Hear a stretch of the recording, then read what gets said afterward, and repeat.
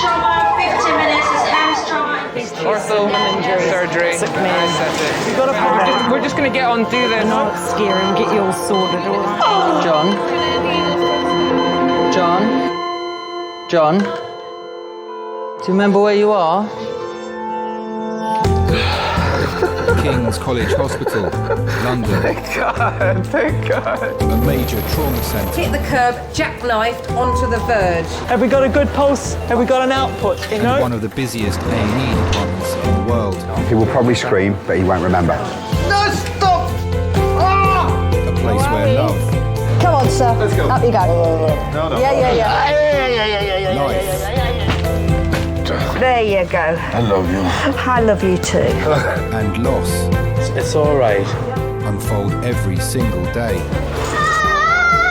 Don't cry. And we'll make sure Mummy stays with you. Well, listen. Right, who's not busy? Squeeze that. We can't give up on her, come on. We've got to be strong for Mum, if it is the last bit. Hey. All the patients you're about to see were treated in one department. Well done. In just one 24-hour period. I never cease to be amazed at the robustness of human beings. I love you. And the strength of their relationships. Love, it's a reflex. It's what you do. For many of the families, despite the devastation that they may be facing, they give unconditional love.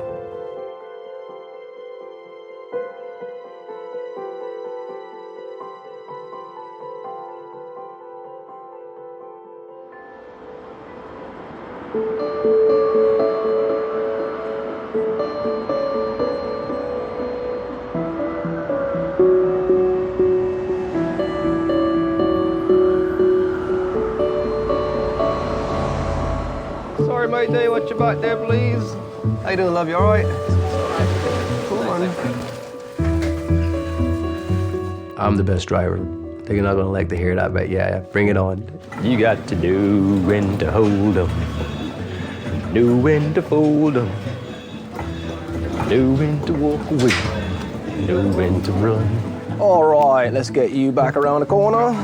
I like how they drive. Nice and smooth. I walk circles around a lot of my other putters there. I do walk circles around them. So that's just me. You know, I'm very, very, very toned person, very fit. Yes, I am very fit. I say I do about 25 miles a week. Easy. Driver, best one in the world. Best one in King's College. No collision, not even one. Not even a half one. All right, man, take it easy, okay? All right, thanks a lot. Cool, man. Probably take you to the ward later on. All right, see you later. All right, man. Thank you very much. No problem, nurse. Stop.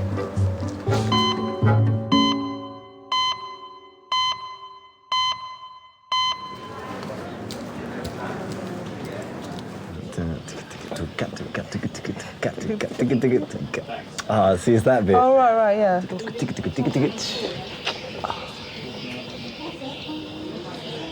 Like, it's tracks like these that remind me of Kill Switch. Yeah? But I scream. Music students that's my Andre pain and scream Thomasin right there. were skateboarding in the park after dark. If we just decided to stay in this one night. Yeah. Or I just actually got off the skateboard and be like, no, I'm not doing it, not doing that one. But it was gonna happen eventually, either way, I was gonna skate that ramp. She's hurt her ankle.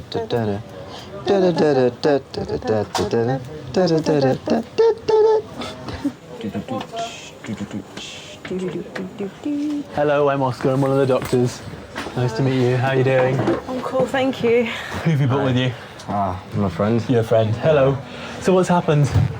Well, I went the opposite way to my skateboard, and so my leg went like that. Right, so your leg went outside? Yeah, Okay. outwards. And was it just at the ankle, or was it the whole leg from the knee, or? No, it's just my foot. Just the foot? Yeah. Okay. And you're a keen skateboarder then, are you? Yeah, pretty much. Are you good? Can you...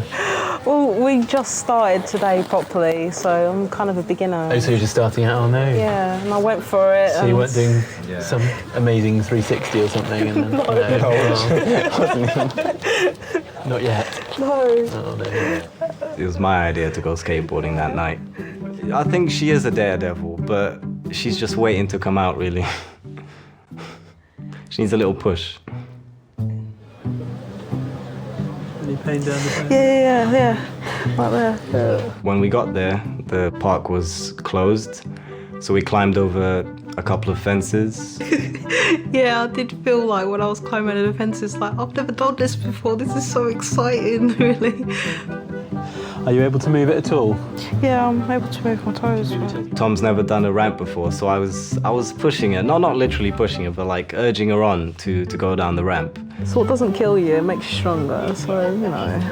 Well, I was holding onto her elbows, I was behind her, and she said, "No, Andre, I don't think I can do this." And then I said, yeah, just urging her on, saying, "Yeah, you can. And then I let go, and then it all happened so quickly. She just fell. The fire brigade had to force the park gates open to allow paramedics to transfer her to King's. Can you bring your toes up towards your nose? It's just on the top when I start to bend it backwards. Yeah. It starts yeah. Sure. Okay. All right. It is painful over the bone there, so I think we'll get an X-ray for you. Yeah. Okay. And make sure that there's nothing broken. May well be that it's just a sprain, but I think it's worth getting an X-ray just to be sure. Does that sound all right? Yeah. All right. Thank you. No worries.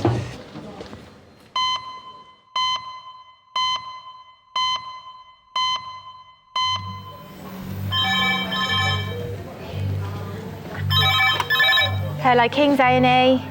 Yeah. Yeah. Thank you. Bye. Hem's red phone. Hem's red phone, 10 minutes. That's Hem's red phone, 10 minutes. The red phone.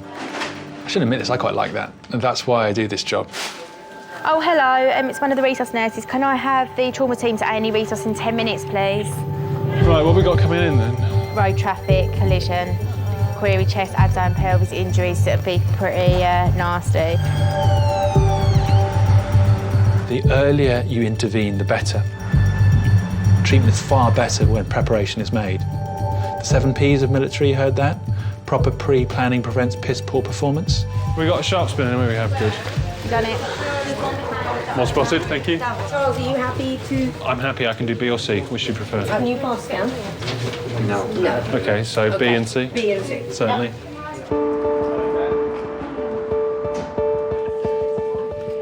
39-year-old Neil was driving a friend's sports car when he was involved in a head-on collision with another vehicle near Canterbury, Kent. Okay, guys. Should we get him over onto the bed first and then I'll give handover? Okay, ready, steady, move.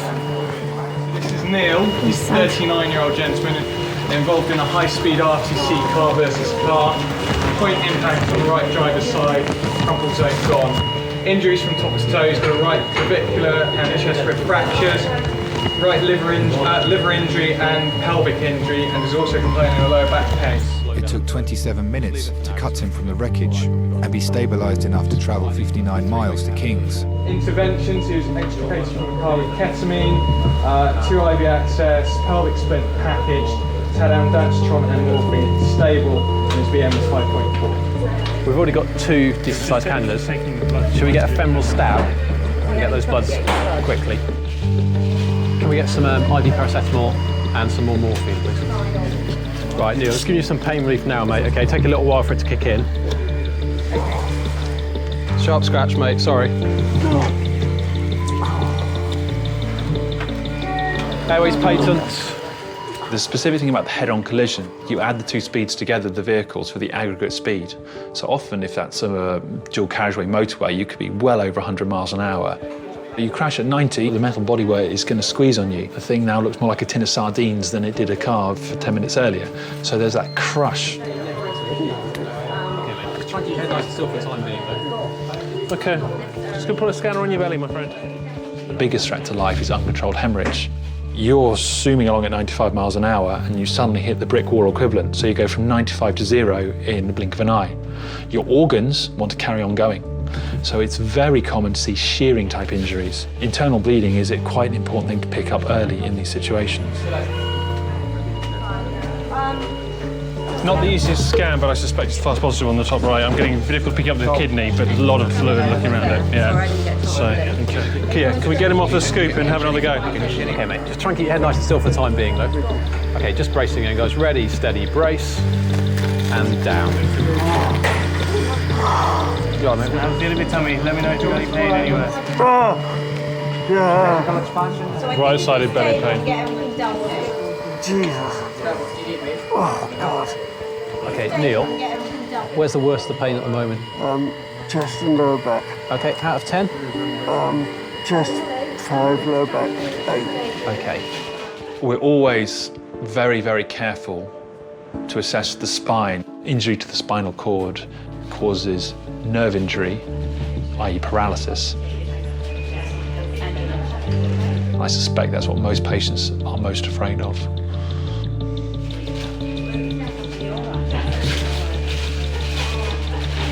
Ready in 5 minutes?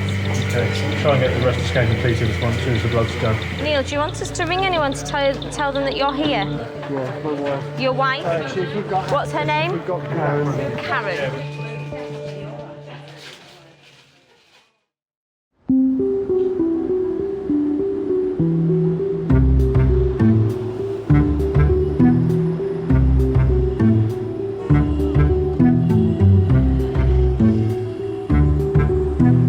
All right, David. I go to sleep. Do you want to have a little sit down on me? And lie down on me? I'm sit on your lap. Oh, no, I think you're going to lie down. Even if I had no injuries, I couldn't go to school tomorrow. Why not? It's just, I would be so tired.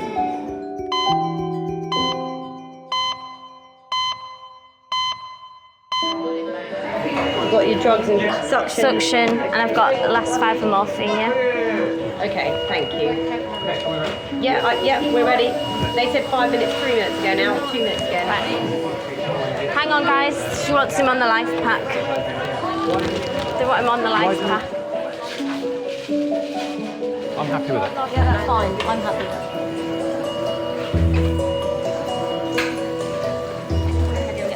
18 minutes since arriving in resus, car accident victim Neil is stable enough for the trauma team to take him to the CT scanner.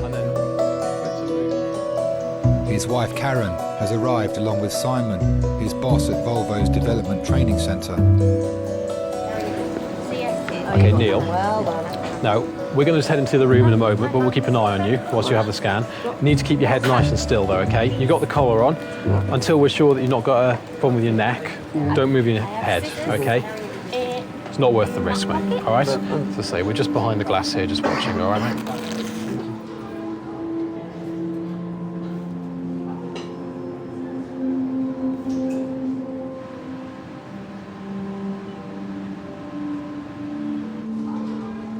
If you've just been pulled out of a smash, you must be thinking, am I going to survive?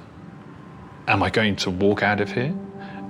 Am I going to walk out of here intact? It's a yes or a no when you come out that scanner. So it's very easy to imagine the worst case scenario.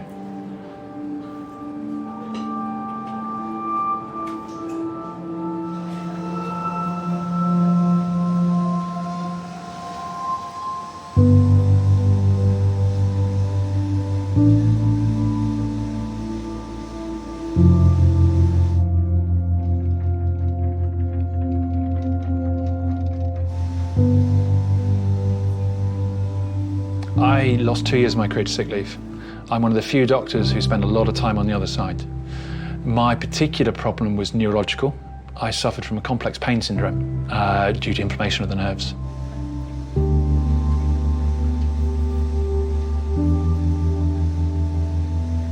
Pain that you get from things that shouldn't cause you pain, light touch, One of the very worst things for me was I couldn't wear trousers. I was effectively housebound because I couldn't get dressed. For an active guy who loves coming to work and loves doing things, being housebound was difficult, was very difficult. The main thing that I remember thinking throughout the whole illness is this shouldn't be happening to me. Just me, or was that a very big liver? It was the thought of what's it mean for my career, what does it mean for me, what does it mean for my family? Patients undergoing a CT trauma scan are probably thinking the same. What is this going to show? What is it going to mean for me?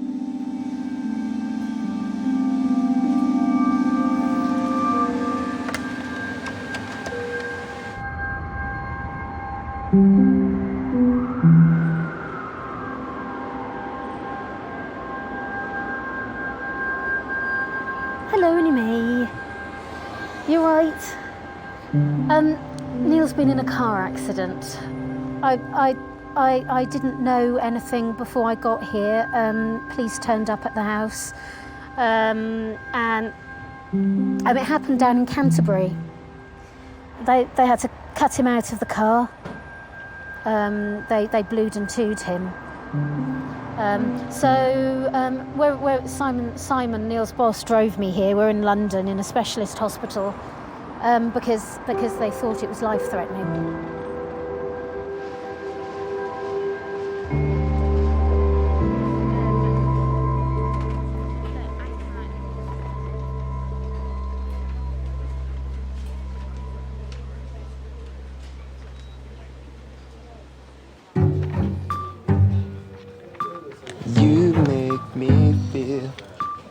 You make me feel like a natural. 20-year-old Thomasine is waiting for the results of her X-ray.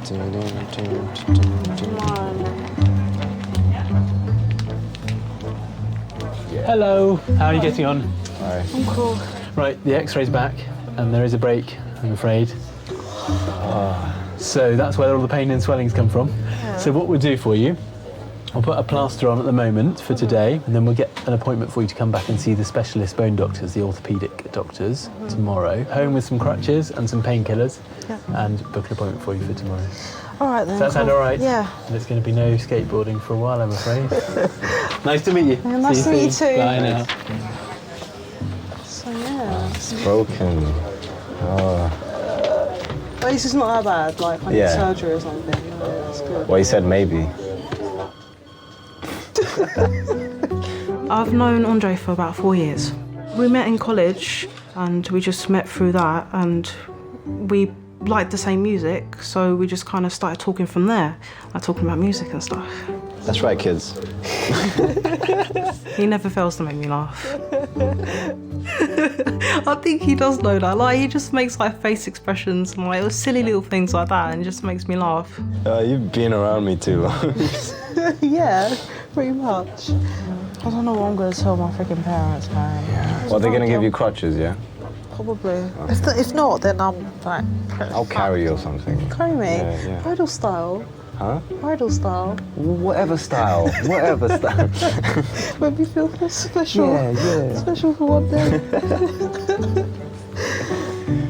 I'm sorry for making you wait, by the way. It's okay, babes. I'm here for you. Really bored. Got your back. Yay. Yeah.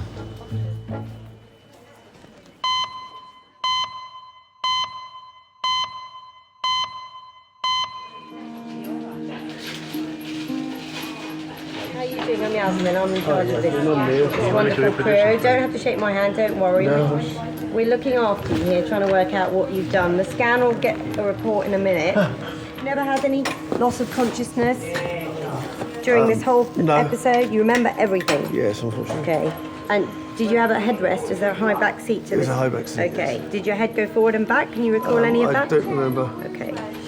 Did you have any pain immediately in your neck, back, or anywhere? No, the immediate pain was in my chest, so I just couldn't breathe off the accident. Okay, just keep your head nice and still. Nice and still now. So yes and no rather than nodding and shaking Okay, your head. sorry. That's all right. So you say your back hurt, so you did get pain in your back at some point? Yes, so that sort of came later. The initial pain was... Try not to wiggle too much. The initial pain was in my chest. Seat on. Yeah, might be. And the longer I sat there, the worse my back got. Just turn her anywhere I'm touching you particularly. Keep your Don't head shake still. your head, sweetheart. That bother you anywhere? No. No, it's all fine. Okay. Are you in significant pain anywhere else at the moment or not? No, not at the moment. No. Your chin on your chest. Don't sit up. How does that feel? It's fine. Okay. All right. So I think your neck is fine. I don't want you moving because we're not sure about your back yet. Right. All right. So that's all good news. Lovely. Well done. I've worked with Volvo for 16 years. I've always wanted to be around cars, and even before I could drive, I had cars at home that I would take apart and do up and put back together. And started my apprenticeship when I was 16 with Mercedes-Benz. So I was straight onto my tools then. And I've just always had a passion for cars and bikes. I passed my test when I was 19, so I've been driving for 20 years this year. I did pass first time. I had 4 lessons, including the day of my test. I've always had a passion for anything with an engine in it, whether it's a motorbike, a car, or even a lawnmower. So, so driving's a big part of my life, and I do a lot of it as well.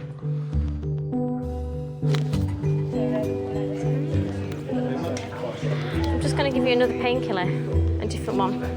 It's not morphine. It's a really strong ibuprofen. You're all right with ibuprofen usually? Yeah. Cool.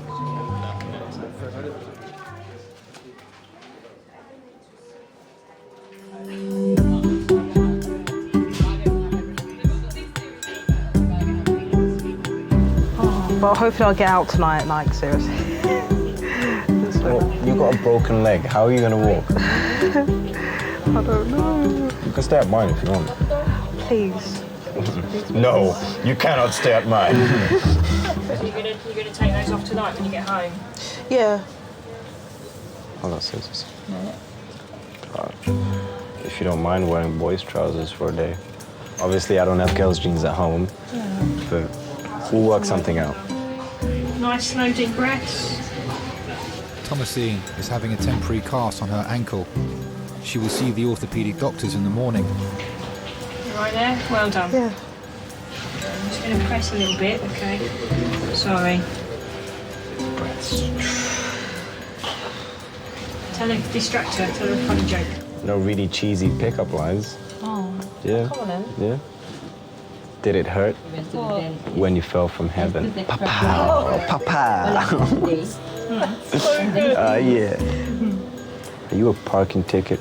Because you got fine written all over you. We have been mistaken for a couple before. Quite a few times, actually, but I think it's just because we're awesome friends, so that's how we are next to each other. All right, try it now. Andre's very loyal. And it's kind of the guy who'll stick by you till the end. He's really cool. Is it in? Yeah, it's in. Okay. Definitely one of my best friends, and always will be, because I'm never gonna give him up, really. He's such a cool guy. I can't lose him as a friend. You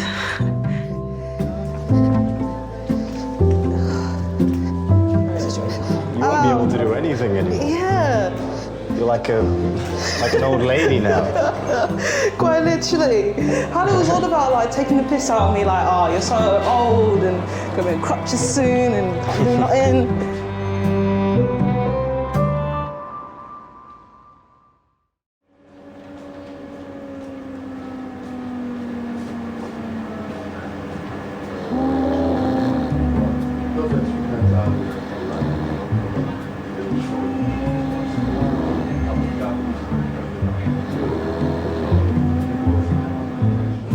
Over 2,500 left-handed people are killed every year using products made for right-handed people.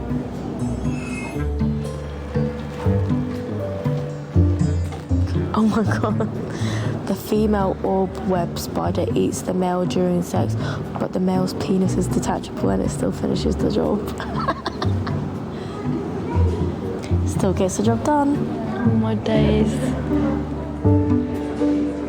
Girls between the ages of 14 to 17 text on average 100 times a day. That's a lie. No one texts everyone pins.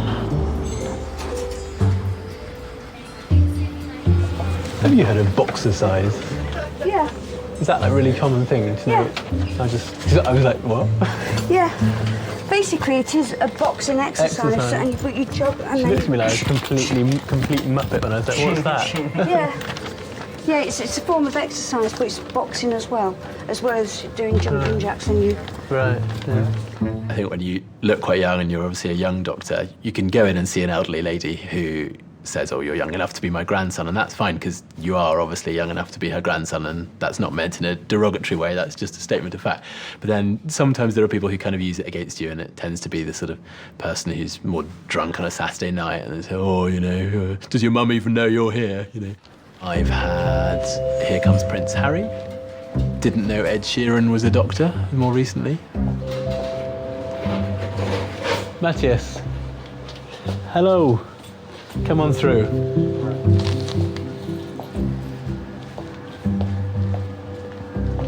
I don't like being called Boris Johnson. I'm okay with Prince Harry. How can I help? I'm Oscar. I'm one of the doctors. Nice to meet you, Oscar. What have you done to yourself? Having a drink and then trying to catch a last train home, and then that failed. So tried to grab onto the train. And that also failed, so I had to let go at some point. All right, so you actually held on along kind of James Bond style. Yeah. So your hands were trapped in the doors. Yeah. And your face, how did that get hurt? Was that when you fell off, when you let go? Or? I rolled onto the platform. Right, okay. How much have you had to drink this evening? About 4 Peronis, 4 bottled beers, and about 3 Guinnesses. Right. Yeah. Good party? Yeah, it's a pretty good party. So just lean back. Yeah, just let's have a little look. I'm going to pull this clip up. Quite a deep cut on the top lip there. Is that very painful? It's a little bit. I've always been relatively careful. I don't take massive risks in terms of kind of my health and doing crazy things. When I was really young, I had one of those sort of like a cart that you push which has blocks in, and I took out the blocks and started to use it as a skateboard, and so I fell, hitting my head onto the sort of the handlebars and cut the bottom of my chin. And you can still sort of see the scar there. I'm going to have a chat with the facial doctors about the one particularly up on your lip, because it's a bit quite a deep gash there.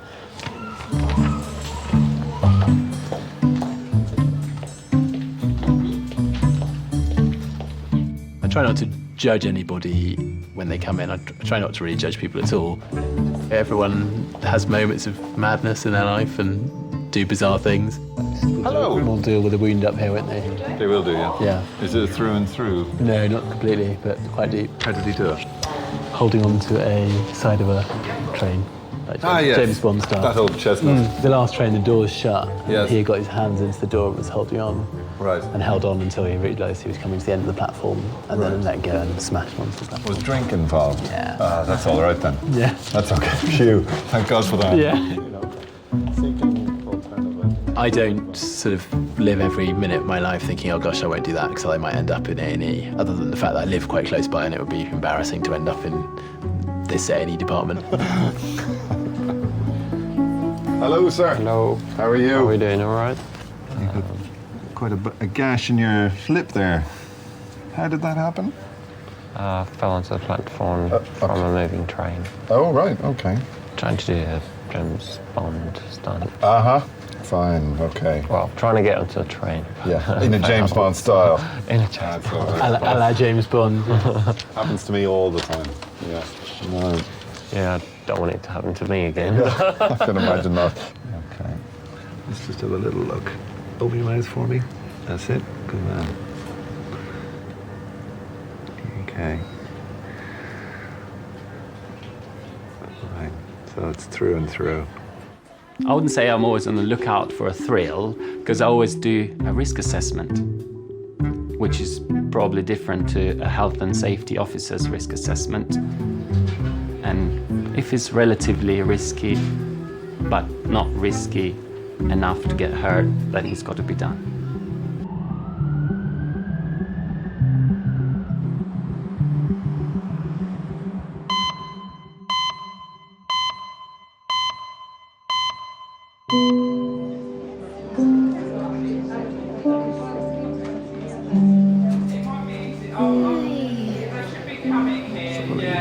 Sorry. P. Let me sorry. Oh, hello, Mr. P. After over 2 hours in resus, Neil gets to see his wife Karen. What the hell happened? You haven't spoken to anyone yet, so... Mark and I were getting on really well today. And he said, do you want to go out on it? I said, yeah, come on. He said, you drive. And we went up the top of the road. And he said, go on, you drive it back. 60 miles an hour, A road, down the hill, round a bend. And an old S40 overtook the bus. And I head on at about 60 miles an hour. I said, nowhere to go, honey. Oh, it was a proper one. Yeah. I remember a fucking great big bang. I remember going up in the air because we hit him sort of offset front. He went over onto the grass that side of the road. I went up in the air, being much lighter, and then landed nose 45 degrees into a fence this side. So in the ambulance, it was horrible. So much pain in the ambulance. It's horrible because everyone talks about you as if you're not there, you're just still here and everything. But of course, the police, want to assess the scene and they close the road, and of course then they ask the question, is it life-threatening? And the paramedic said, potentially. Oh God, I don't want to hear that. Stuck in a car.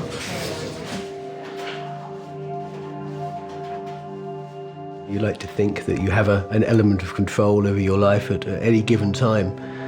In that particular situation, that control is taken away from you. From the moment the emergency services arrived, I had very little control over what was going to happen, and that's quite a strange feeling because you have to put your trust in the other people. Sorry. You're saying sorry, it's okay. Glad you're okay. Nowhere to go.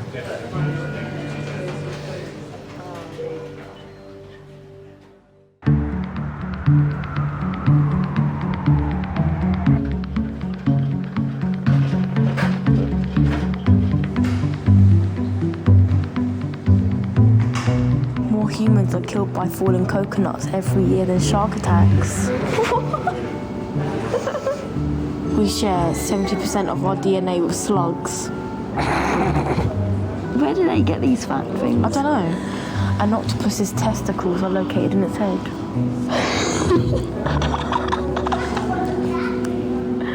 Testy head.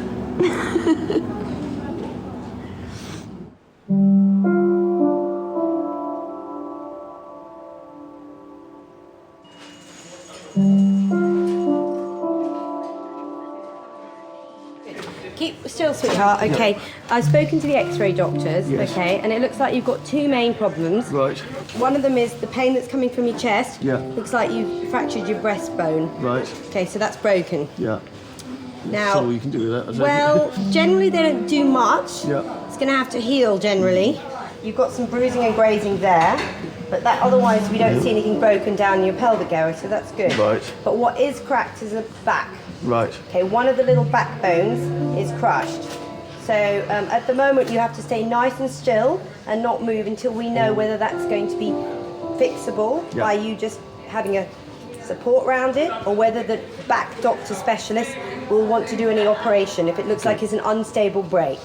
Because your spinal cord runs through the backbone, and if you move too much or you move in the wrong way until we know whether it's stable, you may risk being paralysed. I don't want to scare you, so we're going to keep you like this. I'm not sure how long you'll be here, and I'm not sure what ward you're going to, so those are the next questions. At this stage I can't drink anything. At the moment, it's probably not until we know whether they're going to do anything with your back. Okay. Because that's the main thing. We can rinse your mouth out with a swab on a stick, maybe. No, don't worry. Yeah, or you can probably have some sips. I would a little sip. A sip will make all the difference.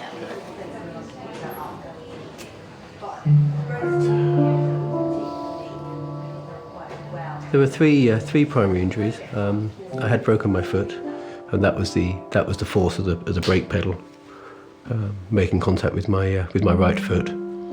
I had a clean break on my sternum, on my chest.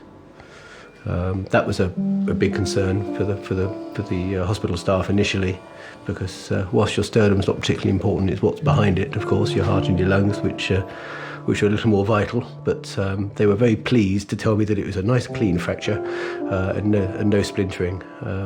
So that was why my chest was so sore. But The primary injury was I broke my back.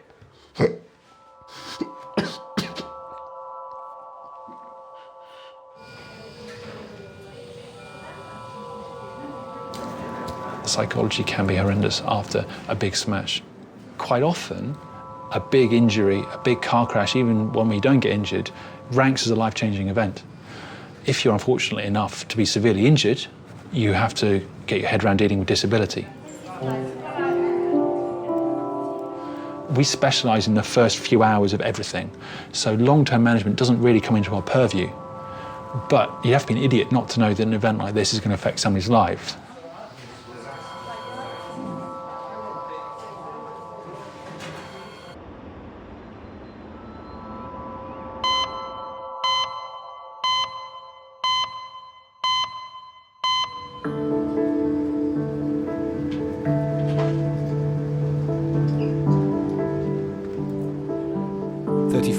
Dad of one, Matthias, has had his wounds thoroughly cleaned.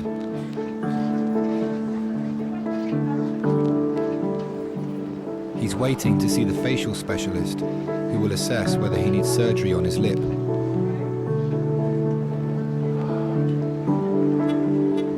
All right, feel a bit queasy? Yeah? Drink some water?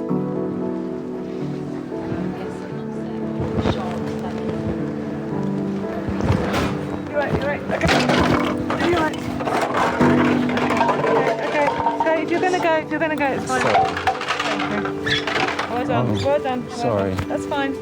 Just, we'll allow you slowly. It's fine, it's fine. Just Thanks, available, yeah, it's fine. Okay, you're fine. 2 hours after falling from a moving train, Matthias has gone into shock. Okay. As I was going down the platform, and I could see that the train was actually going faster, and the initial thoughts that come into your head is the fact that this is not going to end good, this is going to end in a bad way, and if you are smashed against a train, a tunnel, land on the railway, which are live wires, then at some point there's flashes of your life that flash. Obviously, first thing I thought about my son, and then I thought there's little flashbacks of my childhood, I don't know, beach, me and my parents building a snowman, and it was just little bits that I thought that's strange that those things and those thoughts came into my head. I had the feeling of impending doom. It was out of my control, and I could see the danger nearing, and there was no way out of it. Oh, thank you. Bowl here. Thank you. I just picked up stuff. Was it just one bag? Yeah, just a big bag. It was the closest I've been in my life, I would have thought, to death.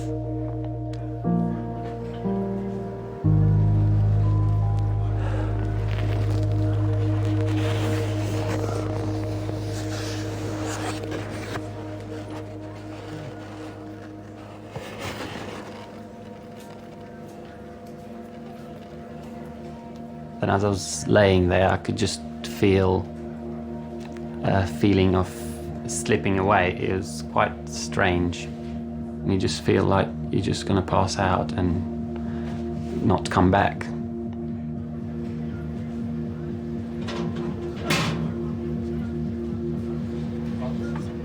As your days start to go backwards, you probably start hoping for an afterlife a bit more and look for something a bit more. You don't want your soul and your spirit to go to waste.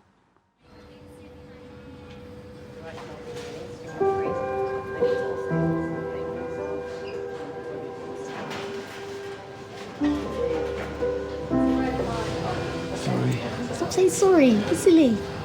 Well, I just let your mother know, don't I? Yeah, don't worry about that yet. And I don't want Nan knowing. No, don't know, that's fine. Not pushing us harder.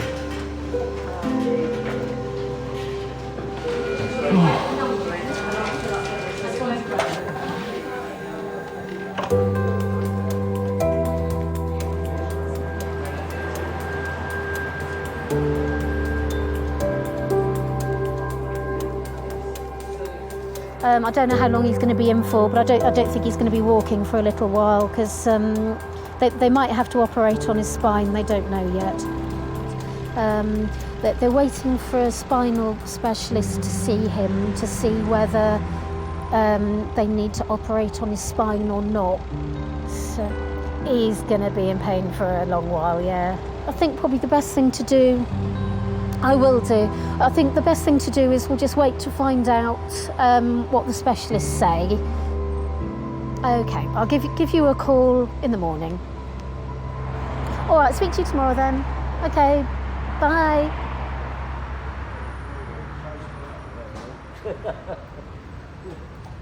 You're not going to be naked, we're going to put you in a gown. Honey, your doctor said let's...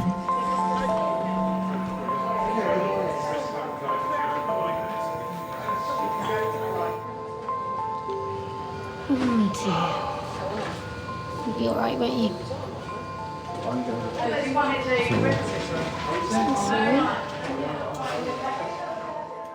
Drive a Volvo. I train safety for Volvo. I'm fully aware of safety systems and how they work and how they save people's lives. I then went out in a car for half a mile with very few safety systems, and not only was hit by another car, but it had to be a Volvo.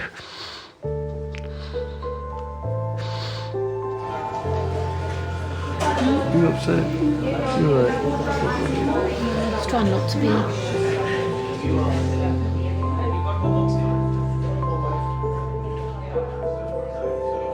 Neil is about to be taken to the neurosurgical unit. They will assess if his spinal fracture is stable or if he will need an operation.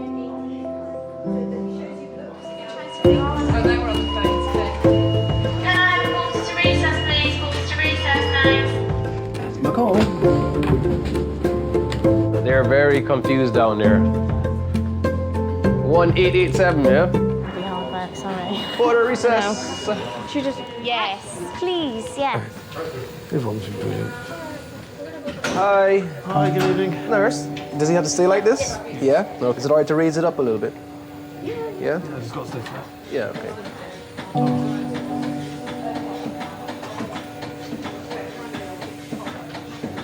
When I was 16, 17 years old, I had a sports car and I was a maniac behind the wheel. Didn't kill anybody, but I almost killed myself. Let's see, everything disconnected. Yep. When I used to live in the Cayman Islands, that's where I'm originally from. So I had an IROC Z28 T-top, and it had a big 350, 5-speed transmission shift. This thing was a beast. I was playing Nirvana Unplugged, that's what I was listening to. Took a corner doing 90 miles an hour. I lost the control of the car and it smashed into a pole and flipped over and it landed on its top. I can remember spinning over and seeing the radio turn in with me. If you ever seen a car, you wouldn't say, no way, man. There's no way he came out of there alive. All I remember seeing was a big, white, bright white light. There was a little triangle and I went towards it. And I just remember I felt like a snake coming out of the car. Picked up my rearview mirror and I looked in it. My eyes are humongous. I had a lot of hair in my head as well, you know, a big old afro thing, and I had twigs in it. So definitely God stuck his hand out there and said, it's not your turn yet. It's not time for you. There's something else I want you to do first before I take you from here. And he saved me that night.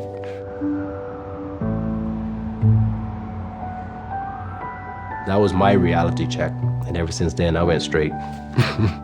Oh yeah, straight A kid, no problem. Reality check. It does take a reality check sometime to wake a person up.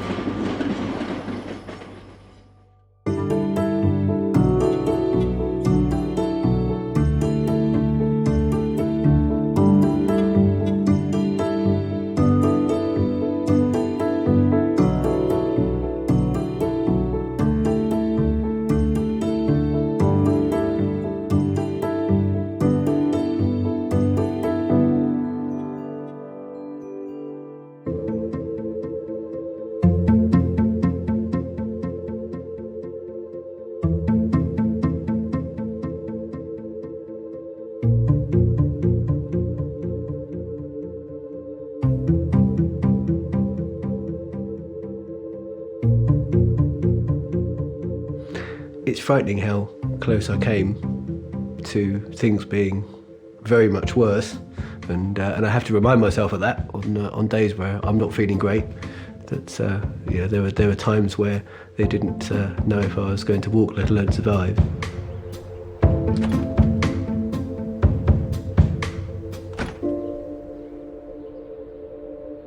The amount of people that survive accidents of that speed, especially in small cars, is very, very low. So someone was smiling down on me that day.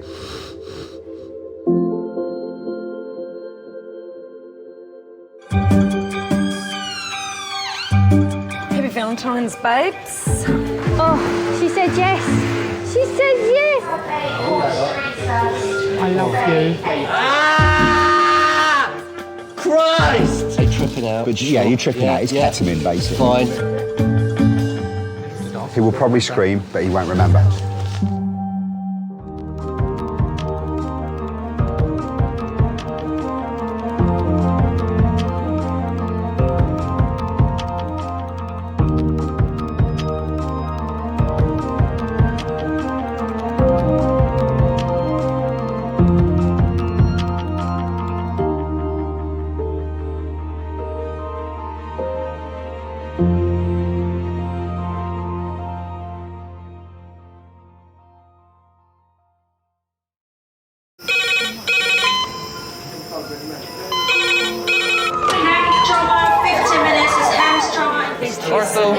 Surgery. We're just going to get on, do this. Not scare and get you all sorted, all right? John? Do you remember where you are? King's College Hospital, London. Thank God. A major trauma centre. Hit the curb, jackknifed onto the verge. Have we got a good pulse? Have we got an output? You know? One of the busiest A&E departments in the world. He will probably scream, but he won't remember. No, stop! Oh! A place where love, Come on, sir. Let's go. Up you go. No. Yeah. life, There you go. I love you. I love you too. and loss It's all right. unfold every single day. Don't cry. And we'll make sure Mummy stays with you. Well, listen. Right, who's not busy? Squeeze that. We can't give up on her. Come on. We've got to be strong for Mum, if it is the last bit. Hey. All the patients you're about to see were treated in one department. Well done. In just one 24-hour period. I never cease to be amazed at the robustness of human beings. I love you. And the strength of their relationships. Love, it's a reflex. It's what you do. For many of the families, despite the devastation that they may be facing, they give unconditional love.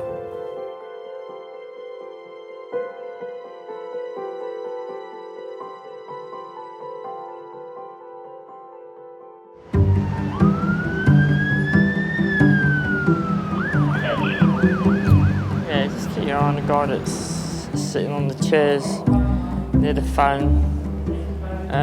Charlotte was having a word with him when I come down. He's definitely as drunk as a sack. And he was irritating people, so I've told him to quiet down, but he's on the phone. The perception of security is people that couldn't make it in the police force. I wanted to be a police officer, I'd be out there, but it's not like that. Hospital was different, 100% different.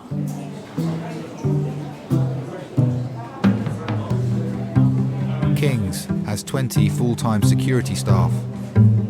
I need to see a doctor now! What's wrong with him? Every month in A&E, they deal with over 50 incidents, ranging from verbal abuse to assault. Some people you can help, some you can't. And the ones you can't, in the end, they go. Either on their own or we escort them out. One way or another, peace has got to be made. Go ahead. He's drinking alcohol out of a bottle now. Off ski, Manny, come on. You have to go because you're not allowed to drink alcohol on the premises, my friend. No. Yeah. No. It's time to go. You can willingly walk out by yourself, otherwise I'd have to get my colleagues down here and they will sort of kind of carry you out. And you don't want that, do you? Because I don't want that. Come on. Where you are, see? Come on, that's it. You can go up. That's Daisy, it. There you go. that's it. There you go. No Come on. problem. Easy. Let's go. Easy tiger. Easy Let's go. Easy tiger. You did it all by yourself. Well done. Easy, tiger. Easy tiger then. Come on then. Oh, don't push me too fucking far. You're not pushing I'm not pushing myself. Yeah, you are. When they're drunk, then they could walk in front of a bus, you don't know. So then you're responsible now for this person. Don't push me. I'm not pushing you, I'm helping you. I'm helping you out. Caring, isn't it? Mothering. Because it isn't grabbing people up and chucking them out. Go on, he can take it from there. Because if he gets knocked over, where's he going to end up? Back inside, and that's where you don't want him. You're always making new friends, isn't it? They're always drunk now, aren't they?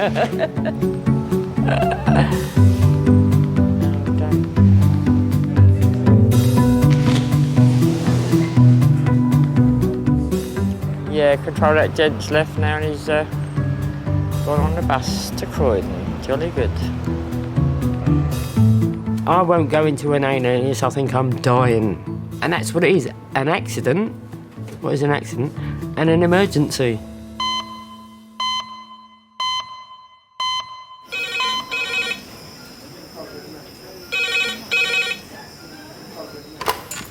Hello, King's A&E Resource. Slightly sluggish. Okay, did you know if she had a loss of consciousness or anything like that? Bye. Pediatric trauma call in 8 minutes. That's pediatric trauma call in 8 minutes. What is it, lovely? Oh, nasty. Hello, can you please put out a pediatric Fall 3 meters onto diving board? 8 minutes. So has she fallen off this higher board onto that board? Must have done. The trauma call is for an 8-year-old girl. She has a head injury after falling from the steps of a high diving board. Can we have everyone sign in that hasn't signed in so far, please? Thank you. She's being brought to King's by her mum. 8-year-old fallen 3 metres, GCS not stable, but left pupils sluggish.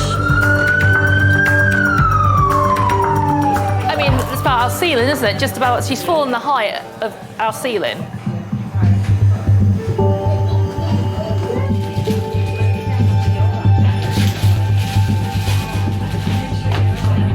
Yes. Yeah, if you're happy to, thank you. Leading the trauma team is paediatric intensive care consultant Tusha. This is Abby, she's 8. She was going up a 5-metre board. She actually got to about the 3-metre board. She was seen to fall back down to 1.5 metres down the steps. So it's a slip? It's a slip. GP on scene tried to see the nosebleed and laid her on the floor.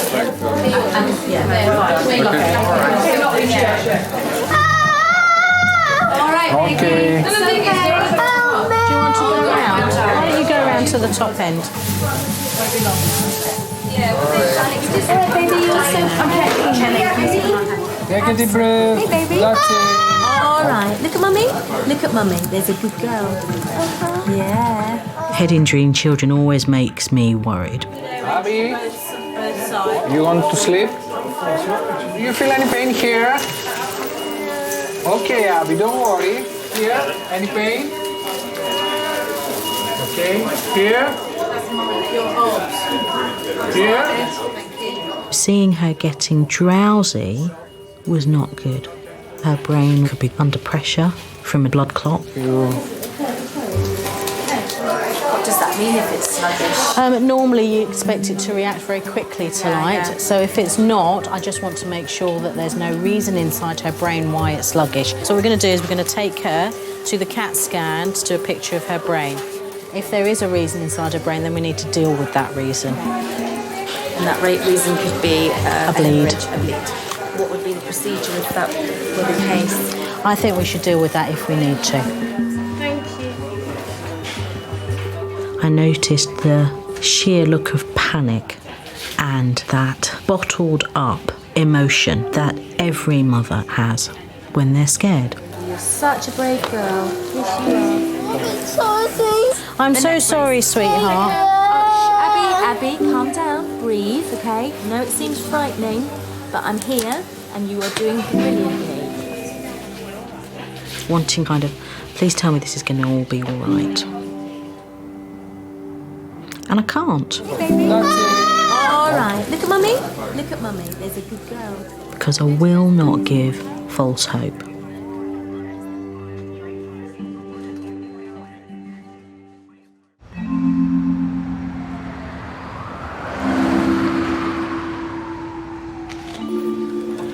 And you're amazing, just how are you?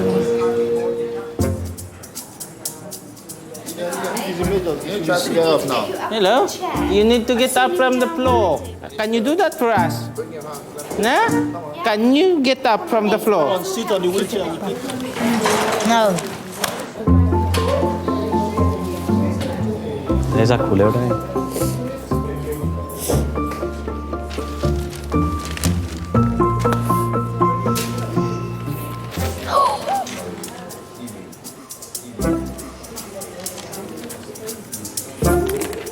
Still smell alcohol. That makes the thing worse.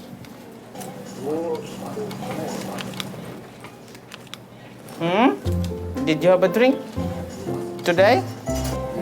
Okay, so why you are here then?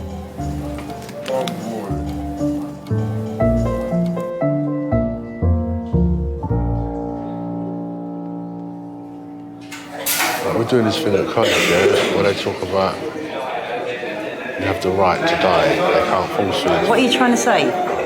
No, this is Ian Brady. Ian Brady. Yeah. There's been a hunger strike since '89. Yeah. They force feed him, don't they? Yeah, you know, against his human rights. No, because they say he's mentally impaired, so he can't make a rational decision. So that's why. If you're not mentally impaired, they can't force feed you. If you're deemed not to be of a mental state to make a rational decision, they can force feed you. Okay? Okay. What? You didn't listen to one word? I did, but you didn't, did you? I did. You didn't, did you? No, you didn't. I did.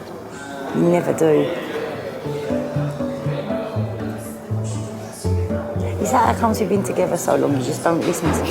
It works for what me. It is. It works for you, yeah? It works for me. Loser. A bit too much of Just suddenly overcome. the sauce, yeah. He saw you, I think. Was it? And he got all unnecessary. Right. Come on, sir. Let's go. Up you go. No. Yeah. I'm not having any of that. If you're not going Don't to touch pull me. against me. Okay. Come on. Okay. Okay. Right, we can do this. Like Come on. 3. Slowly. Slowly. Good. Ready? Cool. We are getting a lot of alkies lately. And what do you think to yourself, why are they like that? I don't know if it's because of the life the way it is in London now, I don't know. Or in the country itself or the world. But it's not good. Come on, you're a big man. Come on. Big grown man. Up you get. Good man. Well done. Brilliant. Excellent. Well done. Well done.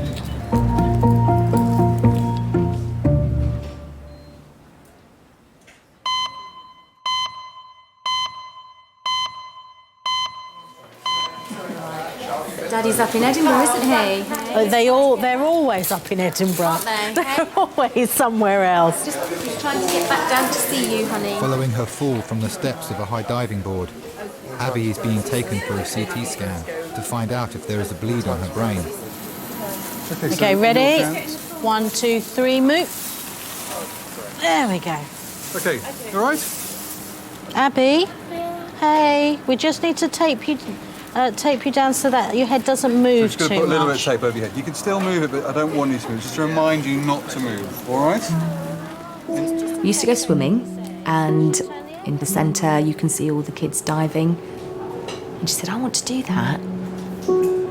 She would just jump off, do these straight jumps, pike jumps. She's just had no fear. And that is quite a childlike thing anyway, isn't it, to not have fear of things. So she would just go for it. It was just frightening because when you've got so many doctors around her, you've got one at her eyeballs, 2 are trying to get needles in her arms, and it was just frightening. I'm just waiting on the CT scan, and of course that's your initial thought is that it's a bleed.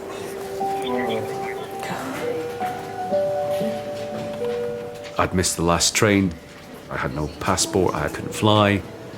I just remember just sitting on the floor, just trying to figure out some way that I could possibly get down to London right away. It's worse than agony. I just wanted to be there.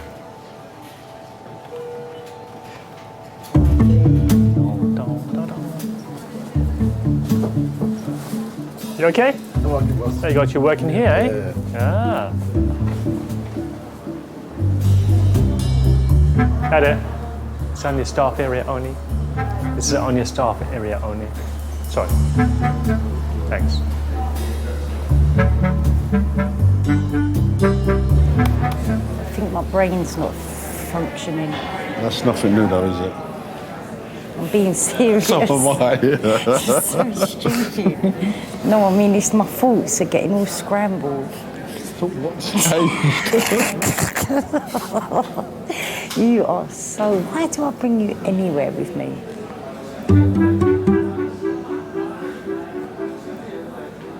You should have stayed at home. You could have hoovered, made the bed, washed up, cleaned the sides. None of it got done today. Oh, it's a hard life. Phone Billy and tell him to clean up. Yeah, okay. Please. I will do. Thanks. I don't want to go home to a mess. See the chap in the corner, sitting in the corner with a hood on. Is he booked in?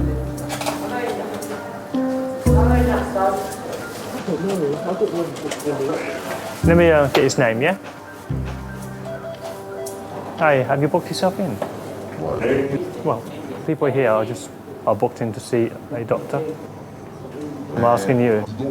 Okay. I ask you. If you've been booked in, yes.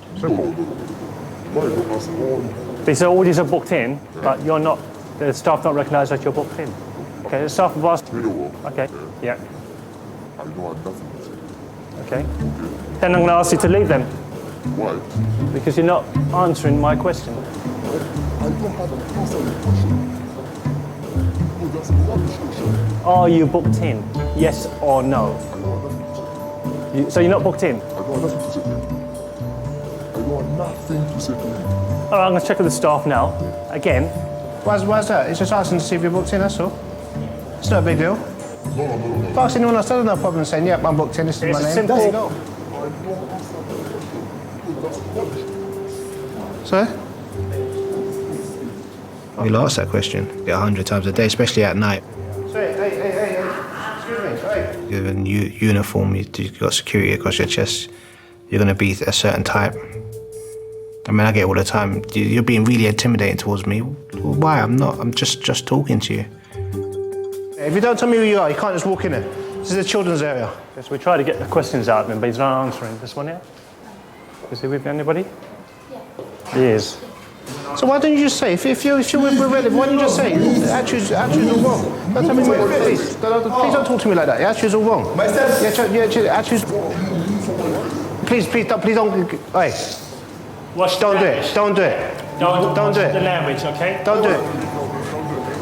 Don't do it. No for swearing. Some people could be upset because they've got a family member who's really ill. You got to be a little bit sensitive about it. And those type of people you want to try and give a chance. That we finally figured out why he was there. But I mean, that took what, 10 minutes, when it should have really took 10 seconds. Don't. Okay, but you got to understand he's got to do checks. There's a reason why we do checks. Okay, there's a reason why we do checks. It's a hospital. Okay. You're here with your child. We ain't got no problem with that. All you have to do is tell us. It's not a big deal.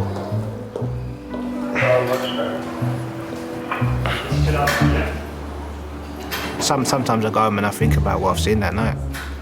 Or I speak to my wife about it. I do feel fear for the younger ones. Because I know how horrible, the world we live in can be. My mum says I'm overprotective, but my daughter, she gets a little bump on, on her head or something. I feel like I want to wrap them up in cotton wool.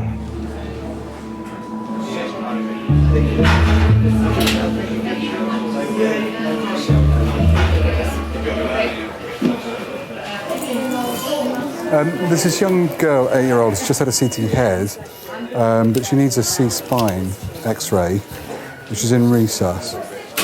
The CT scan has shown no bleeding in Abby's brain, but there's still the possibility that her spine has been damaged.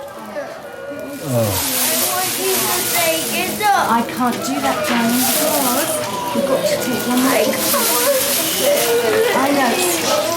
Yes, you can. Yes, you can. A little bit. Shall I read you She's some? actually fine. Yeah, I'll read you one of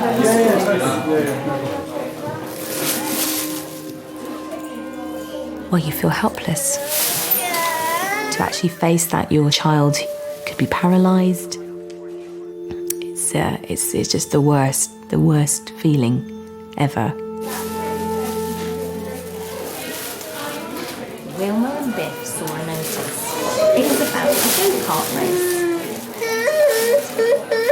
All right, baby. Get the saber! It will come up soon, my darling. It will come up soon, okay? I can't pick it up, baby, not yet. All right, you were such a good girl. We're going to go on a little journey again. We're going to try and get those X-rays and those pictures of your bones, and then hopefully All right, baby. we'll be able to take all this tape and that horrible collar off.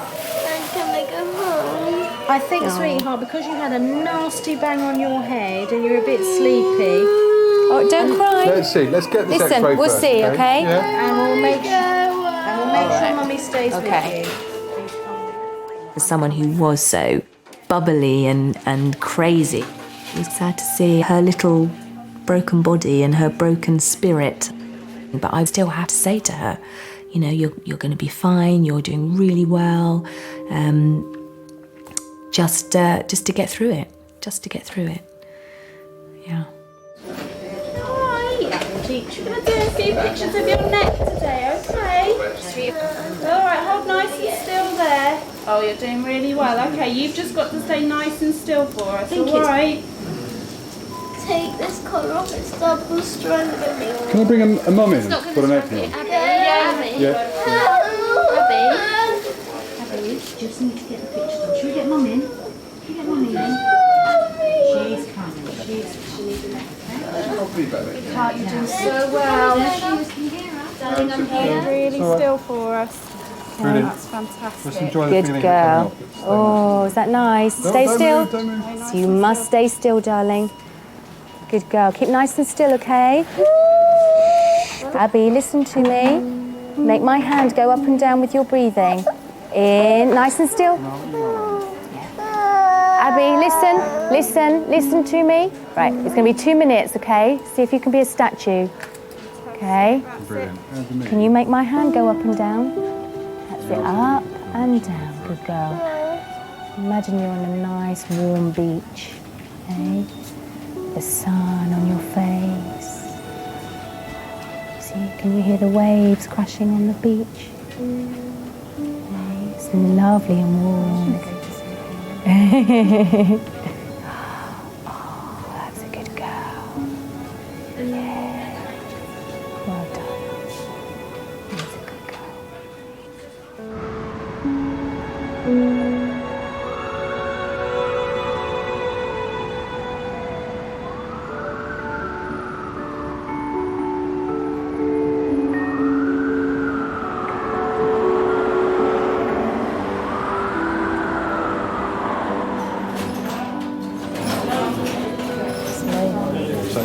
It's me.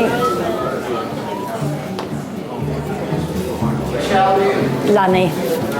Looney, I don't know. It's okay. 46-year-old Michelle has come in with back pain. She's here with Hubert, her partner of 30 years.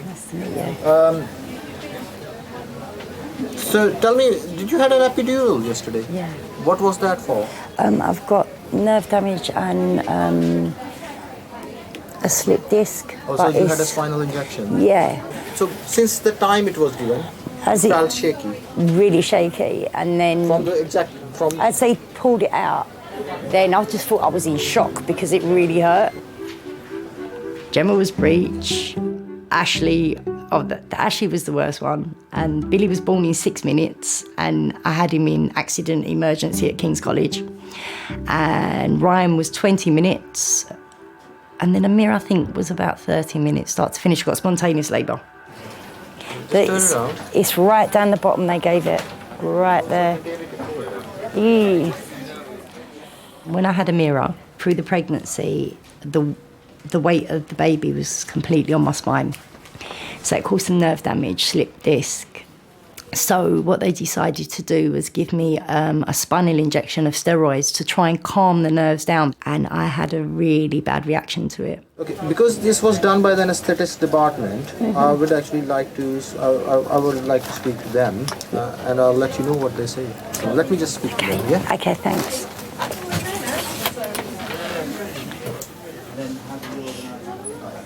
You meant to put that in there. Yeah, it says domestic waste only. Jump in then. So funny. What if I could ask them about my knee while I'm here? Oh, you better get a grip. I'm being serious.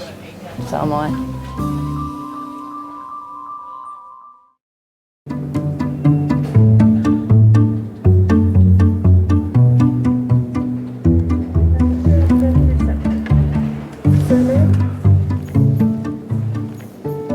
James.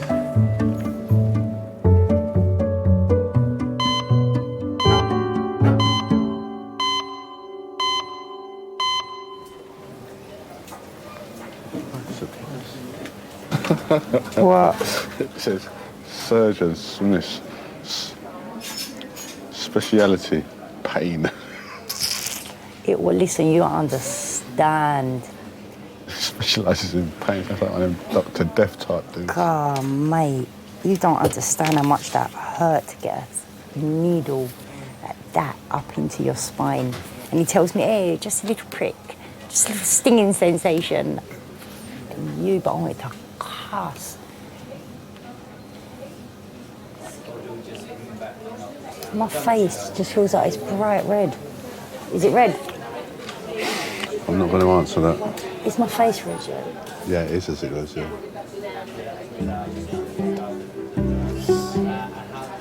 We were lucky enough to meet each other at a very young age. Sometimes relationships are as long as ours, with as many kids involved as ours, you sort of lose sight of each other. And we always manage, you know, to pull it back in and enjoy each other's company. We still argue, a little bit better. Should we go home then? You, would you go home if it was you? I wouldn't come here. Why are you such a fronter? You bang your toe and it's an emergency call to the hospital. You're the biggest hypochondriac I know. Oh, my knee. Oh. You're not even listening to me, are you? Did you say something? Yeah, I thought so. We will not argue in front of the kids. We won't do it. That's why I hit you so often, you know, because you just don't listen. Call that spousal abuse. I'll go in one room and he'll go in another room and we'll text each other abusive texts until we make each other laugh. Right, I won't be a minute. I'll be back.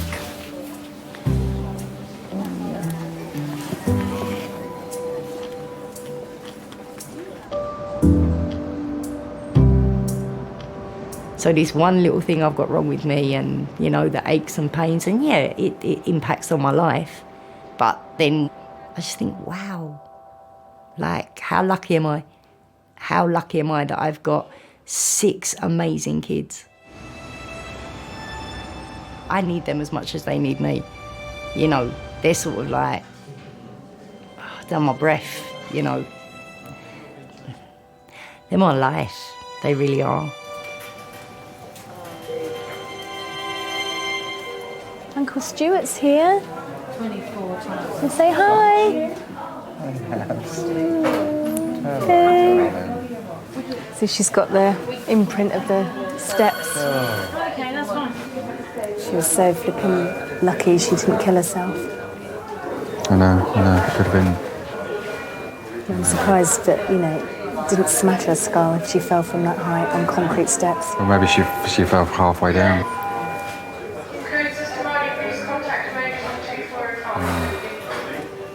Abby's X-ray shows no injury to her spine, but she's fractured her eye socket. You all right, baby? Think you're going to be sick? All right, darling. All right, my baby. All right, baby. All right. It's all right. There you are, darling. This is to be expected, the vomiting, okay? No, they can decide what they want to. All right. Just rest. So you just feel as though just relax as much as you can. She's got a fracture of the orbit, which Max Fax needs to see. Okay. What can happen, however, which is why you're staying in, is that, imagine if you fall over and hurt your knee, it swells up before it goes down. You can get a bit of swelling. That's what we're looking for.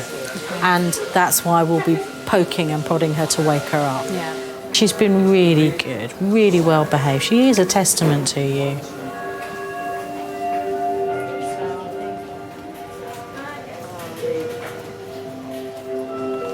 Hi. She's fractured her eye socket. Yeah. She nearly broke my heart though, because at poolside she said to me, "I love you, Mummy." But she's done so well. She's been a little trooper. The doctor said she's a testament to us. I just wanted to comfort Abby, I wanted to comfort Nikki. Suddenly you just realise that your family, there's the little family that you've created, and it's bigger than anything, really. And you just feel as though you want to make everything better, you know, just to look after them, protect them. Hello, baby. I hear you being very, very brave. You're a very good girl. You're a very brave girl, darling. Oh, my little darling, my little poppy. I hope you're okay. Well done for being a really good girl and a really strong girl. Yeah.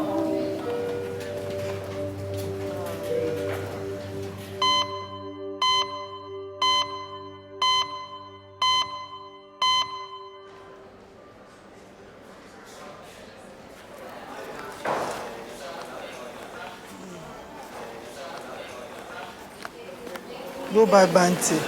Buy me chocolate. Buy me chocolate from there. You go see him. You know Bounty, the one where they get coconut in the middle. You will see it. You will see the number. You know how to operate it. I know what I've got. I've had it before. I've got bronchitis. Well, you'll have to stay in because his X-ray don't open till 9 o'clock in the morning, so you could stay in. They can hear it on a what's it, on a stethoscope. Stethoscope? Stethoscope. I can't talk properly. I've lost my teeth. I was going to say, they're still using things.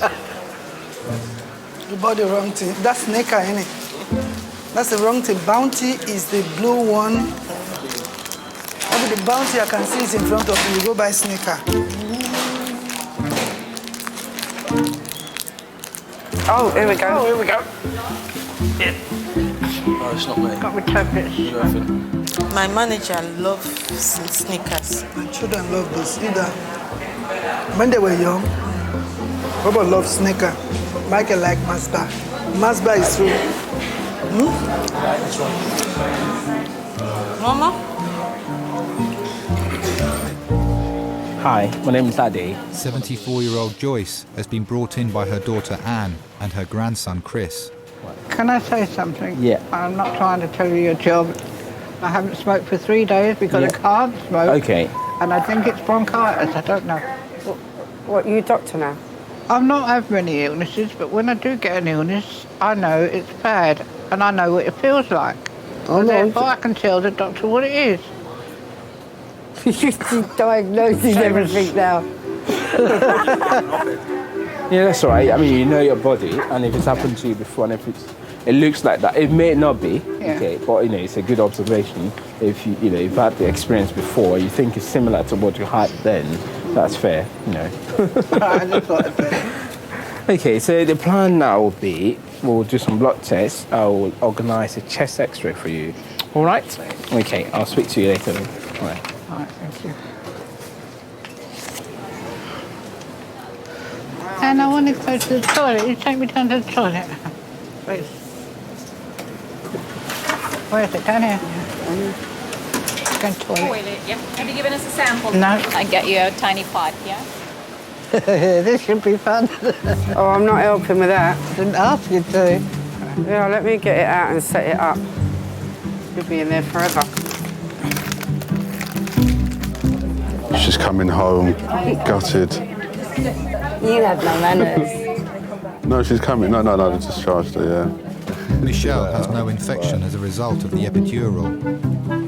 She's going home and being asked to come back if symptoms get worse. So did you hear that? You have to stay home and care me. Did she say that? That is what she said. Oh, I didn't hear that. She did. That's a pity. I would have done it if I heard it.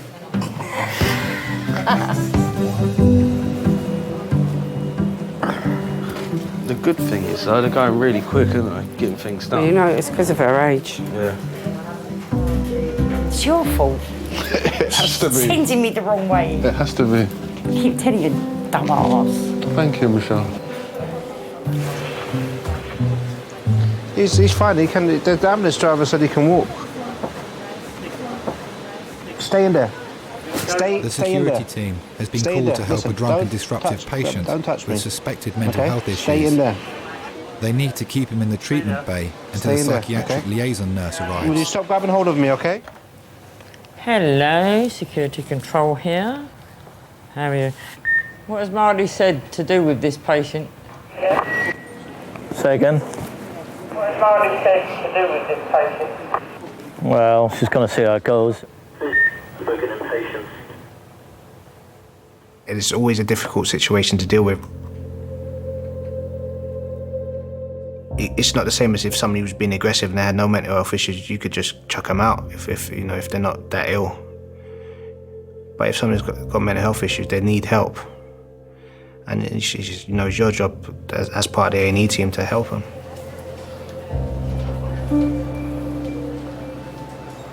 I hear voices in my head. I hear voices in my head. Yeah, the PLN's going to come out and see that patient. Yeah, they're probably not because he's intoxicated. What that person's doing, that you know that that person is not aware of what they're doing. You just know they're in a different place. Hiya. Hello. I've got to hold him like this. Good morning, sir. How are you? Someone wants to talk to you now. Come on. There's some things I've seen that's stuck with me for years. I mean, you're meant to be security, you're big and you're tough and, you got to deal with this every day, but, we're only human as well. We got families.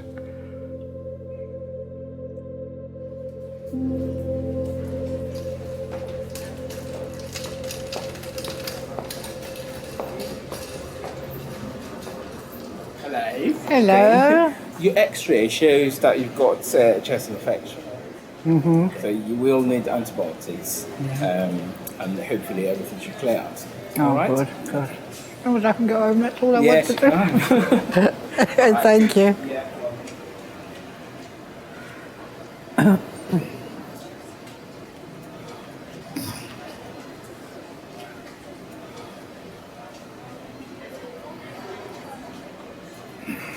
Got me result of my X-rays. Oh, yeah? It's a chest infection. So that's not so bad. So I've just got to wait for my blood results now. Well, at least that's good news, isn't it? Yeah. I bet you're both wishing you stayed at home now. No. You must be Because tired. I wouldn't have been able to sleep anyway. Now I know that it's a chest infection and they can treat it. You need to stop thinking about everyone else and think about yourself a bit more often. People should start thinking about you more often. Yeah. You just need to motivate yourself a little bit more. That's what it is. motivate No, myself. because you're not motivating your bones, Mum. Your bones are seizing up because you sit in that chair watching that bloody Dickinson, man. Antiques Roadshow and all that crap. Dickinson's real deal. Yeah, the real deal. I like Floggett. Same thing. And CSI and Casualty. Yeah, I like CSI. I watch CSI. And I like Holby City better than Casualty.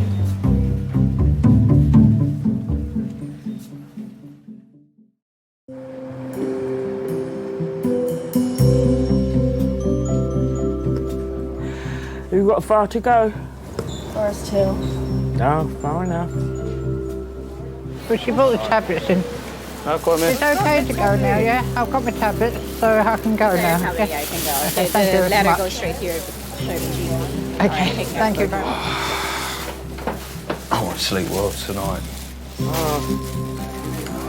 Anyway, thank the pair of you. Don't be silly. Well done, darling.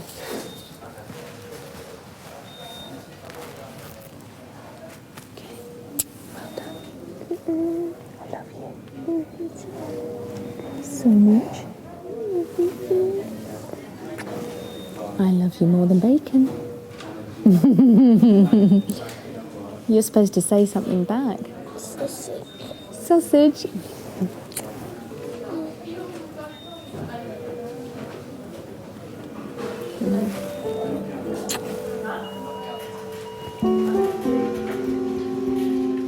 That was quite a special time that night because you're just open and vulnerable and fragile.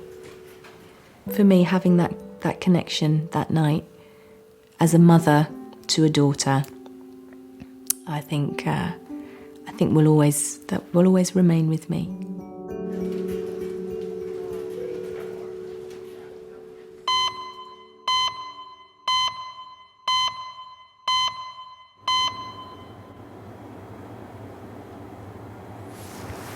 It's starting to get late outside already, isn't it? Oh, it was really nice. Last night before we came to work, I was sitting at my laptop, my window was wide open, the sun was just going down slowly. It was a really lovely evening.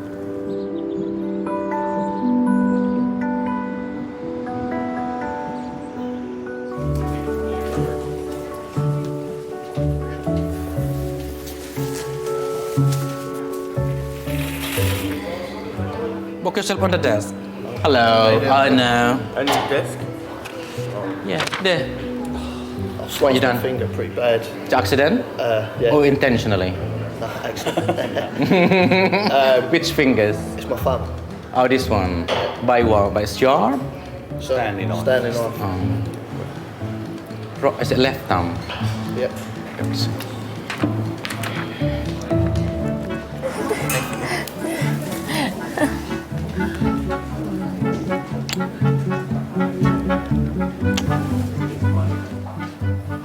Hello, Michael. I haven't seen you for a while.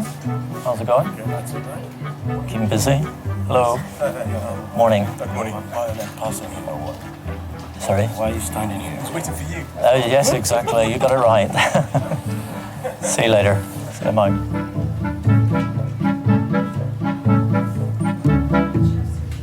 "100 years from now, there will be about 500 million dead people on Facebook." That's not even funny. It's the truth, though. It's not funny. Well, we're 20 now. I'll probably say we've got like maximum about 50 to 60 years left. So we've actually been through about a third of our life already. Have we? Yeah. If you think about it, look, we're 20. Then we're going to be 40 in 20 years' time, right? I'm dying like when I'm 150 something, man.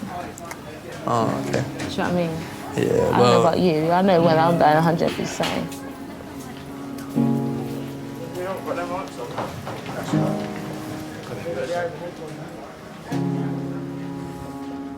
I don't ever want to die, so especially seeing it here, it brings it home.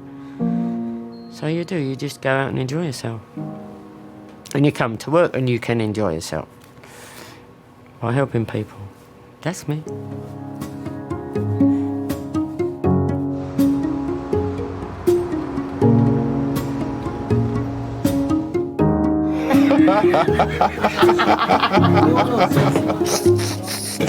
I am getting better, ain't I?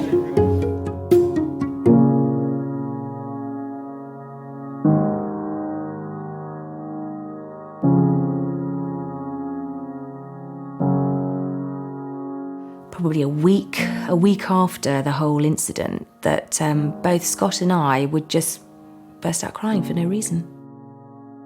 But I think what it was just all that pent-up emotion. Because after the accident, there was a period when we didn't have our little girl. We had some girl who was quite morbid.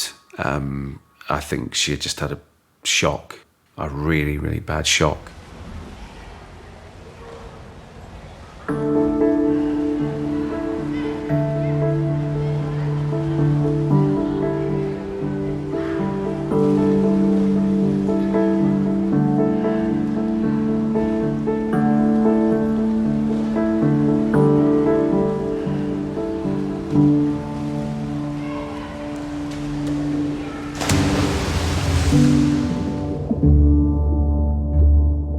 Diving off quite a height since I had the accident has been quite hard. And children kept coming up to me and saying, "How's your eye, how's your eye?" It was turning yellow and purple at the time. It turned lots of really weird colours. It turned green, purple, yellow and grey, black at first. Really weird colours, and red. That was all the colours it changed into.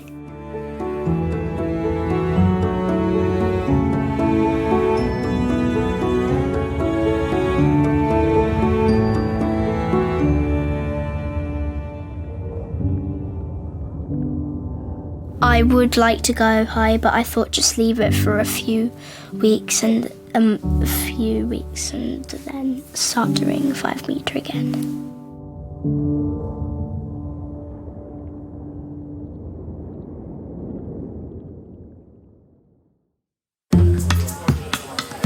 This is Nicholas. He had one punch to the face. This side is fractured, that side's dislocated. I think it's better we take the nail off.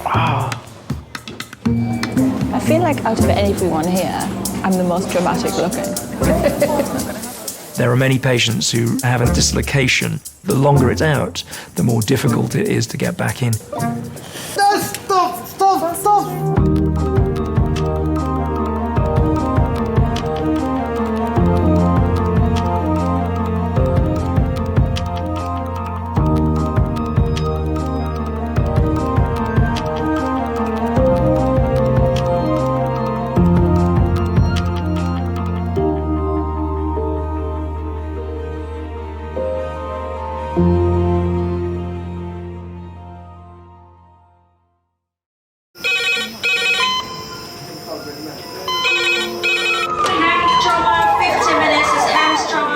Ortho, surgery, anesthetic.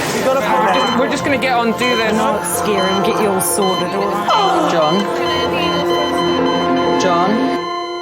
John? Do you remember where you are?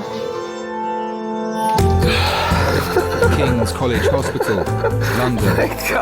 Thank God. A major trauma centre. Hit the curb, jackknifed onto the verge. Have we got a good pulse? Have we got an output? You know? One of the busiest A&E departments in the world.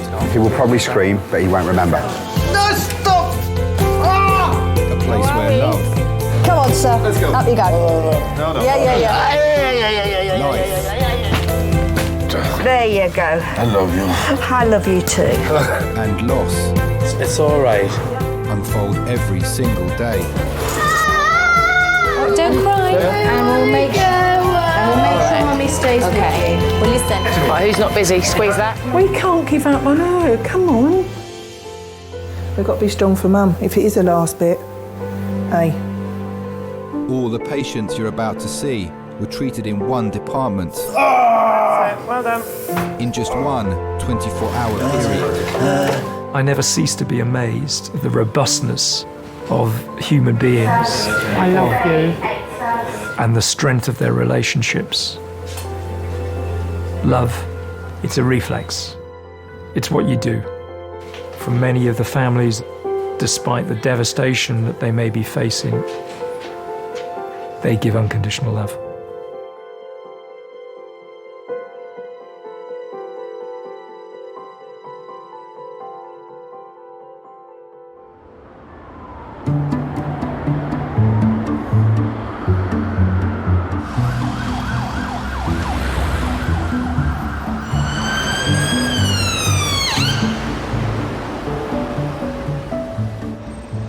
You're asking me to wait 2 hours. Fuck off, mate. 2 hours they're asking me to wait. What do I look like? I'm not. I don't think so. 2 hours. Kiss my ass, man.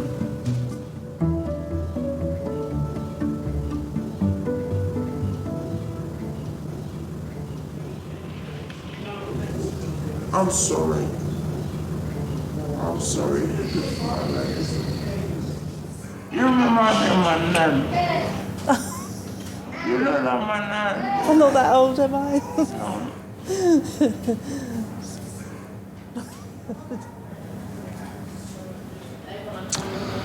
Happy Valentine's Day. Not is it 12 o'clock?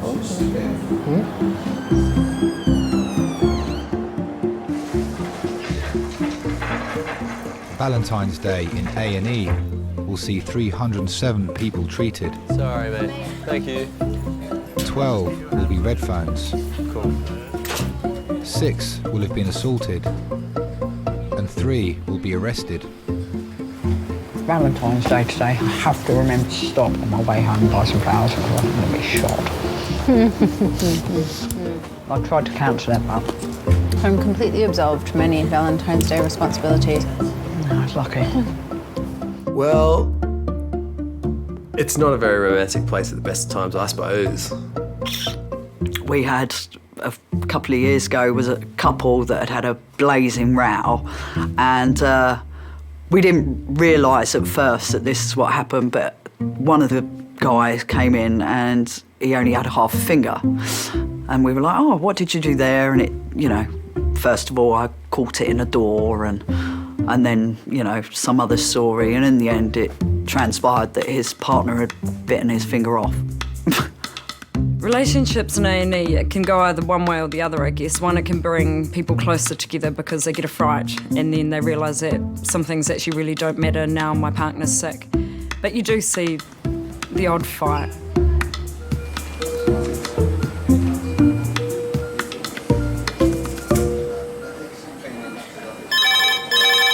Jenny there? Yeah.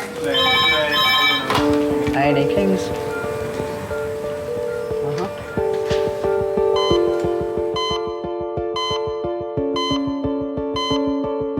Adult red phone in 3 minutes. It's adult red phone, 3 minutes. So this is a bit more serious, I think. Is this HIMS or is this LIS? No, they didn't say. They said a trauma. They called it as. Okay. This is a fellow who has come off his motorbike, we think at about 20 miles an hour, separated from bike, slid on the ground.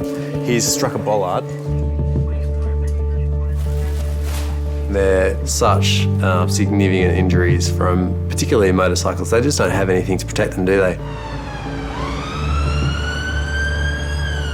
You go from cruising along at 50, 60, 70 miles an hour to sliding along and then abruptly halting, don't you? So, yeah, anything can happen. You know, there's no crumple zone in a motorbike, so, yeah, they're often really seriously injured.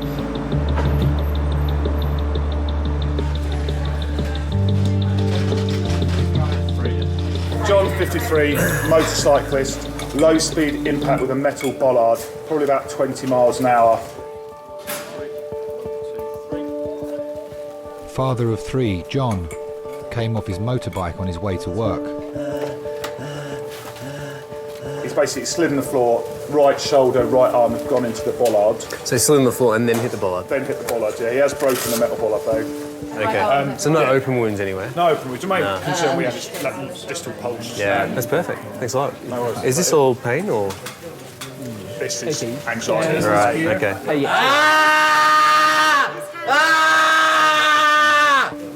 Okay, just don't move his right arm again. John's right side has been severely damaged in the accident. Fucking hell! Christ! We've got some painkillers coming, John. Hang in there, mate. Hang in there, John.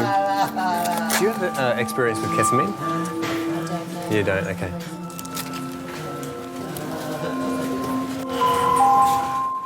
Could Malcolm Tunnicliffe please call resus on 2397? Thank you. My name is John Moran. How do you think your wife would describe you? Chaotic, selfish. Hey, John. I know you're in lots of pain, mate. We've got some pain relief coming, all right? Okay. I'm a psychologist.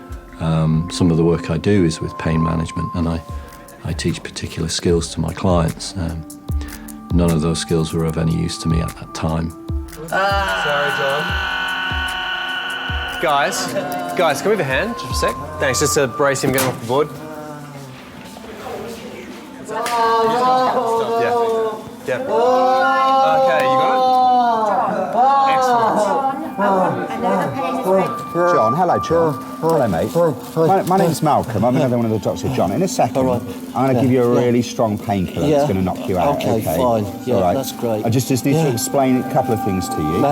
Okay. It can make you feel a bit funny. Okay. You can have very funny, vivid dreams on it. Okay, tripping out. But yeah, you're tripping out. It's ketamine, basically. Fine. Okay. So just remember, you'll be in a K-hole. So just remember, you're in hospital. You're quite safe. All right. Okay. We can give you something for it if that's really bad. Okay.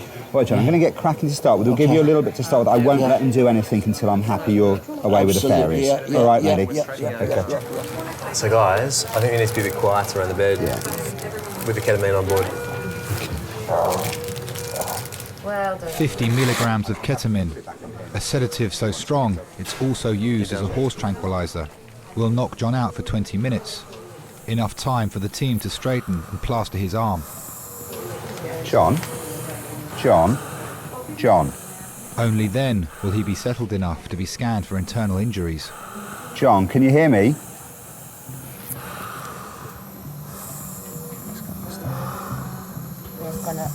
Go, boys. Do it. He'll probably scream. He will probably scream, but he won't remember.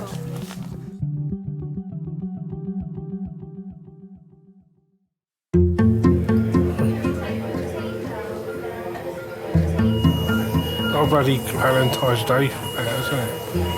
But I see not a very nice Valentine's Day. There you go. Happy Valentine's, babes. Oh yeah, Valentine's. Did you get lots of cards? Oh, loads. I got a bunch of roses with a card that said I would. Really? And that's it, Abby, I would. That's nice. We're all flesh and blood. We've all got two eyes, a nose and a mouth. You know, what appeals to one person doesn't necessarily appeal to somebody else. I love him with all my heart, and I love him from the inside out. Gary is my soulmate. I trust him with my life. I'm in hospital, Dad. Yeah, up in London. So I'm in at King's Hospital now, and I had a CT scan, and he said I've got a bleed on my brain. Your blood pressure's too high. Because my blood pressure's too high, Dad.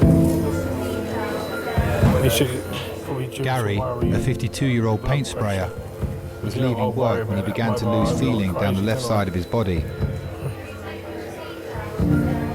I heard Gary's car pull up outside. He came in and said he thought he had a migraine. And when I looked at him, I could see the side of his face had dropped and his eye had dropped. I thought I'd better let you know anyway, because otherwise... I'll keep him informed. And I'll probably be here a couple of 3 days, I don't know. They're giving me some stuff just now. They've been doing all these sort of reflex tests and stuff. And, I mean, he called it a bleed. I've got a bleed on the brain, I suppose that's what he classes as a stroke, isn't it?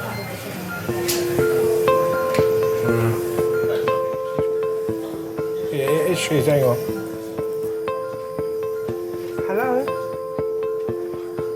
You know what he's like, he didn't want nothing done. As soon as he came in from work, I phoned for the ambulance straight away. I could see... I had to keep my head because if I'd panicked, then I know Gary would have panicked. So I had to sort of keep my wits about me. But deep down inside, I was absolutely petrified. All right then. So I'll ring you tomorrow. Dad feeling all right? Yeah, he said, are you all right? Yeah, he's all right, he's a bit upset. Yeah. I met Gary at a bikers rally in Chilham in Kent 10 years ago. The night I met him, I was out with a girlfriend of mine, and when we saw the bike club that he belongs to, my friend laughed and went to me, "My God, just avoid all eye contact, don't even look at them," because they had a bit of a reputation at the time. And then, of course, when he actually did walk over and speak to me, I couldn't be rude. That night, Gary walked me to my car, and as I got in the car, he actually asked if he could kiss me. My friend sort of like is going, "Oh my God, you know, I told you to avoid all eye contact, don't kiss him." But he sort of like put his head in the window and said, "Can I just kiss you goodbye?" And I said yes, and he kissed me, and then he just said, "Oh, I love you." And I looked at my friend as we drove off. I looked at my friend and I went, "I think I've just found a raving lunatic." Hello, I'm Kirsty, I'm one of the nurses. We're keeping an eye on your blood pressure, it's still a little bit high. Yeah. But don't worry, we'll keep an eye on it and make sure we try and keep I think they put some stuff to... Yeah, they did. Gary is being given medication to control the bleed in his brain. The first 24 hours are critical, so he needs close monitoring by keen stroke specialists. If I could go now, I'll go now. I just hate hospitals and doctors. I love you.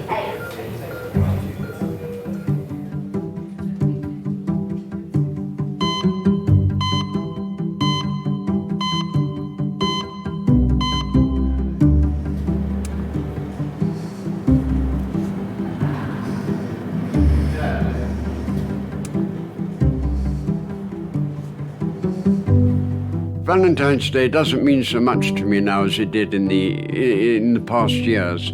In the past years, Valentine's Day was a big thing. Cards, flowers, and if it came on a weekend, I'd take her away for the weekend. But now it's just another date, really. Unless, of course, if somebody's birthday, if a young lady has a birthday, okay, I might take her for a meal. With her husband, of course.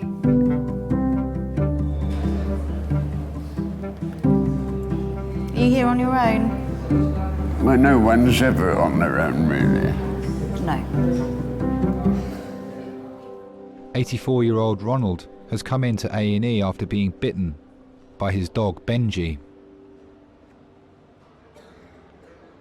When I was brought up, we used to respect the ladies. At least that's how I did it with my wife. Kathy was the first one that I really fell for. We were married 50 years. You've obviously got someone looking after you with your nice. You've got someone looking after you with your nice tidy dressing Oh, that's on. all right, yeah. And you were seen here last night. Yeah, seen here, in there. Yeah. And They you, told me to come back at 10 o'clock this morning. who did? Was it definitely? Are you meant to be at fracture clinic? I don't know, it's a bite, dog bite. Repairing. She was 5'3". She was a little bit plump, although she'd hate me to say that. She had beautiful hair. I think the nicest thing you can say about her was that we loved each other. Let's look you up on the computer. Hold that for me, because I think you might be meant to be at fracture clinic or something. Because he was seen here last night. Nobody loves me. What's your? Tell me your full name. Ronald Kane, K-A-N-E. Ronald Kane. She tripped over in the previous flat we lived in. She hit her head on one of the wooden jambs, and she had a stroke. She was one of those people who detested hospitals. She was afraid of them. Well, most people are anyway, especially when you get to our age. So I used to go there and look after her myself. Mr. Kane, do you want to come through? You want me? I do.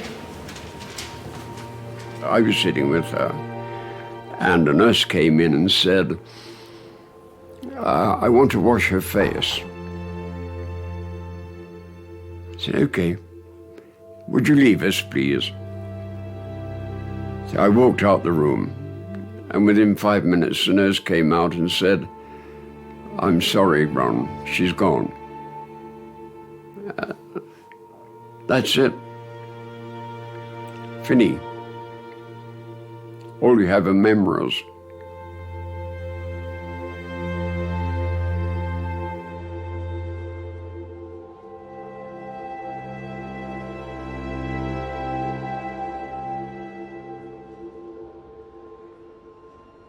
Oh, Jesus. I'd like some McDonald's French fries. No McDonald's, no French fries. No, just their French fries. I love McDonald's French fries.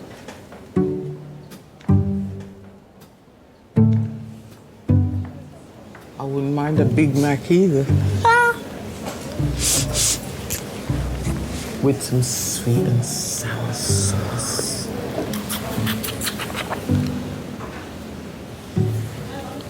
Hello, is that the radiology? Yeah, hello there.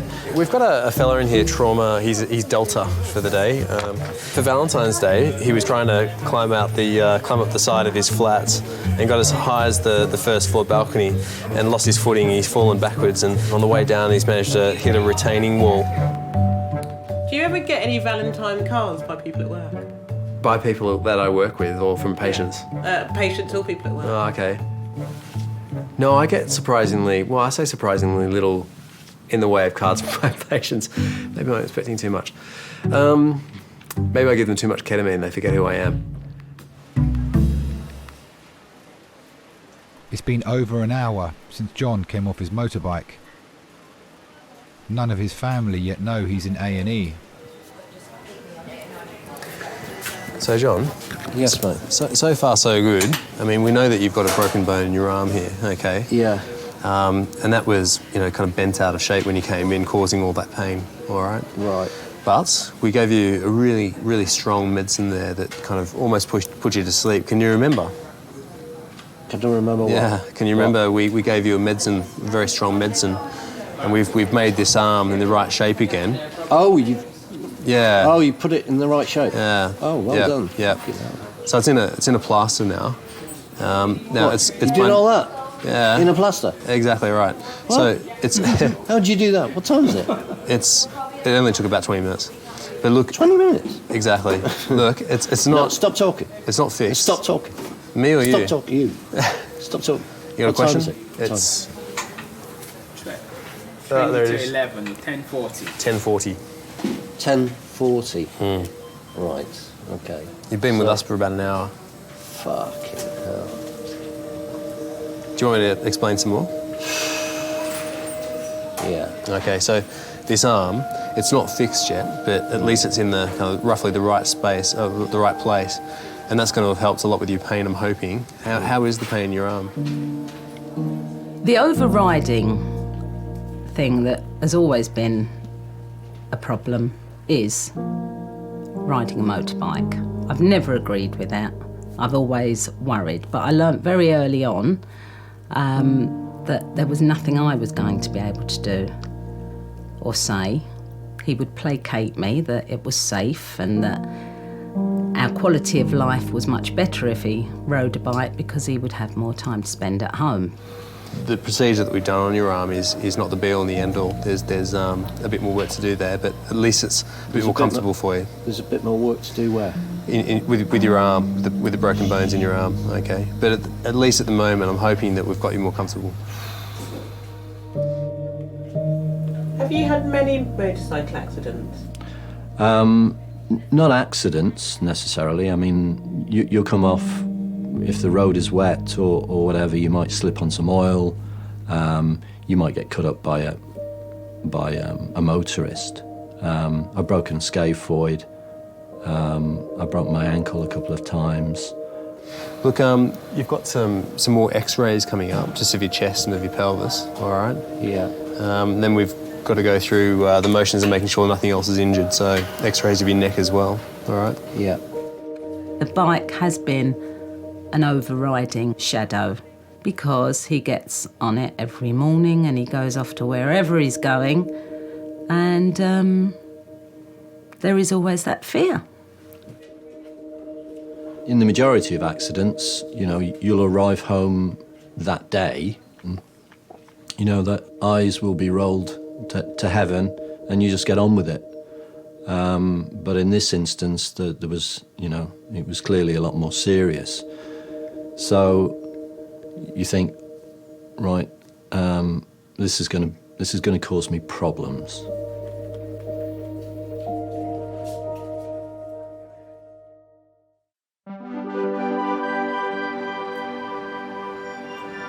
Breathe in. Hold your breath. Breathe. 53-year-old John crashed his motorbike 3 hours ago. Anything? No. With his arm in a cast and his pain under control, he can now be scanned. Breathe in. Hold your breath. I really wonder about his spine as well. Is it? Yeah, it doesn't look like anything. No, we've got away with that. Hold your breath.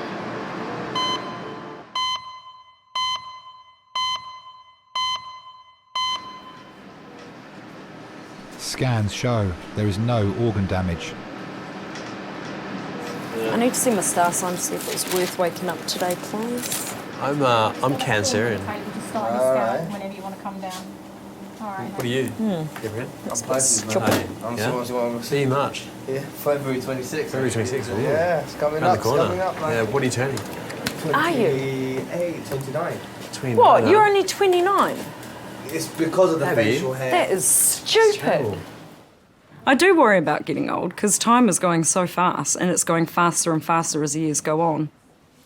In my older age, I hope I'm one of those elderly little ladies who still loves to wear heels and wear makeup and be all dainty and have some little old man next to me still highly in love, and that's what I hope for because I love seeing the couples that are like that. They're just so sweet. And it's always nice to make an elderly person laugh as well. I had one say to me yesterday, stop treating me so good or else I'll trade my wife in. It's just gorgeous. Mr. Kane. Hello, how are you? Come with me. Let me have a look at your finger. So what happened? Was it your dog that bit you or a different dog? Oh, no, I wouldn't let any other dog bite me. Oh, it was your dog. That's right. It was your own dog. That's fine.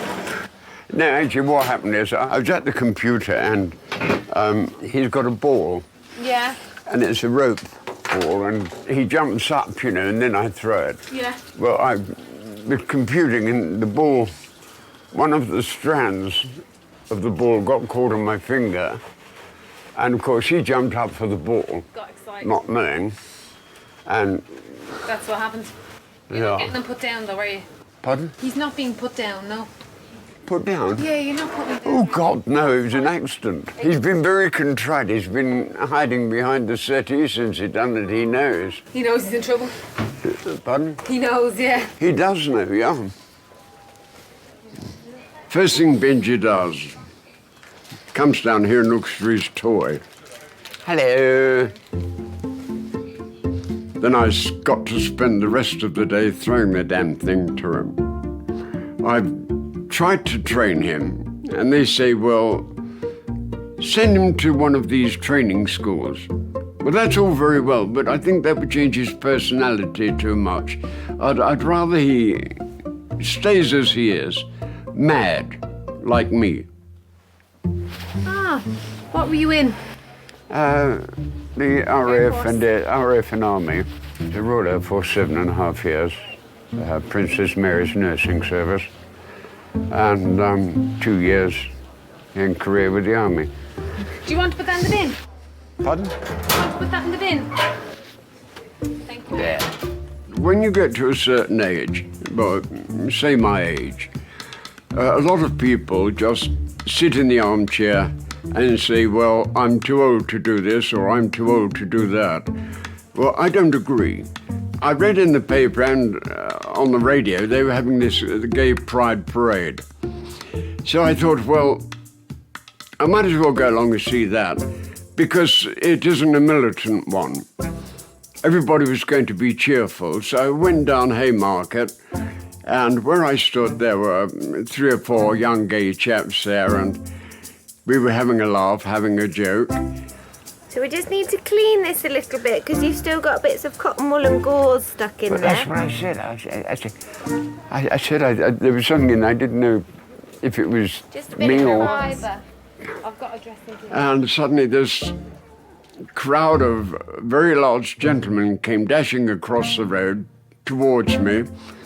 They opened up and there's Boy George standing next to me. So I looked and I said, hello, Mr. O'Dowd. And he looked rather surprised. So I said, may I take a picture? He said, I haven't got a camera. I said, I've got one. So he got one of his cohorts to take a photograph of us. It turned out quite well, actually. He was quite a nice person to speak to. How long have you had your dog for?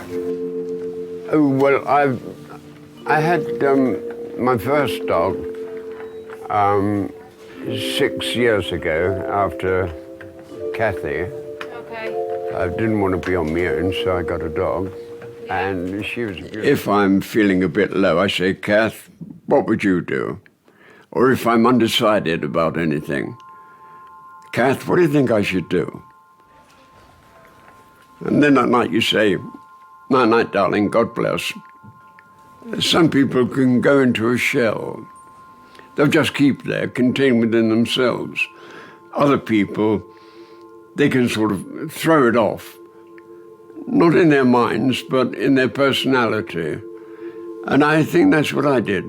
I just threw it off and said, get on with your life, Ron.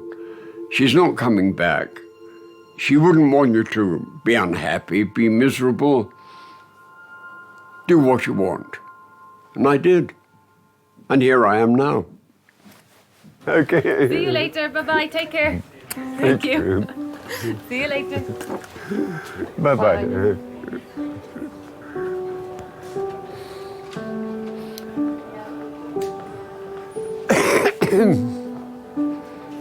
As long as she needs me, I know where I must be.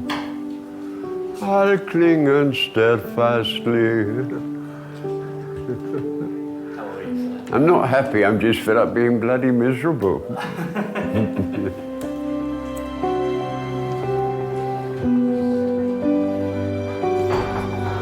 Bye-bye, dear. Bye.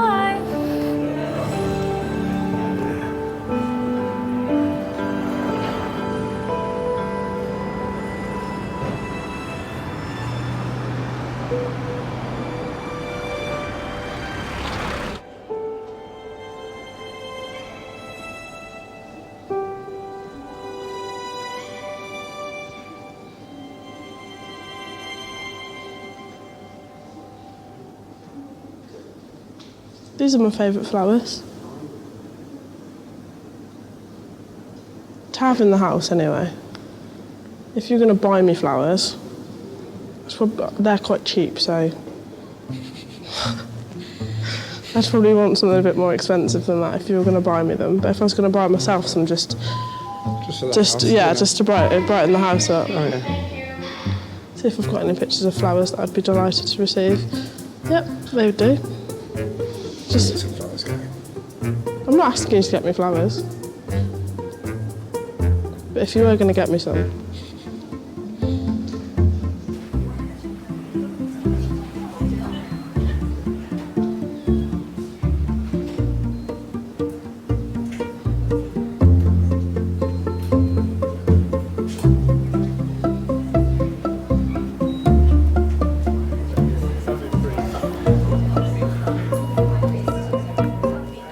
John, we're getting a bit more morphine, and ASAP we'll get these blocks away and have you sitting up a little bit. Right. You all right? What's going to happen now? Well, have you been told about the results of the imaging? No. So far with the plane films, I mean, you've got some pretty nasty breaks in the forearm here, okay? It's going to require an operation, okay? So that'll be under the orthopaedic team. You've also broken the shoulder blade, okay, the scapula, and it's broken in a few different pieces, and the reason it's so sore around your shoulder here is that it looks like, you know how there's a ball and socket joint? Okay, well the socket of the shoulder, I gather from the CT, there might be a break through that as well as other parts of that shoulder blade. So it's pretty badly broken. And simply for the reasons of analgesia, you're going to have to stay in. I mean, not just for the fact that you need an operation, but, you know, I think you're going to be pretty uncomfortable with this shoulder blade thing. But if I can point out a bright side there, is that your shoulder blade and all the big muscles that kind of pad over that shoulder blade have taken the brunt of this, and it looks on first glance that your scan of your chest is okay. So it's a bit like the crumple zone of a car, if you like. It's all kind of nuts and bolts and bones and things, rather than the important stuff on the inside. Okay. Yeah. Do you have any questions? No, that's all. Yeah. That's okay. Listen, and as soon as we know a little bit more, as soon as we know the scan results, I'll come back and have another chat. Okay. All right. Thank you. Okay. No worries. Okay.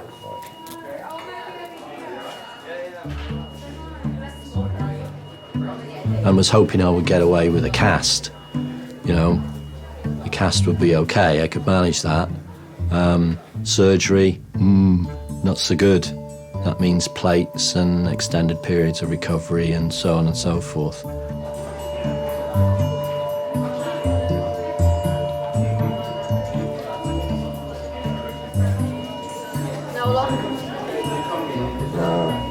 My partner and my daughter were in Muscat, in Oman.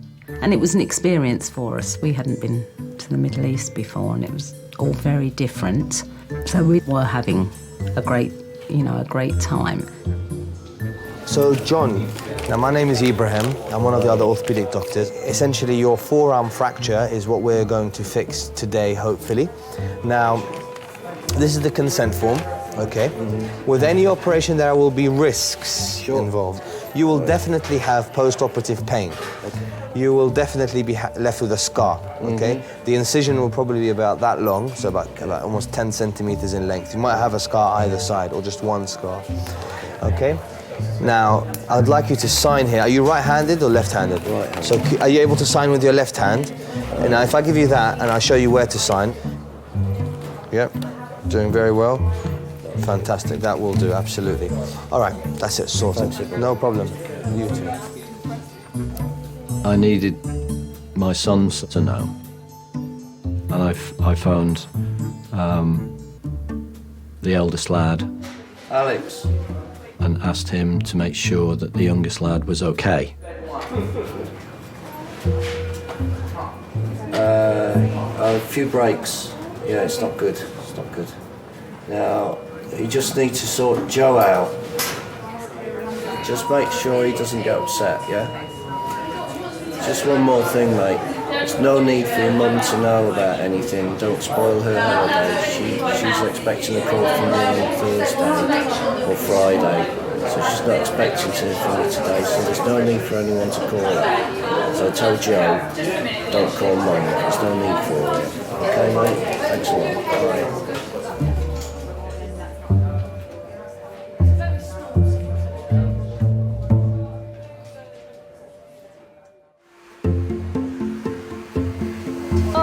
She said yes. She said yes. He got down on one knee, Maggie. He was right in front of us. One knee. He got down on one knee. Oh, and we saw it. Everyone left the pub and we saw it. But he didn't have a ring. No, Maggie. The thought is he went down on one knee and he just said, "Will you marry me?" And she had tears in her eyes. It was just... Oh, it was lovely. It got down on one knee and everything. It was absolutely amazing. It was, man. Gary's left side was affected by the stroke. Nose. but his coordination is already improving.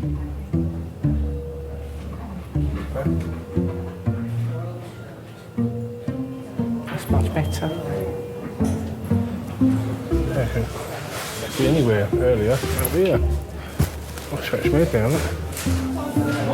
That sort of buggered me a bit now, though, isn't it? Well, it's just giving you a little bit of a warning to slow down a bit. You're not the big roughy tufty biker that you thought you was. You like to scare me, don't you? I love you. When you've had a stroke, it makes you realise the things you used to worry about, some of the things you ain't worth worrying about. The other day I was in Bexley Heath and I heard this lady talking to this old lady, and I was sitting there. Tracy had just gone to the toilet and I was sitting there with a bag, and she come out, she goes, "What's up with you?" I was looking in the bag. I had tears coming down my face, I did. And what happened was, I heard this lady speaking to this old lady. She said, "How are you today?" "Yeah, I'm all right, yeah. It's my birthday today. I'm 74. And she said, "Oh, that's nice. Any plans?" I said, "No, I've got no plans."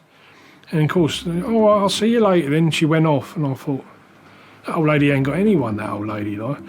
So we walked off, and we got round the corner, and I said, "I want to buy her some flowers."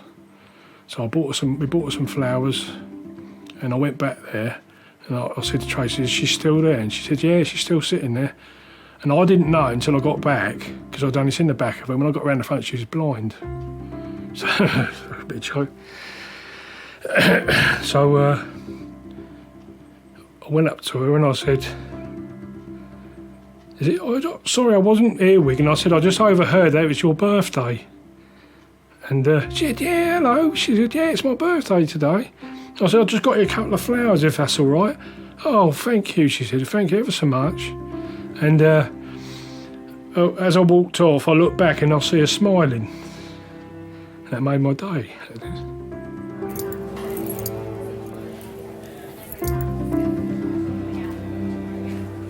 My idea of romance. Gary Mitchell, I suppose.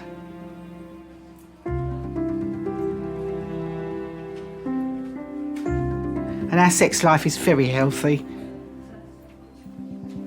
In fact, none of his friends will ring us on a Sunday morning because they think Sunday morning is our morning. And are they right? Yes, they are. Sod boot fairs.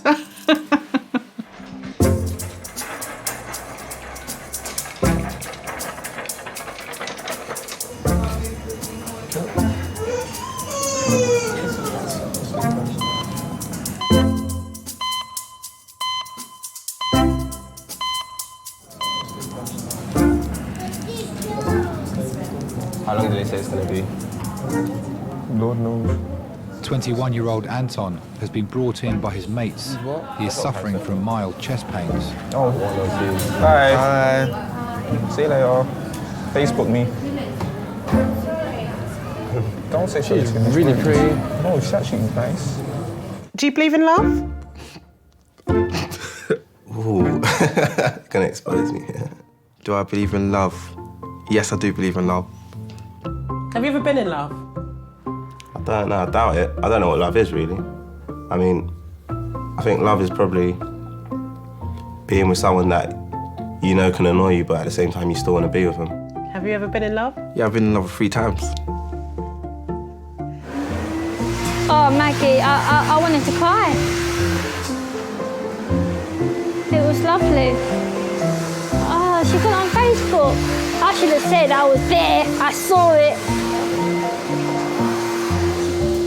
Vicky, where's my balloon? I don't know. Where's my balloon? All the balloons gone missing. She's gonna have to take my one. Who's there?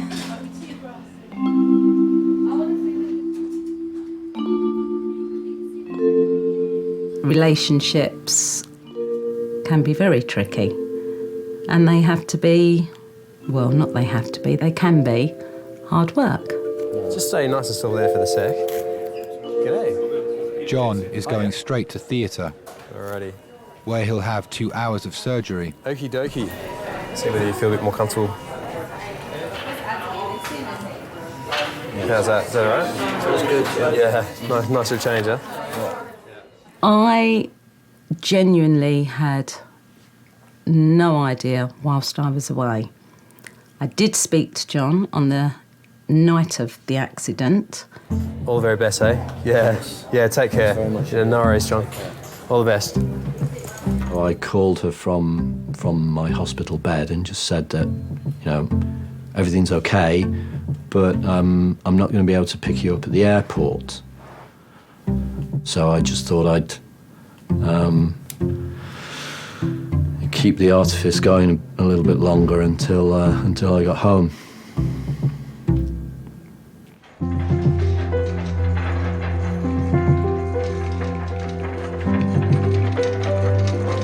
See you later, John. All the best, eh? Take care. When we got back to Heathrow, there was a taxi with our name there. Still no idea, and it was only once we pulled up at the house late on the Saturday evening, my older son was here, which was unusual, that I knew something wasn't quite right. I'd asked the eldest lad to be at home, just in case, you know, Francis was distressed, you know, just to provide support. Alex dealt with it quite well. My son, he just said, no, you're not to go into a panic. So he'd calmed me down, and I had a couple of minutes before I actually came up to see John. And then she came up and she saw me in the bed. I mean, by that time, I'd recovered my sense of humour. So I just thought it was quite an interesting situation. Were you angry? Yes.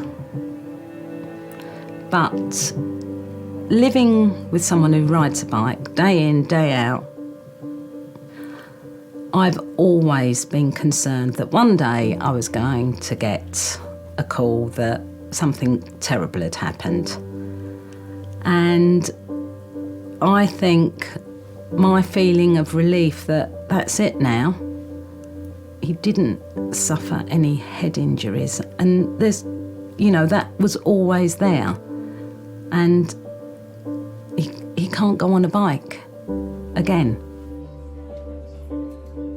And I don't have to worry about that anymore. I'm one of the fortunate ones that is not going to have to deal with that.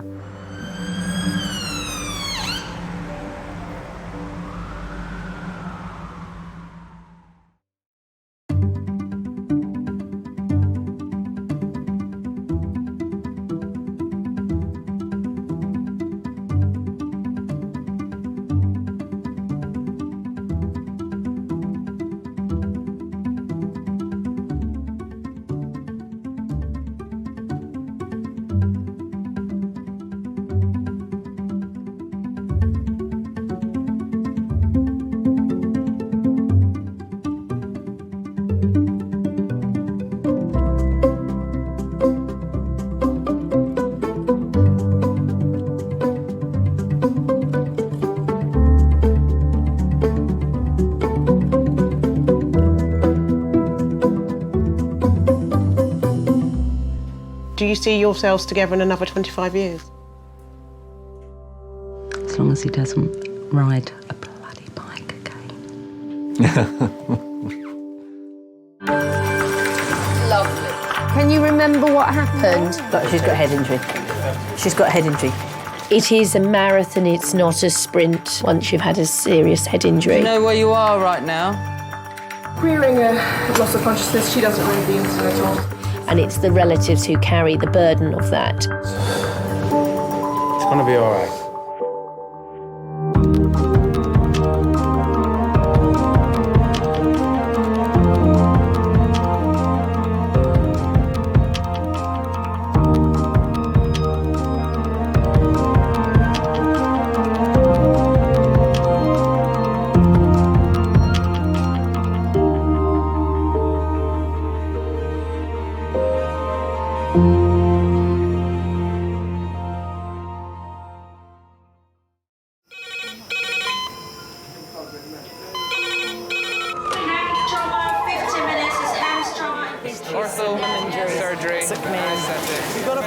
We're just going to get on, do this. Not scare and get you all sorted, all right? John? Do you remember where you are? King's College Hospital, London. Thank God. A major trauma centre. The curb, jackknifed onto the verge. Have we got a good pulse? Have we got an output? And one of the busiest A&E departments in the world. He will probably scream, but he won't remember. No, stop! A place where love, Come on, sir. Let's go. Up you go. Yeah. life, There you go. I love you. I love you too. and loss It's all right. unfold every single day. Don't cry. And we'll make sure Mummy stays with you. Well, listen. Right, who's not busy? Squeeze that. We can't give up on her. Come on. We've got to be strong for Mum. If it is the last bit, hey. All the patients you're about to see were treated in one department Well done.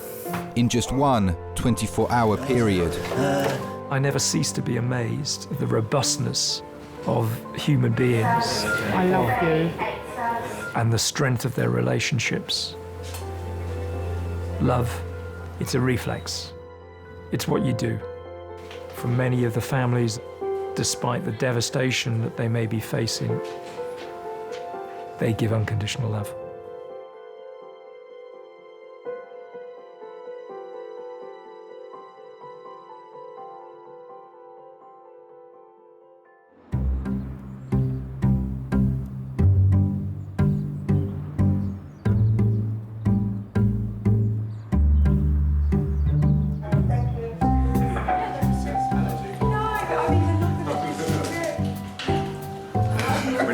We need the music running through the waves and stuff. Registrar Des will be overseeing resus for the next 10 hours. Hello, Des. Hi, Des. You recovered from your night? No, nor have I. I feel like a zombie. Absolutely. So I woke up at 5 this morning. Wide awake. I did that yesterday morning, and then this morning I was awake at 2. I had a fascination with gore and horror movies when I was a kid, I guess, and it seemed like a natural progression to move into medicine as a result, as well as the obvious desire to want to help people. My chick in Majors, I think they'll probably send her home. I think they were just anxious and wanted to see someone tonight. Even though I think the bleeding probably was easing up a bit. Okay. I'd worked in emergency departments in Ireland for a couple of years before coming over, and thought that I had probably seen it all. And boy, was I wrong. There isn't a day goes by in King's that I don't see something I've never seen before. Could I trouble you for some helping medicines for the gentleman in number 2? Is that all right? All right. Thank you very much. That's all right. Thank you, staff. Oh, you got one of those old man mints, don't you? Did you buy them Murray mints? Thank you. You know, I'm not saying. I'm saying that you're selling yourself short by having the old man mint. That's not what you're saying at all. Don't try and dress it up. Don't try. I'm going to try one, but I don't think it'll be good. I'm not coming back. You can't make me. People are unfortunately capable of doing the most awful things to one another. But people are also capable of doing some of the nicest and kindest things that you would never imagine would happen in a busy sort of urban area like King's or the centre of London. So sometimes it's probably the acts of kindness that surprise me more than the acts of cruelty.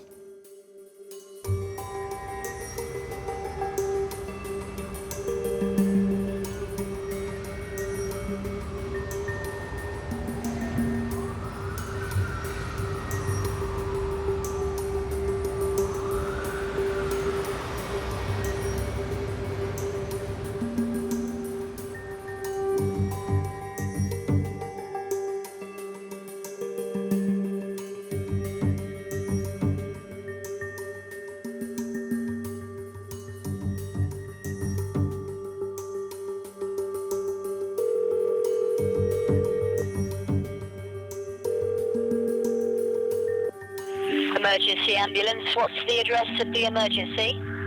We're on Norwood Road in Herne Hill. We're outside number 47. So tell me exactly what's happened. Well, I just saw her. It's a lad on a bike. I think she pushed her over to maybe trying to mug her, and she fell over backwards off the curb and really slapped the back of her head on the road. She's breathing like quite strangely. I'm not really sure what to do. Is there any bleeding? I can't see any, no. At the moment, just try to reassure her. I mean, want to try to keep her as still as possible. Keep your eye out for the ambulance. Wave them down when they get there, and we'll get the help there as quickly as we can.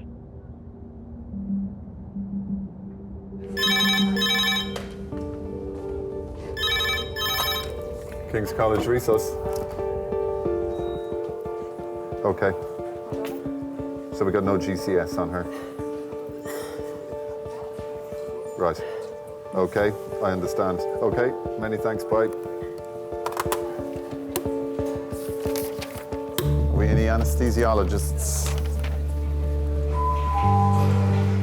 Adult trauma call, 4 minutes. That's adult trauma call, 4 minutes. What is it? 20-year-old female, single punch to the head, abnormal posturing, blown pupil, business. Oh. She's probably fitting, is she? An unidentified woman is being brought to resus after being attacked whilst making her way home.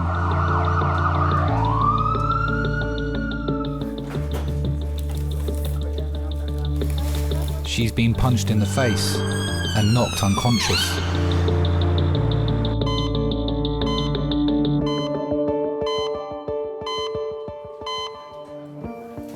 That's you. Can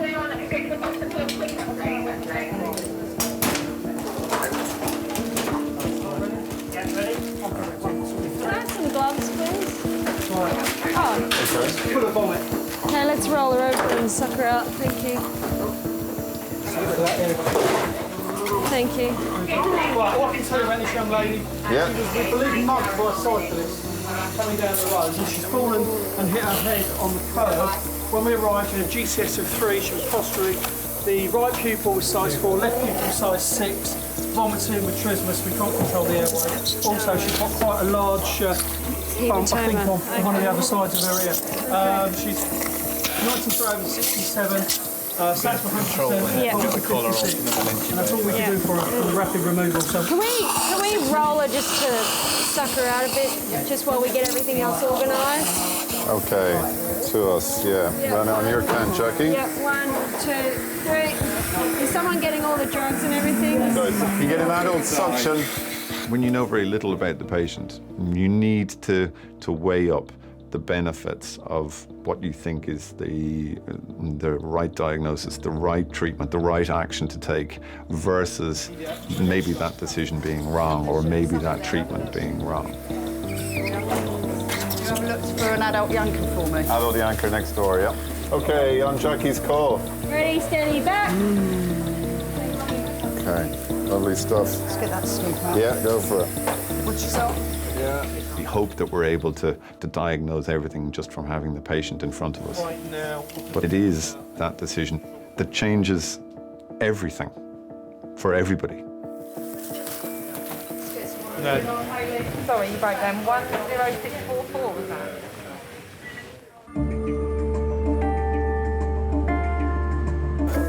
I got them out here. Don't worry about the rest. Subject to what you find clinically. Just suck it out with the stuff if you've got loads of vomit in there. Just take it off. A young woman has been brought to resus after being attacked 36 minutes ago by a stranger in the street. Oh, Jesus Christ. She's not a fan of that. It's fallen and You got stats or anything yet? That's 100. For Brad apneic. So as soon as you're ready with... Bougie. And can someone do... Blood pressure's 15769. In trauma, we have what's called the golden hour, where we try to stop life-threatening problems within the hour. If a patient comes and is delivered all nicely wrapped up and they're intubated, then their golden hour is already well underway. 1 to 6 millimetres. Watch out, everybody. Okay, we got no cricoid on. That wouldn't have stopped that anyway. But when they come to us without having any of those interventions done, it means that the clock is already well and truly ticking. It's not fasciculated yet.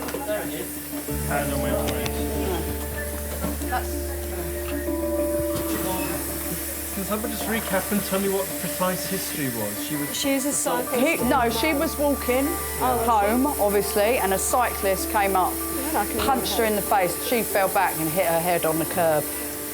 Do they know who she is? As in, any ID on her? Not yet, I don't think. The old bill there, so I'll see old bill in a And minute. can we just cut what's left of that shirt on both sides so it'll come off more easily? 6.2 p.m.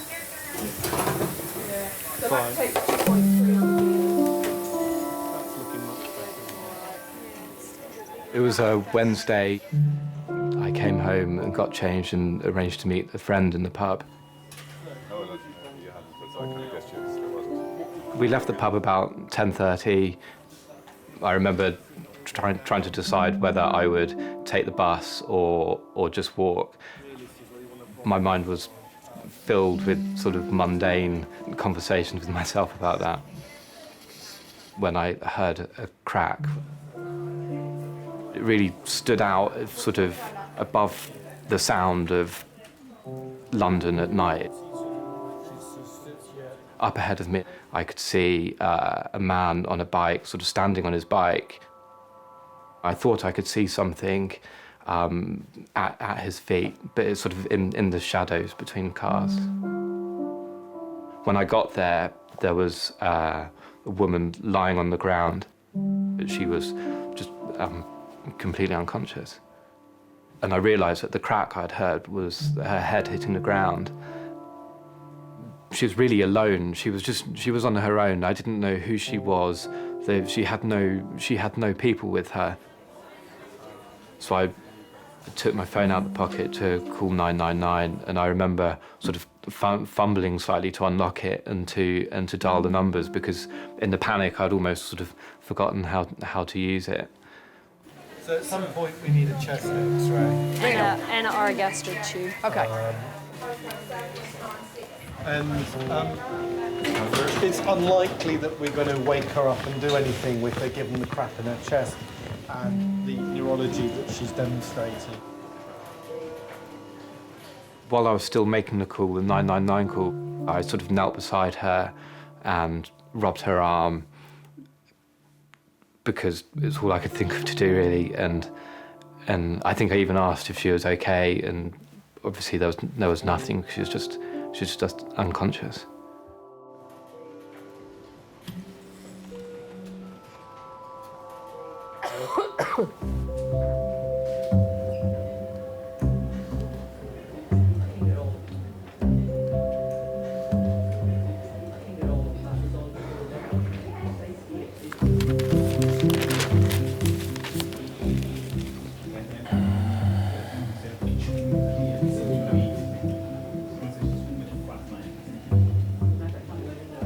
I'm sorry that you're having to be here for me, but thank you very much.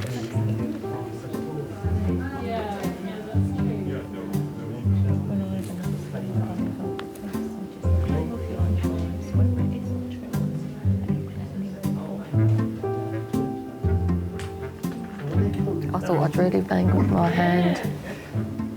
Oh, the pain was just incredible.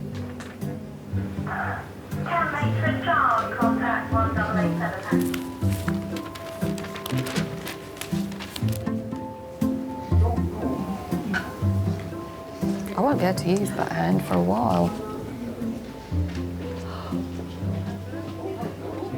Oh dear, excuse me.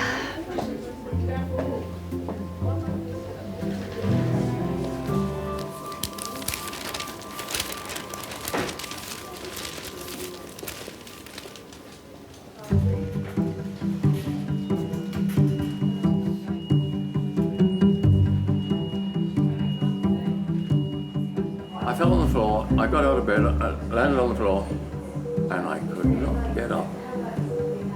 So my wife rang up the medics. So why did you fall? Did you collapse? I didn't have a fall. I just had no body strength. 90-year-old Frank has been brought to resus after his wife found him collapsed at home. I come from the circus, and everybody's fairly strong. Yeah. And I used to break animals, horses and things like that. And I've picked up a horse before now, so I've always been strong. But I used to practice judo. I've been a weightlifter. But I mean, I've always been strong, and I could not let go off the floor. My great-great-great-grandfather started off the circus busking in the streets with budgie cars. Okay, it's going to tap in the chest a little bit. I consider myself a fairly healthy man, considering I'm 90. You're doing well, my friend. You're doing very well. And when he died, he gave each of his 3 sons a circus. In those days, quite a big thing. And my grandfather, Fred, he had a circus about 1834 or something like that. And he did very, very well. He was doing great big stuff, you know.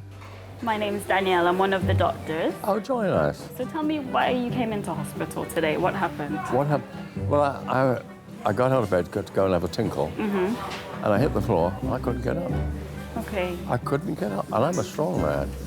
I've always been very strong, and I couldn't get off the floor. In those days, the royalty never went to the circus. They said, you bring your circus to us, which he did. And he took the whole circus to Balmoral and did the show. So what I want to do is have a listen to your chest and feel your tummy and just have a look at you. Oh, we're going to get familiar, are we? So that's what I'll be doing if that's okay. Fine, Yeah? do anything you like Okay. My mother was in circus too, all of us. Schooling was a bit tricky because you'd go into a town. So my mother would take me to a school, which I would go every day until Friday, then I'd be off. And then next week I'd be in another school in another town entirely. And it went so on and so on and so on for years. I probably went to 200 or 300 schools. And they'd all stick me at the back of the class because they knew I wasn't staying. And I'd finish up another town, another school. It didn't do me any harm. It's what circus people did in those days.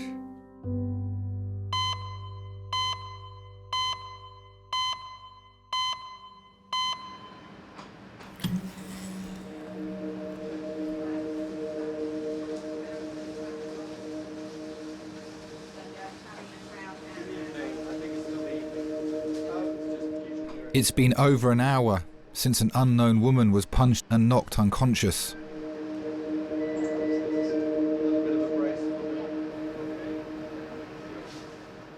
Doctors are assessing the extent of the damage to her brain.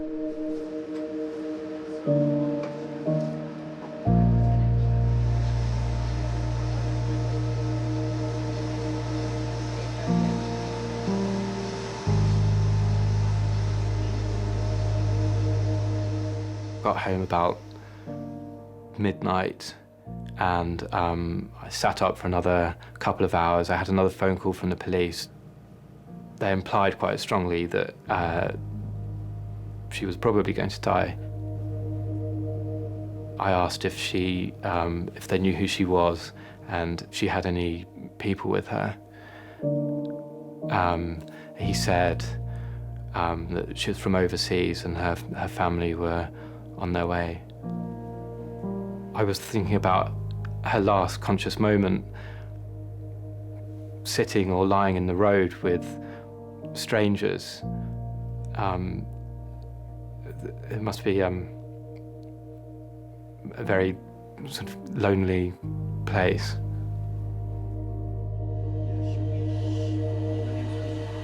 Yeah. I think we should be giving some mannitol, actually. Not mannitol, hypertonic. Okay. That's quite nasty. Are the numbers up here? Is that? K183 982. When my sister was born, I remember her as a little baby, and I was looking at her, you know, at that small baby, and I was kind of proud. She was my sister. I think she was quite independent. But I remember that when we were teenagers, I was a little bit older and she was younger, and when she started going out, and I felt that feeling of protection. I wanted to be sure that she won't get into some problems. When she was younger, I wasn't thinking of the possibility of her leaving Czech Republic. But it was quite common at that time that girls who just graduated, they left and they wanted to study English, and they took the advantage of being au pair. I felt actually proud at her that she was able to suddenly to go and, you know, to find her own way.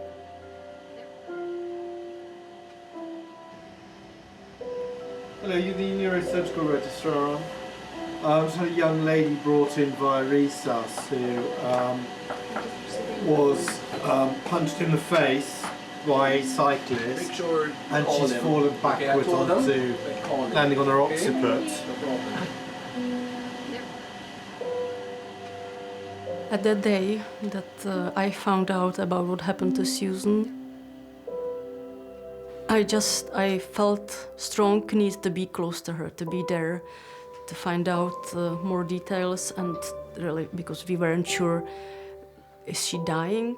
Was she dying, or what's happening?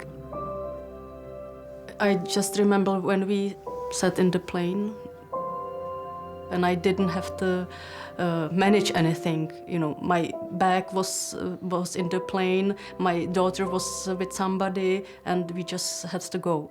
So at that moment, the emotions came, and, you know, I started crying, and I think I was crying for the whole flight. It's got frontal contusions and a subdural and a very significant amount of midline shift.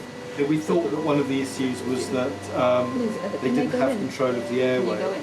So what we did was secure the airway and ventilated her down, and the pupils both came down. It's quite a nasty scan for that history, really.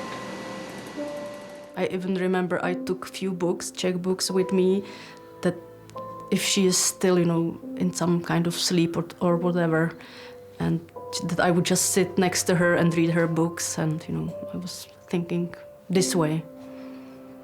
I was trying to think how can I help, what I can do for her in that moment.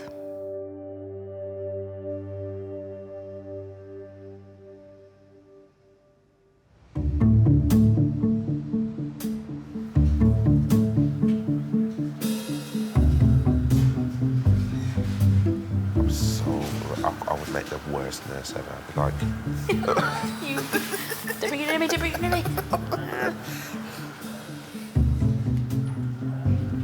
things that you don't think about with stuff like this is how much it impacts. Because, for instance, I can't moisturise my hands. I can't do my daily moisturising routine. Can't moisturise my toes. It's just like my little toesies. My little toesies. It's gonna have one really, really moisturised hand. I can't wank. Vinny.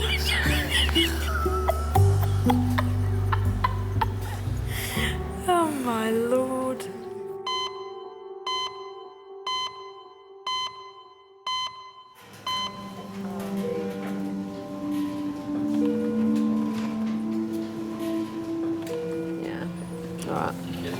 Seem to be down here now. The neurosurgeon's going to take her to theatre? Yeah, I'll be ready in half. Okay, fine. So she'll go from here then,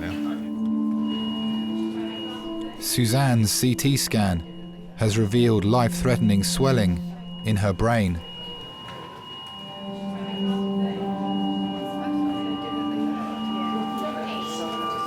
Susan. Yeah, around there. A lot of edema earlier. That's what I'm saying. That she's within an hour. It's under an hour. Yeah, at 36 hours, that's going to be. She's not. I don't think she's going to survive that. They know who she is. They're just trying to get in touch. It's just shocking.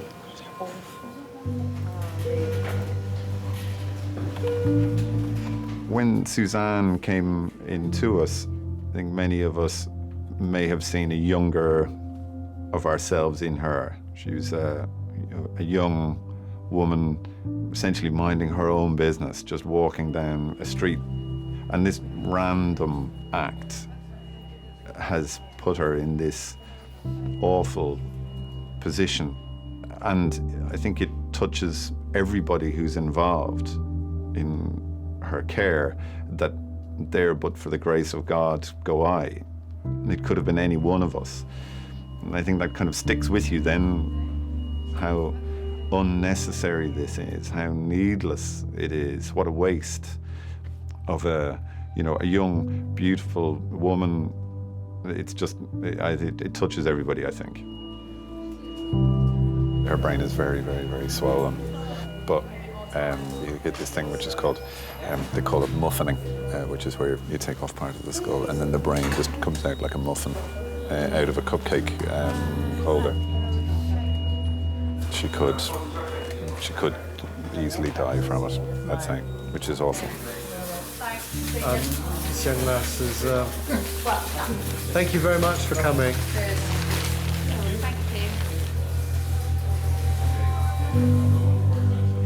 Neurosurgeons will operate immediately to relieve the pressure on her brain, which could cause permanent damage.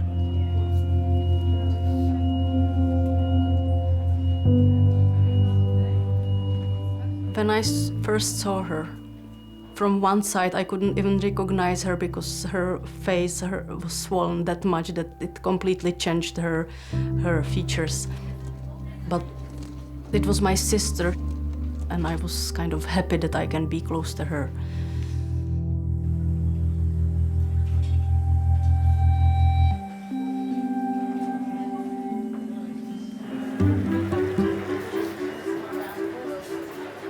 Bearing in mind that you got to a stage where you couldn't get up this morning, I think we should keep you in hospital for a little while until you're a bit better. But in that situation, we do have access to emergency care to help your wife at home. Well, see, the thing is this, she's disabled. Yeah. And, she can't literally do anything without me. Resource, Jackie speaking. Is this Marion? Let me go and give him the phone. Hold on. Mr. Jeanette. Yes. I have a lovely lady called Marion on the phone who would love to speak to you. Her name is Miriam. Miriam. Oh, I'm sorry, I said. But she'd still like to talk to you, whether I got her name right or not. Hello, love. I'm lying on a bed here, and I've got 8 places where they've stuck things into me. And now they're going to take me up to the ward. I've never met such a nice bunch of people. They're lovely here. This young fellow has stuck another needle into me. Seems to think that I'll be out tomorrow evening or the next day. So everything's all right, and I wish you'd come here and stop them sticking needles into me. My wife was a stilt walker, a roper. She used to stand to have knives thrown at her. The only thing is you had to worry about the board that they used to stand against. You had to make sure it was wet. If the board was dry, the knives would jump out again sometimes. Then she had one big scar down her leg where a knife jumped out and cut her. And no, I'm actually in the lap of luxury here, except this is the most uncomfortable bed I've ever been on in my life. Oh, it's a terrible bed, this is.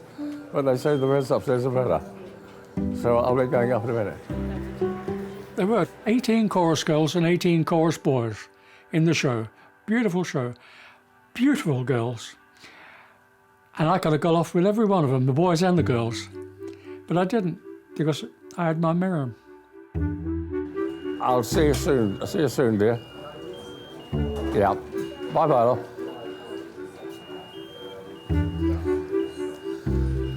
Yeah, he used to own a circus.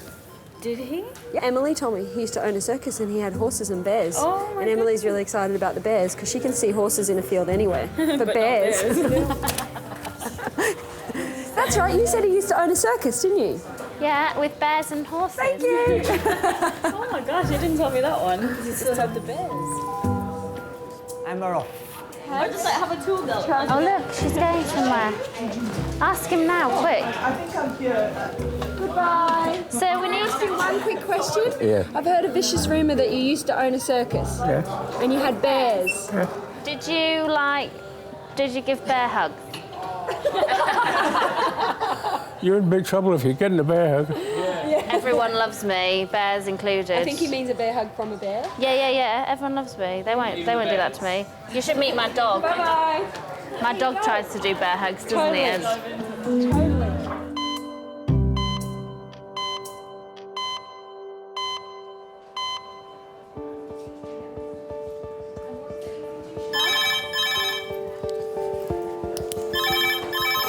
Hello, King's A&E. Yep. Yep. 10 minutes. 12-year-old male, pedestrian versus car, intubated, head and pelvis injuries. ETA? 10 minutes. Lovely, thanks. 12-year-olds? Bye. Okay, that's fine.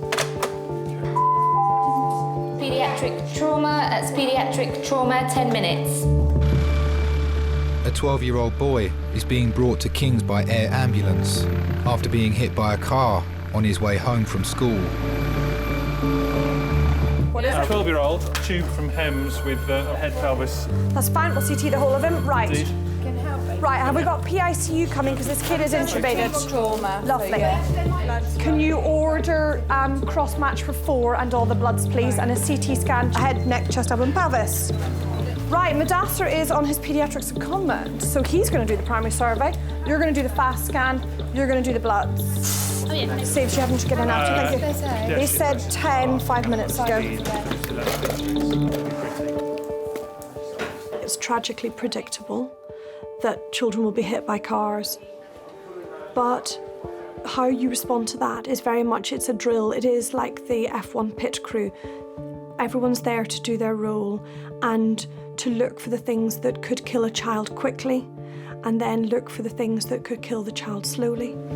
Is it here? Not yet. No. Very long 10 minutes. The whole point of the Hems crew is to bring the hospital to the side of the road. It makes you more alert because that means that the ambulance crew have recognised that this child's more seriously injured. Mate, you can't come in this way. Yeah.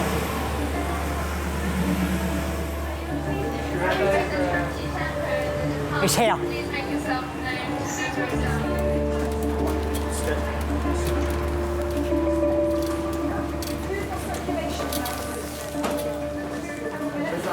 I have 2 neonates and one of you's on fluids and one of you's on monitoring. I'll do monitor. Hello. How are you doing? The yellow thing? Yellow bit? Okay, guys, this is Tom Wilkins. He's 12 years of age, estimated to be about 40 kilos. He's a pedestrian hit by a car. He was probably skived off the side, hitting the hard parts of the car, broken fog light, and hit the A-pillar at the base of the car. No bullseye of the windscreen. He was found as he lay off the road in the mud, GCS of 10 with a motor score of 5. Quite agitated. Mother was there, says it's completely out of his character. His injuries from top to toe. He's got a closed head injury with a big swelling left frontal, who's been bleeding out of his nose, nothing out of his ears. Interventions-wise, he was intubated with our new protocol, fentanyl, ketamine, rocuronium. Second dose of rocuronium in the tank, so he's well paralysed, okay? Grade 1. Pupils have always been 3, equal and reactive. Family? Mum's on her way up with the cops. Thank you. Right, guys, are you happy with the tube? You get me a line in that side, please. You want your right. Tube, primary survey, E-fast, line. Thank you. I've got food. I can hang them up there. We can connect. Don't put it. Don't run it. Just put it on. No, I'm not running it. I'm just putting it up. Lovely. Children are inherently fit, strong little creatures. They don't yet have weak hearts and smokers' lungs and all of that. So actually, children's little bodies will compensate for a long time, and they'll hold it together and hold it together and hold it together and then crash. So you are often looking for very subtle signs. That's why it's really important to stand at the back, because you need to see the bigger picture of everything that's going on. Any abrasions on his pelvis, any blood at the meatus? I know he's got the binder on if you can work around it. Otherwise, just tell me if there's any abrasions and we'll take it from there. There's no blood in the meatus. Great. There's no abrasions on the pelvis. No blood at the meatus. And no abrasions around the pelvis. Okay. Let's Do you want me this side? BM is reading low. BM is really reading low? Pupils are 3 and reactive. Do we try it again? Yes, do it again. Pupils are 3 and reactive, and there's an abrasion where? On the left temple. Left temple. Okay. And a big bruise on that side as well. Guys, I'm going to order the CTs. I'm going to CT everything. On the right, please, so you can do on the other side. Hands over. Hands over onto some bony bit. Ema, there's already fluids connected. Just relieve those. Very slow trickle. Very slow trickle. Hartman's, is that Yeah, it, very slow trickle. Okay. On that blood, I'd like a cross match for 4. Too big. Okay, both lungs are up on ultrasound. To blanket him up. He is just very cold, isn't he? Guys, CT are ready and they're waiting for us. So if we all start getting ready to go, as soon as we're all happy, we're going to go. Charles, you've not seen anything abnormal in your assessment? No, I've just done the EFAS and that's all normal. You're happy with the tube end. Pupils are still nice and reactive. Lovely, we'll head across.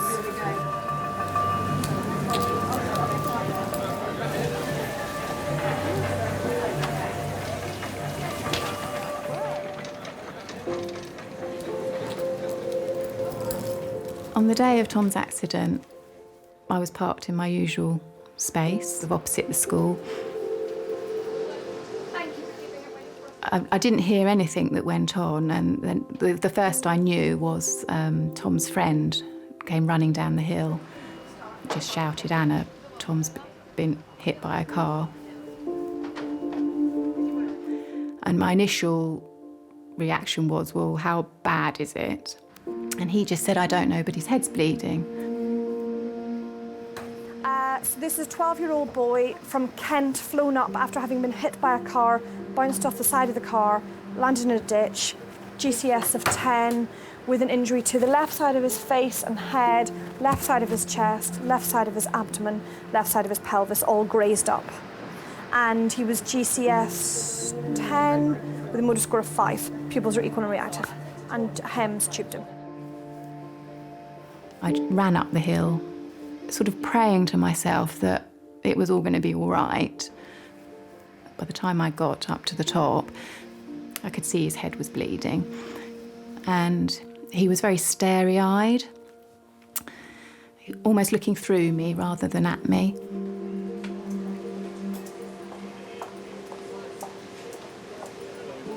How old, sir? 12. He's a big lad, isn't he? He's got deep abrasions on his left temple. Yeah, he's got a slight depressed fracture of his frontal sinus.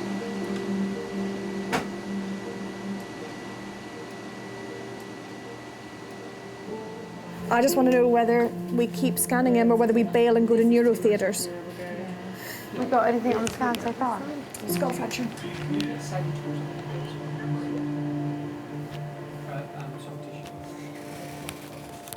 It was quite nerve-wracking being in the police car with blue lights on and sirens. You're thinking, gosh, why is this happening? This is urgent, I've got to get there. But your mind is distracted. I think it's a kind of denial mode sets in as to try and avoid thinking about, I suppose, what you might be greeted with once you arrive.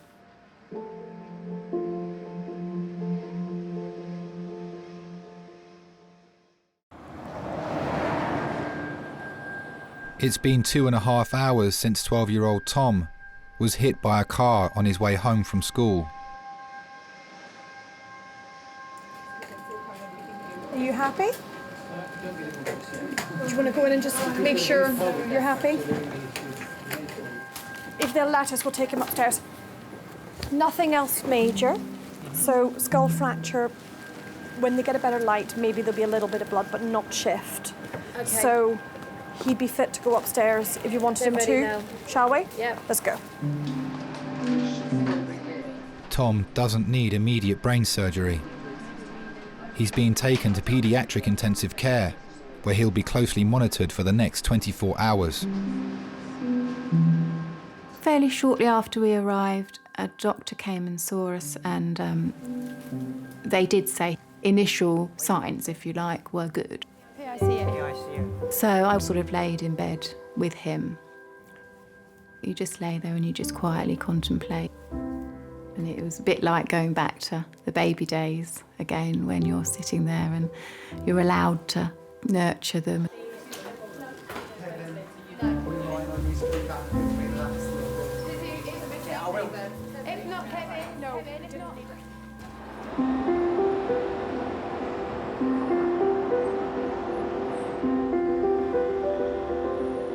The majority of things that we see are completely random acts. There's no reason for them to occur. There's nothing to indicate that they would occur. They're just random acts. And we try to see them as literally that, as random acts. It's being in the wrong place at the wrong time. Some young girl, who she's 20 or 22 or something, walking home from work, some guy came up behind her on a bike, sucker punch, just punched her once, down she went, didn't get up. Massive frontal contusion, absolutely horrible scan. It's the kind of thing, you're just looking at it thinking, ooh, you're not sure whether you will survive it or whether you want to. Unfortunately, you know what I mean? Sad, isn't it? Everyone was a bit sort of, blimey, choked up about it, because, you know, she's just gone home from work. It was, 10 o'clock in the evening, and everyone's like, yeah, but I do that. Everyone else does that. Such a waste. Yeah, but by the grace of whichever divine being you believe in. This is it, yeah, absolutely. Yeah. Absolutely. So, anywho. Lovely. How's the rest of the building looking? Yes, fine. Yeah, it's looking good. So I don't mind if you wish to persist in babysitting. I can loiter here.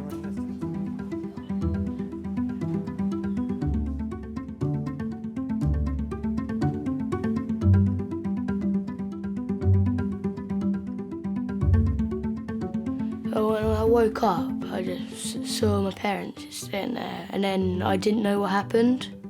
So I just woke up, and then I thought, I don't know where this is, what's going on? And then, of course, they told me what happened.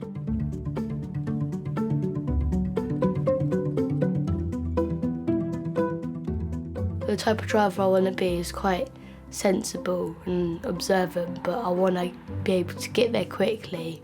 So, like, be able to get there quick, but then be careful while doing it.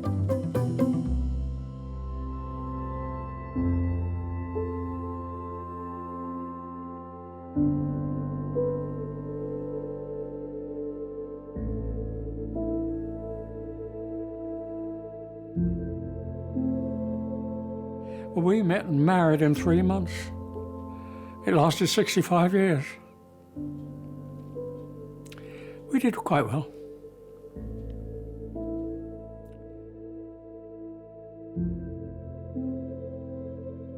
It's coming home to an empty flat that drives me potty, you know. Oh, I do miss her. Unbelievable, really, isn't it?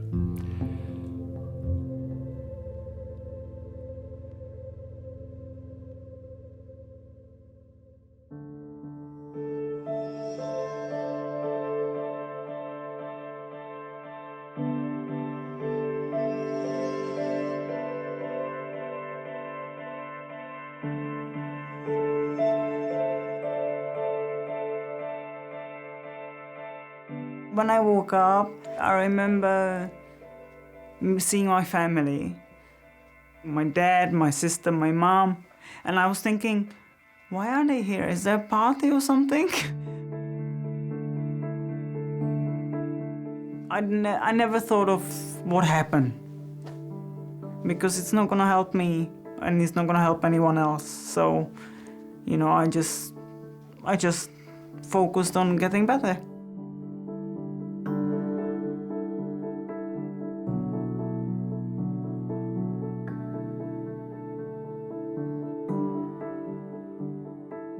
When the police returned to give me my phone, my bag and stuff, and then there was also a card wish you well card. So that's when I first realized then, there was Andrew who saved my life, really. Because if it wasn't for him, who knows? There were some people who thought I was drunk and didn't bother. I was really nervous before meeting her, but when I met Suzanne, she seemed like such a sort of buoyant, resilient person who seemed almost unfazed by what had happened, and I felt really good about that. I kind of thinking, I've met this person who was not nice to me, but on the other hand, I've met this person who was lovely to me. So it did kind of compensate for, for what happened.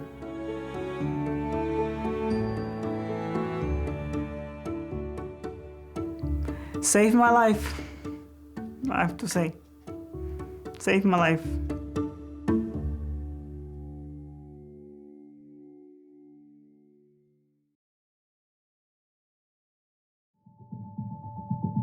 Started off with like the slowest day ever. We've got lack of space everywhere, it's manic. He was driving his lorry at 50 miles per hour, bullseyed the windscreen. Death terrifies me. I'm not ashamed to say that. The process of dying absolutely terrifies me. They're not going to resuscitate Mum, and they're not going to put her on a ventilator. They're not going to do that for Mum.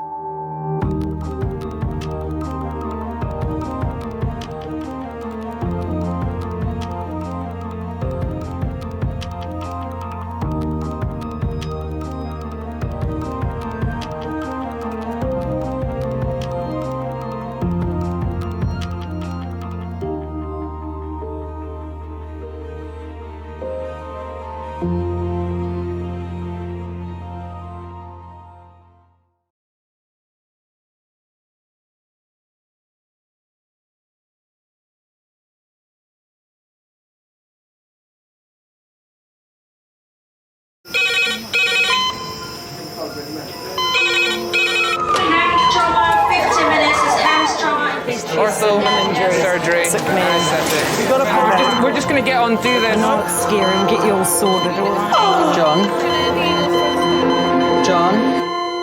John? Do you remember where you are? King's College Hospital, London. Thank God. A major trauma centre. Hit the curb, jackknifed onto the verge. Have we got a good pulse? Have we got an output? And one of the busiest A&E departments in the world. He will probably scream, but he won't remember. No, stop! A place where love. Come on, sir. Let's go. Up you go. No. Yeah. Life. There you go. I love you. I love you too. And loss. It's all right. Unfold every single day. Don't cry. And we'll make sure Mummy stays with you. Well, listen. Right, who's not busy? Squeeze that. We can't give up on her. Come on. We've got to be strong for Mum, if it is the last bit. Hey.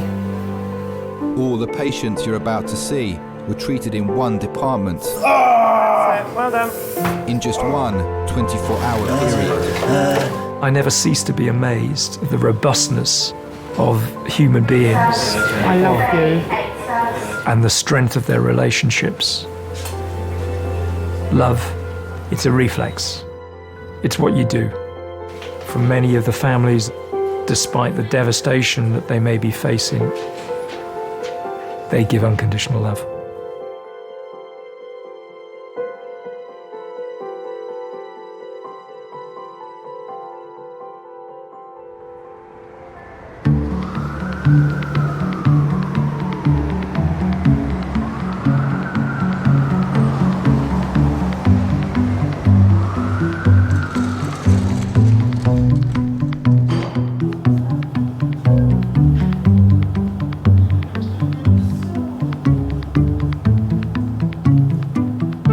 Is that for your car window?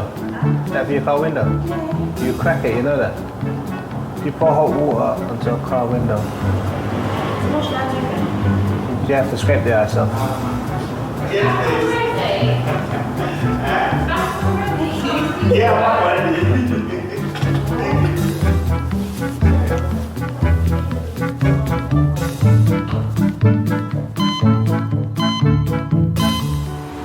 Show me the way to go home. I'm tired and I wanna go to bed. I'm not tired, I want something to eat. I'm hungry.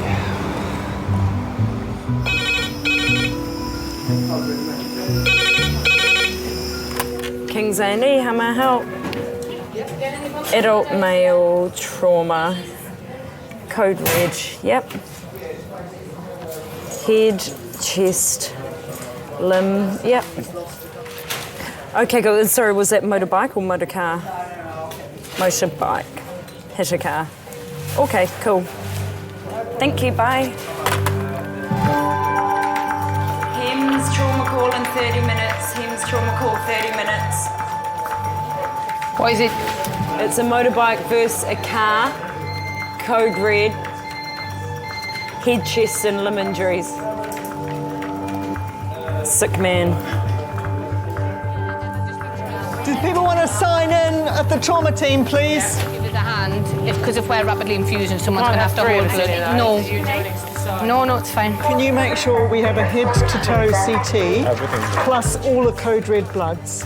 So Consultant Chris is leading a trauma team of 20. They're preparing for a 47-year-old man with life-threatening injuries. Which cubicle are we in? Or you can have 4. 4 is free, let's do that. Good. Chuck it away. So can we just check this is a male, not a female? It's very important from the blood. The patient is being flown 50 miles to King's by air ambulance. You're wondering what the impact speed was, whether the patient was thrown distance, whether they hit the windscreen, what other objects they could have hit when they were thrown off. So we're about 10 minutes away, guys. So we all know what we're doing. Everyone's happy with their role. We keep people around the bedside to a minimum because it's getting a bit chaotic in here and it's just... Okay, I've got an anaesthetist, I've got a B doctor, I've got a C doctor, and I've got my orthopod for us. That's all we need. Hi, it's Chris Lacey. We have got a code red patient, which it's multiple injuries. It sounds like chest, head and limb. I don't let myself hope. I think I'm geared up to treat what injuries come through the door. Who's doing bloods? I'll do blood. So you're happy? That's it. Okay. Right. You're doing the abdomen. We're all set. We'll just wait. We'll not go anywhere.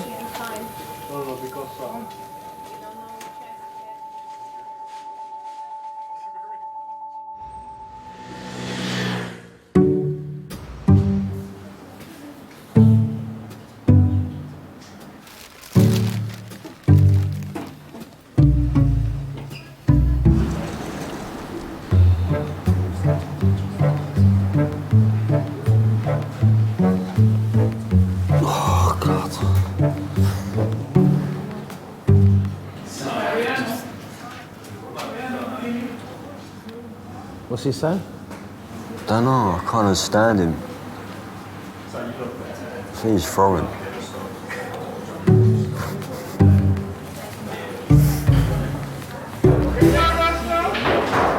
Couldn't understand her either.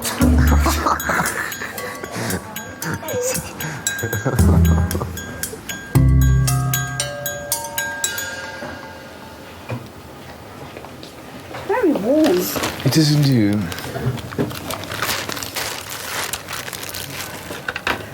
You're gonna put that in my hand? Yeah. Jesus Christ, don't let me see, don't let me look, please. I won't let you look. I've not even done anything yet, and you. He's excited with me. 69-year-old Steve has come in with a fishbone in his finger. Right. Could I please take a time with you, please? I will. He needs to be injected with anaesthetic before it can be removed.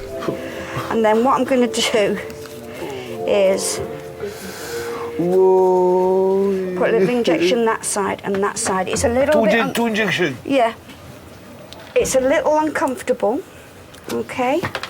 But once it's done, it's done. Well done.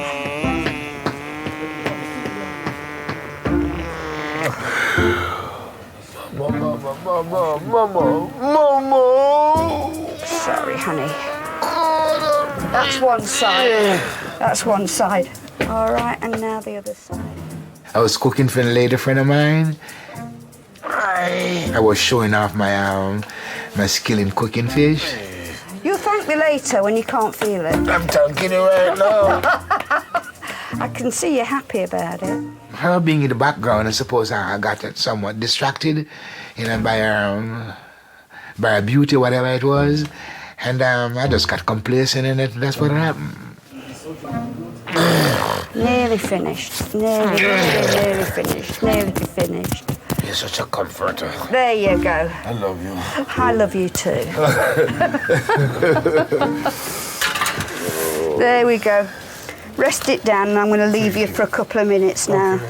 Thank you very much. You're very welcome. You're so sweet. Thank you. I shall back a couple of minutes. Let that just thank work. you very much. All right. I can continue read my paper now, shall I? Yeah.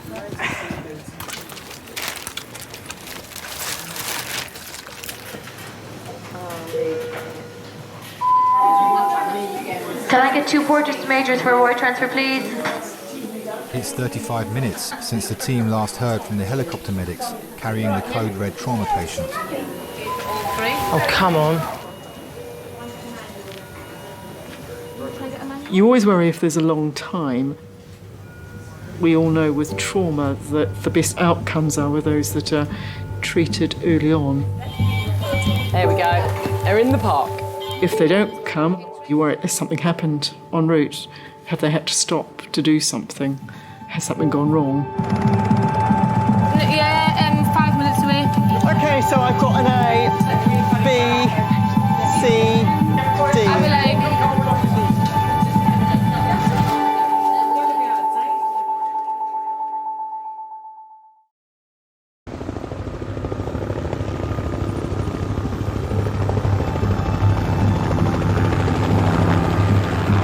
The patient in the helicopter is Gary, a 47-year-old single father of 2.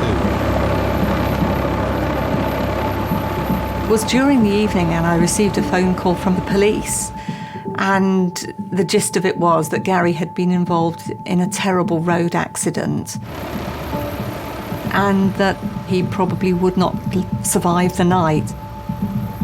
Laura's running. Gemma's nurse 1, I'm nurse 2. She's doing bloods, I'm doing monitoring. Who's doing airway helping? I remember feeling numb, trembling. It was just an experience that I hope not to experience at any other time in my life. Everything's there, ready to go anyway. We've got for the A airway. nurse, B nurse, C nurse. Yes, you have. We're organised. Do Anita won't need anything? She's got it. It's 2 hours since Gary was on his motorbike heading home and had a head-on collision with a car. If someone's been hit by a car on their bike, there's no protection. It's literally, the rider versus the impact of the car. If 2 cars collide, you've got some crumple. But if you're on a bike and your car hits you, that's it.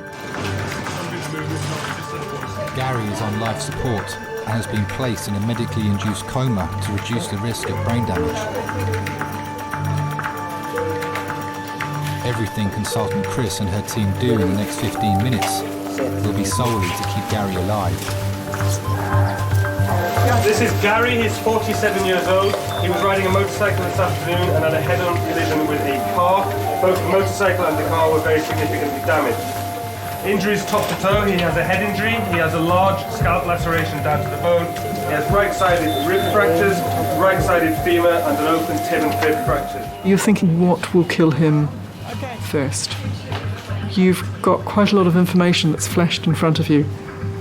You've got uncertainty. Sometimes this doesn't quite add up. Okay, as soon as we've done the ABCDE, we're going to CT, guys.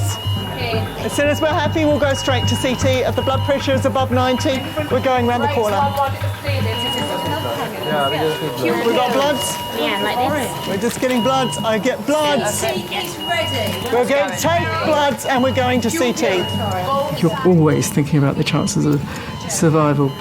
Okay, fine. Then we have a transfer. Not yet. It's freezing though. Have we got a good palpable pulse? Like, for some reason, the blood is not running through. I don't know what the pelvis is, so I can't do a femoral stab, Leanne. Somebody will syringe it in here for a stab. Can we just hang up a minute? I want a blood pressure. If we're not getting one on the cuff, can we recite the cuff? But before we push any more blood in, I'd like to know what we've got. Have you got a pulse on the groin? No? Have we got a good pulse anywhere else? Have we got an output anywhere else? We need to cut this thing. There's probably 3. I can't get a blood pressure. Output. I have pulse in the right I can feel his heart You've got a beating. pulse on the right groin, I have okay? pulse in the right Okay, groin. fine. He's got a SATS trace. Are we happy to go to CT? I'm happy. I'm happy. You're happy? Yeah. Anaesthetist, are you happy? Yeah, I mean, okay. you might do that bit there. Hi, it's Chris Lacey. Our trauma call. Are you happy to us to come round? He's not particularly stable, but we're... Yeah, okay. Thanks, bye.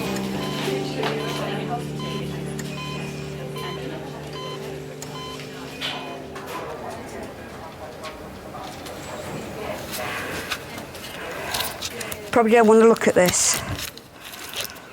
Don't frighten me, please.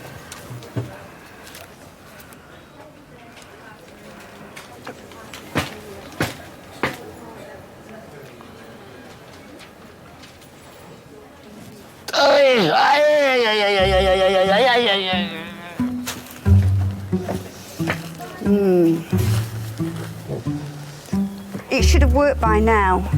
I could give you a bit more local anaesthetic. Oh, God, please, what have we... Yeah.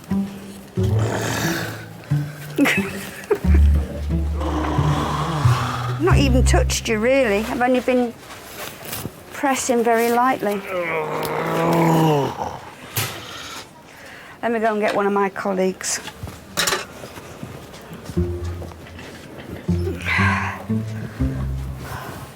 First day back and my first failure. I was looking forward to that too because it's really juicy.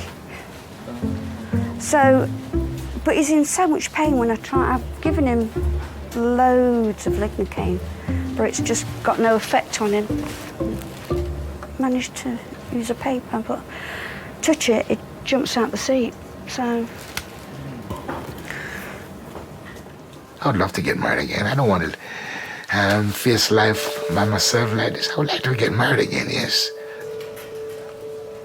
And I'm married to a wonderful woman. But I lost that. I let my wife down. Above all, I let myself down. Life is about change. Life is about growth. And I would like to think I have changed. I think I'm more mature now.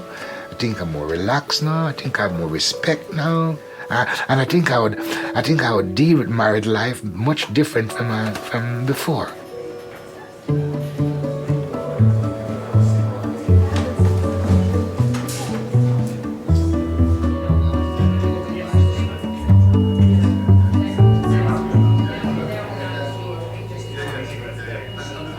Twenty-year-old Hannah has been brought in by her mum with an extreme allergic reaction to her face cream. How you doing, missus?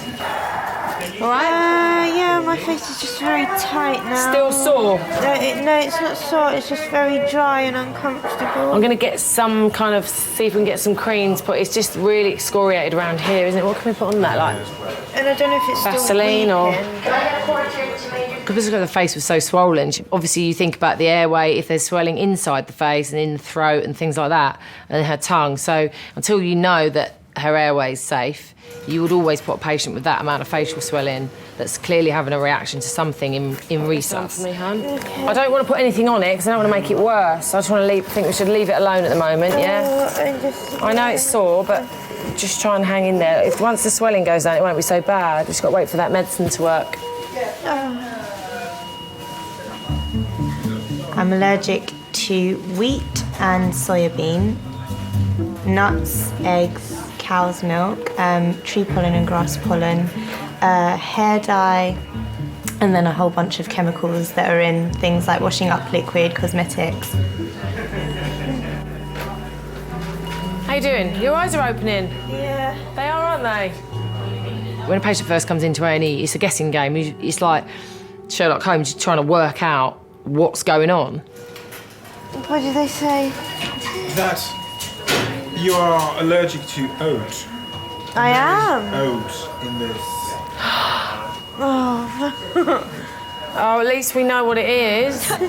No. Right, give that a good wipe and get all that off. It's just baby wipes. I'm sure you're hopefully not allergic to those. We'll rinse it off with water afterwards, okay? Oh, that stings like...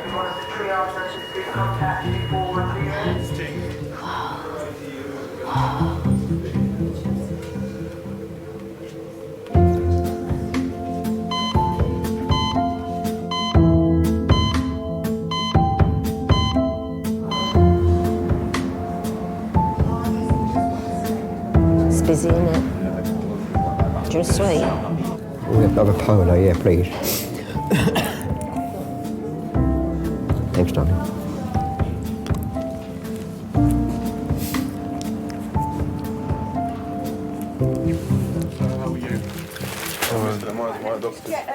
How did you manage to get Fishbone. I was scaling a fish. If you're scaling a fish, how can you get a fishbone in it? I think that's a very nonsensical question to ask, but I'm not going to rebuke you. I'm going to try to answer that question to the best of my own answer. Do you see what I'm answering? I'm giving you an answer.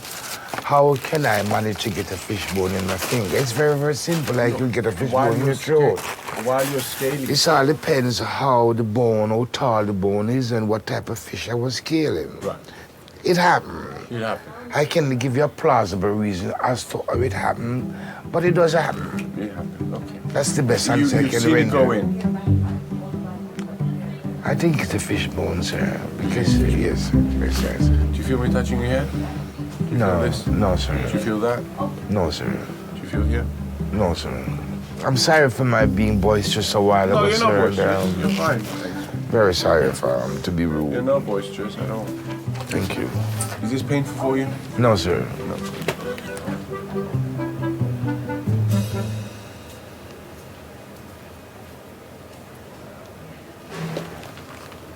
Oh, that's it. You said you loved me and you were jumping around for me. But I don't feel it now. I would jump. This is a new knife, sir. We've just opened it. The one she used before, she had it at home. Speedy potato. Chopping carrots and She's such a sweet stuff. there. She's Yeah. just sweet now. I can't believe you've just done that. I can't believe it. I've done all the hard work and you've got all the glory. No, I do the same thing. I just need to be more patient to let it work. Are you saying I'm impatient? She's trying her endeavor best not to inflict any more wound in me, so she become very meticulous. All right. Thank you very much, Doctor. Just keep some pressure on it, sir. Okay, sir. Thanks a lot, man. I appreciate it. I can't believe you took all my glory. I am a little bit lonely. Sometimes the loneliness grabs you.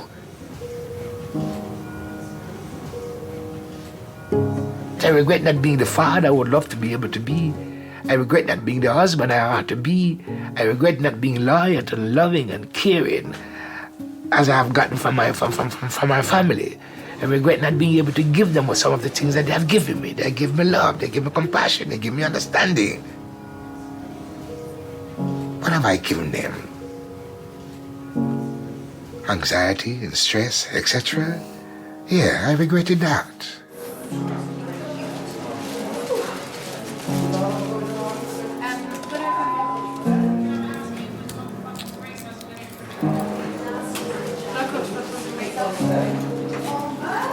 I'm ready, steady, go. So ready, steady, go.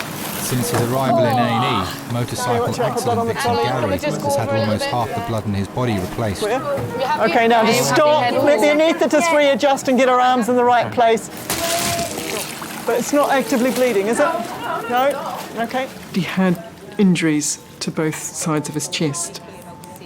We knew he had a bad head injury, so you're worrying, is there something in the head that's going to cause big clots or bleeding into the brain?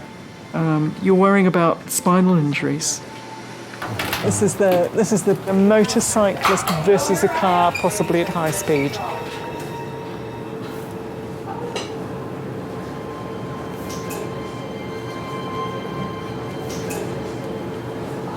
None of us actually know what's around the corner.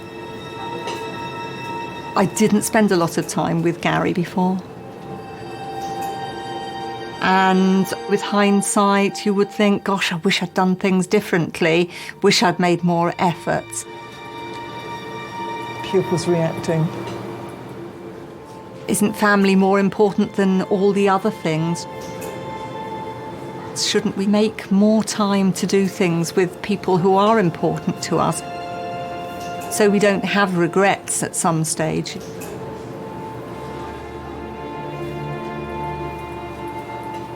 He's got a fracture there, yeah. And he's not noted to move his lower limbs.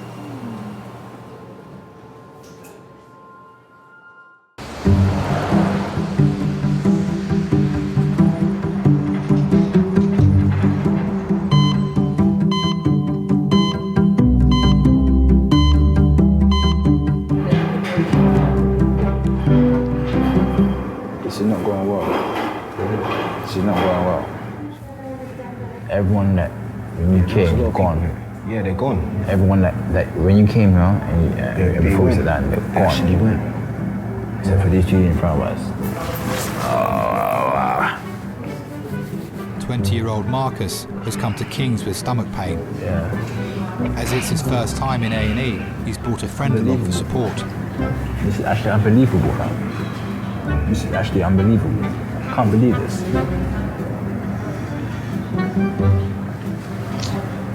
Like, that much of pain. So why need to take painkillers then?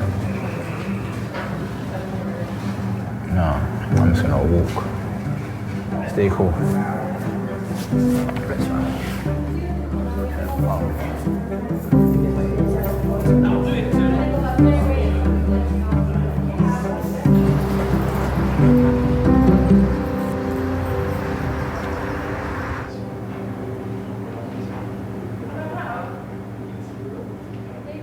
It's an RTC, motorcyclist versus car, brought to us from Hampshire by Surrey and Sussex Hymns. Gary's scans reveal his injuries are no longer immediately life-threatening. Not noted to be moving his lower limbs, but moving upper limbs on scene. Chris's worry now is that he may be paralysed. He has a fracture at the T11-12 region. There's a lot of free air that's in the soft tissue behind the spines, which we're not certain where he's come from. Before we log roll him, we'd like your opinion on what you think of that. You can have broken bones around the spinal cord, but not always injury to the cord in the middle, which carries all the nervous impulses. And so it's important for us to understand fairly quickly how much damage there is. Spine has a T11 fracture, which neurosurgery are coming down to have a look at. I just spoke to the on-scene doctor who said he did not notice him moving his legs. Gary was very much a family man. Immediately before the accident, sadly, he'd separated from his wife, but he was a pretty hands-on dad, actually. He doted on his children.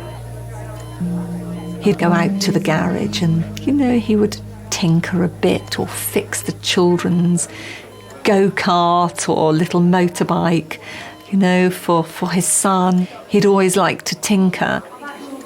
It was great fun. I can't say he should never have got on a bike, to be honest, because where do you draw the line? With hindsight, he might not have made that trip, but he wouldn't have lived his life differently.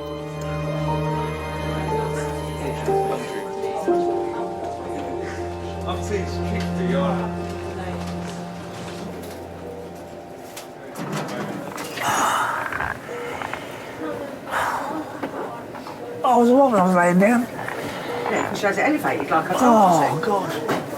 A year ago, 58-year-old Terry was diagnosed with lung cancer and given 2 weeks to live. I've got to lay down because it's paining me when I'm sitting up. Can we get... I'll see if I can do it. All right. Let me hold on. Oh. Oh. Do you want to be sat up some more? I think that'll Let me probably... just... Oh, now I'm getting a pain in my leg every side. Oh. And I'm going to miss Judge Judy.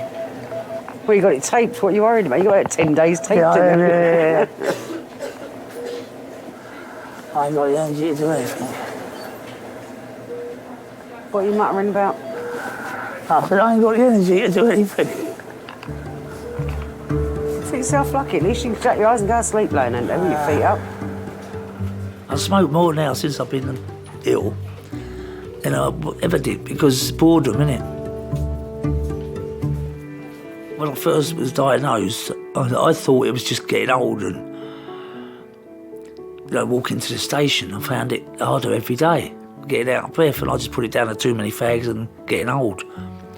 Then I went to my doctors and sent me to the hospital and they did diagnose cancer. Yeah, a bit of a shock. Oh, God.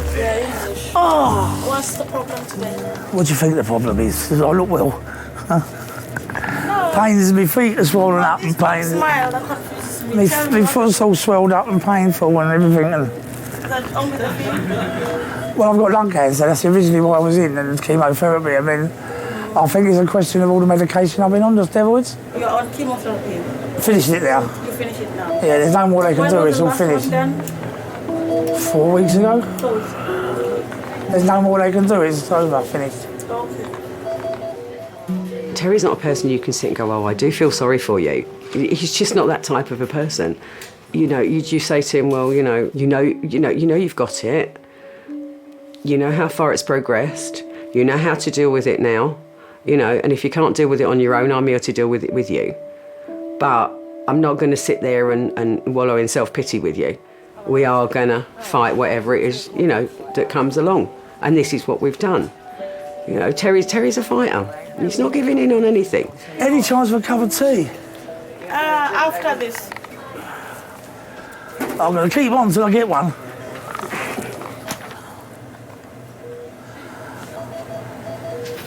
Just as you doze off, someone's going to come in and wake you up, you know that, don't you? And take Then wait, we have a cup of tea. At least you had your toenails cut, so that's all right. Yeah. I'm here. Yeah, and you're here.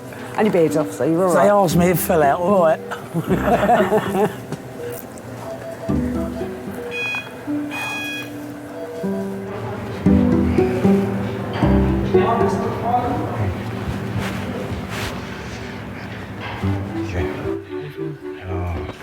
Pain. Stomach. I'll have a quick thing for Tom. Yeah. I'll have a listen to your chest as well. Yeah.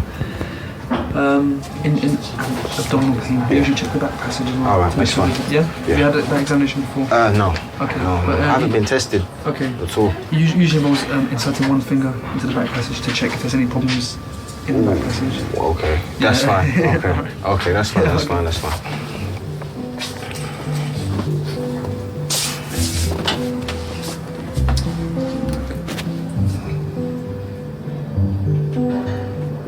Yeah. Huh? No, not there. Mostly in the middle. In the middle here? Yeah. Alright, so if I just get you to lean onto your left-hand side. Yeah, that's it. So just bring your knees up towards your chest. Yeah, that's perfect.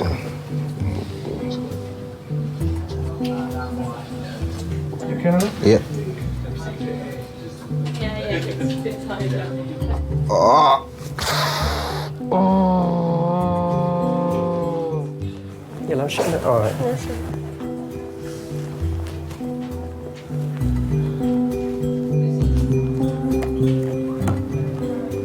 Wait a minute, leave it there.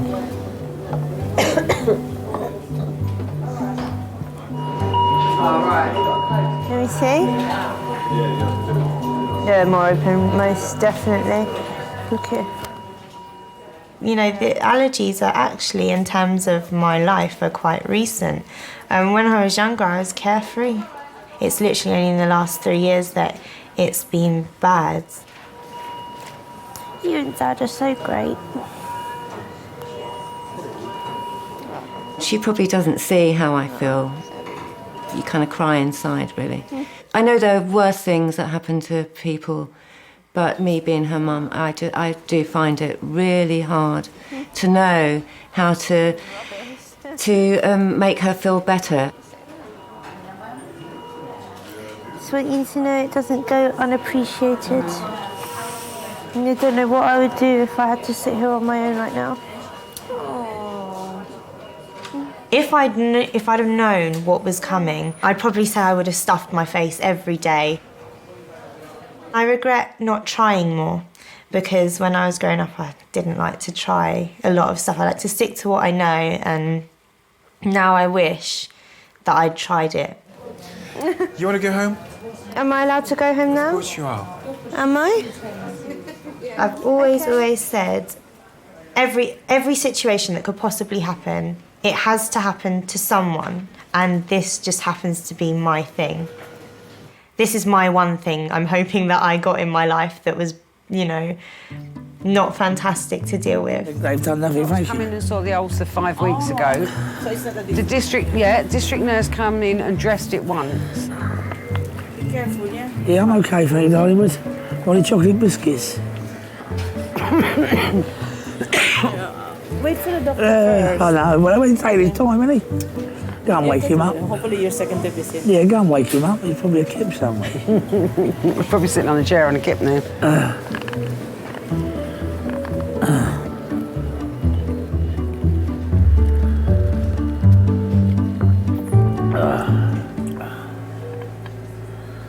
That was disgusting.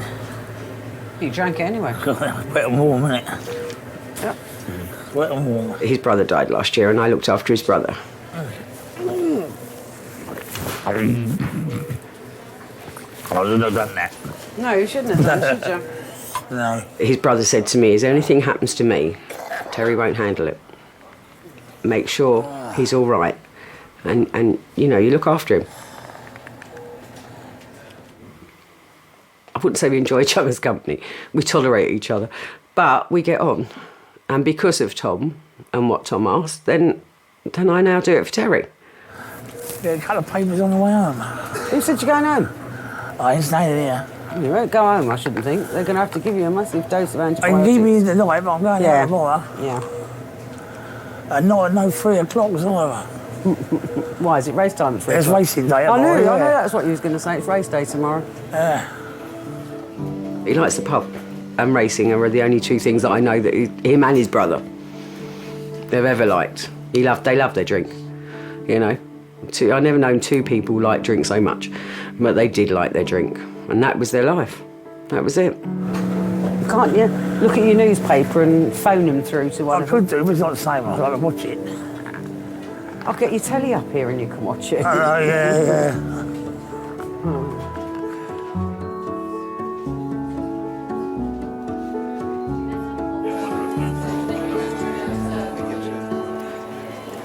Okay, I've got neurosurgery here with me. Okay, so the facet joints are widened at that T11.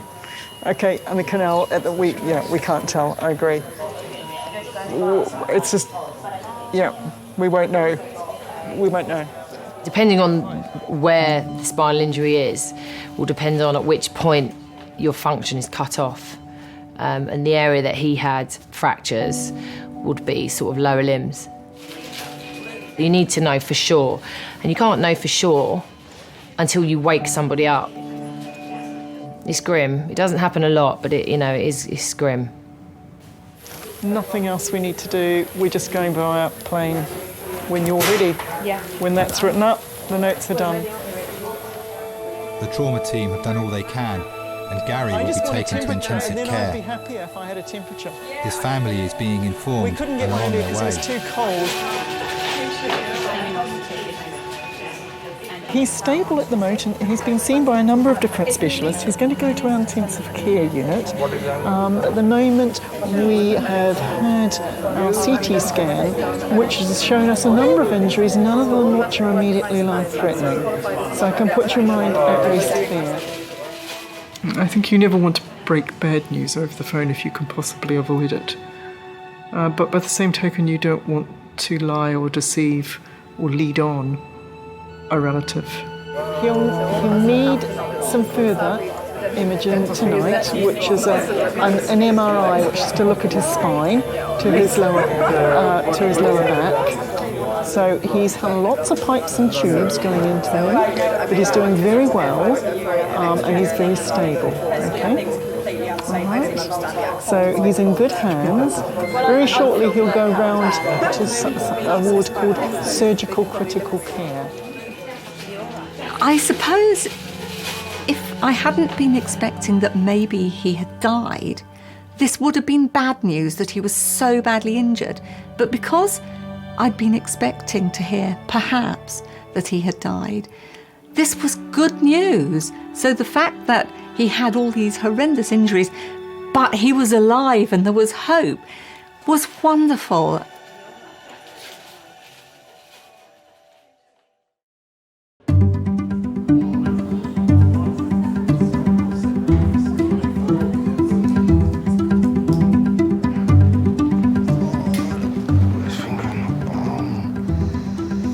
Doctors suspect Marcus has irritable bowel syndrome.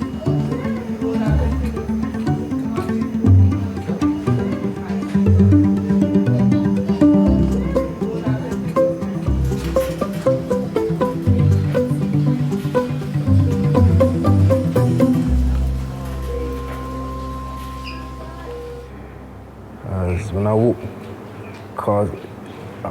walked out like hobbling in that, because Mum went, when he done it, because I was like, oh, because it hurt. My mum was gone from, because he just put it up there, but they had to do it. He had to do it because he didn't need to do that for me. Because, I feel loose, blood. I feel loose.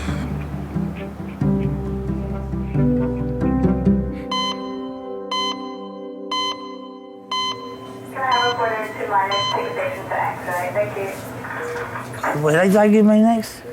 Who? These lot. Taking you? Taking me. Taking you nowhere? Not at the moment. You're dreaming again, aren't you? Why have you got your arm up near? I don't know. You waiting for a bus or something? Pubs are still open. That's what your right arm's for, love. I ain't good for nothing else. Is Jacko there? Was Jacko at the pub? Yeah. All right, okay, well, you got to see him at least. He annoyed me, he did. Why? He annoyed me. I didn't say nothing to him, I just let him wash. I said, look, I told him what was going on there, I ain't got long. And all that, there's final diagnosis and all that. Yeah. I said, do you fancy coming away again in March? Oh, no, I can't do anything in March. He said, I've got to go to Cheltenham, watch some races. Yeah. And something else, I felt, I said, Jacko, this is my last ever holiday, and my last drink with you for good. You could bloody well go anytime. You couldn't cancel a horse racing meeting. So I just walked away. Yeah, because you can do that anytime. Yeah, so I said, you could go. It's like what you said to George. Yeah. You can do all them things after. I just let it pass, but I was really annoyed with that. I get more angry than I get upset, because I wonder why. You know what I mean? Two brothers diagnosed very shortly after each other. You know, what's the chances of that? You know, most people have one in a family that's ill. Unfortunately, this family had it, and it was only a few months after each other. So it is a bit of a kick. But no, we get through it. Oh, there's a twin brother, identical twins, Tom. I miss him terribly. We done everything together. Everything. There wasn't a day go by where we didn't speak to each other or see each other, even when we was with our partners. Don't start me off. I miss him terribly. 57 he was.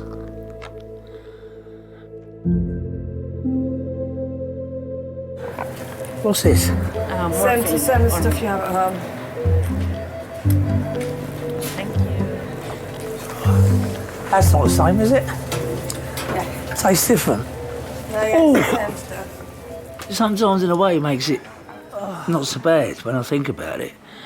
I think to myself, well, at least I can join Tom not going to be on my own, you know what I mean? I've got me brother.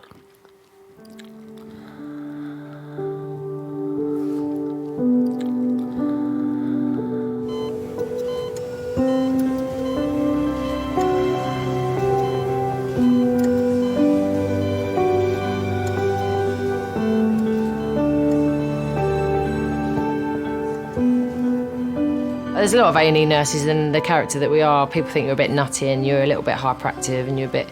But I think when you do that job every day and you realise how short your life can be, literally nothing's taken for granted.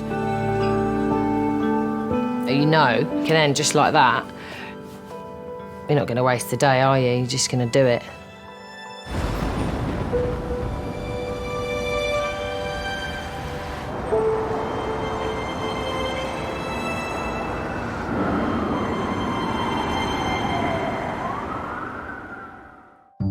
Hello, Gary. He looks good. You're looking great. It's good to see you. We brought all sorts of stuff with us. It wasn't for some weeks that actually made the diagnosis and told him, Gary, you're not going to walk. Gary. This was the one where the car went over the top of us. Oh, Gary. With this one. This is the one where they got the bar. That's it. He was explaining. The bar goes all the way down. Yeah. And he had it. I'd talk to my husband on the way home and I'd just cry, you know, with the sadness, you know, everything that had happened and how different his life was going to be. It was just a very, very sad time. Won't never make any stupid mistakes like that before. Good. That's 100%. That is. I want to live a lot longer and I want to watch my kids grow up and have them watch them. And when they have kids.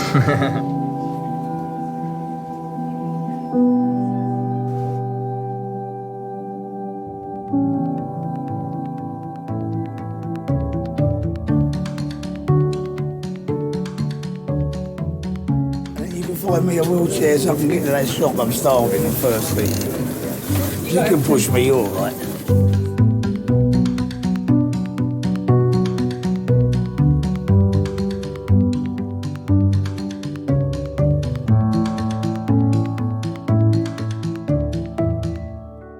Your watches are...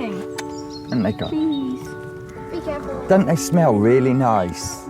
Ah. Can I give Willow a Is it? No. I don't know if that's a good idea with chewing gum for a horse. Oh, cheers, but you don't put your fingers. Could have one more. Good job. Wow, nice one, Jem. You're doing really well. Just go careful, sweetheart. I can do a double one. They're saying you can have an electric wheelchair. If I did have an electric wheelchair, I'd want something which has got some oomph in it so you could so I can pull wheelies on it and have a bit of fun with the kids. I know. How old am I? 48? Or is it 5 years old? Yeah, see? So you know you are. I love you. That's well impressive, yeah.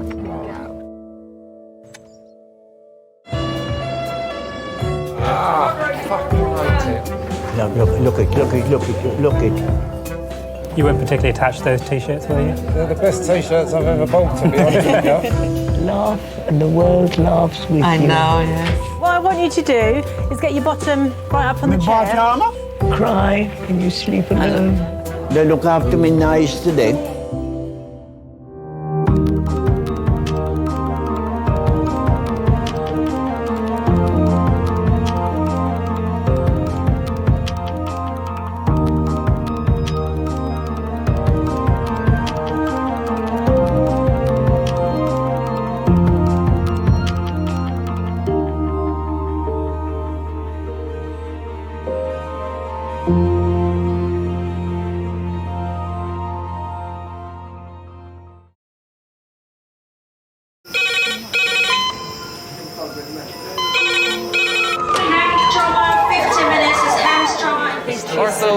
Surgery.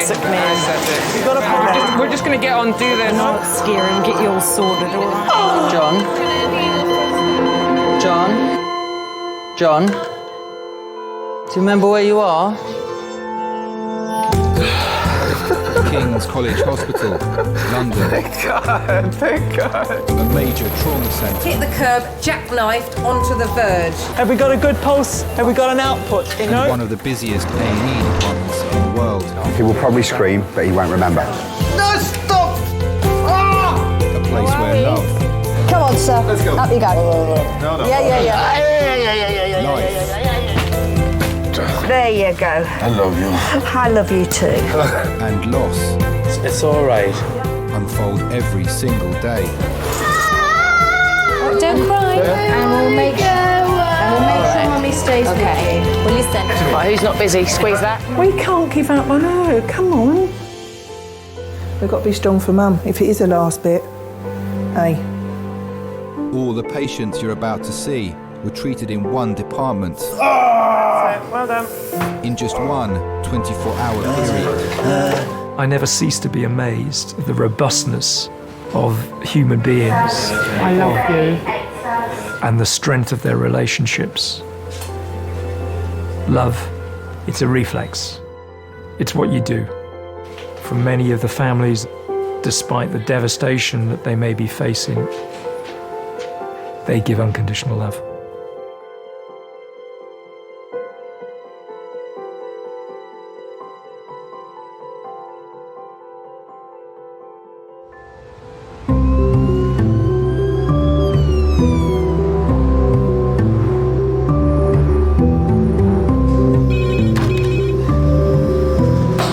Good morning, A&E, Michael speaking.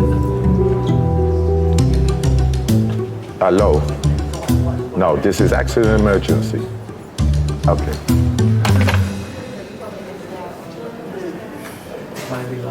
It's getting silly now, man, come on.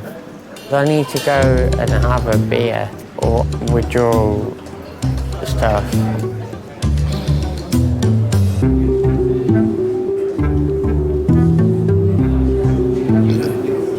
The t-shirt. That wasn't bad. That was a tiny one. I was just wondering, could I get something to stop me from withdrawing from alcohol? But you're not actually withdrawing them? No, I've got the shakes, but... Because I think they've seen you. The doctor doesn't think you need any of those. Medically, you're fine. Yeah. Until you show symptoms, they won't give you anything. Okay, I'll just go back that way. It's gonna be one of those days.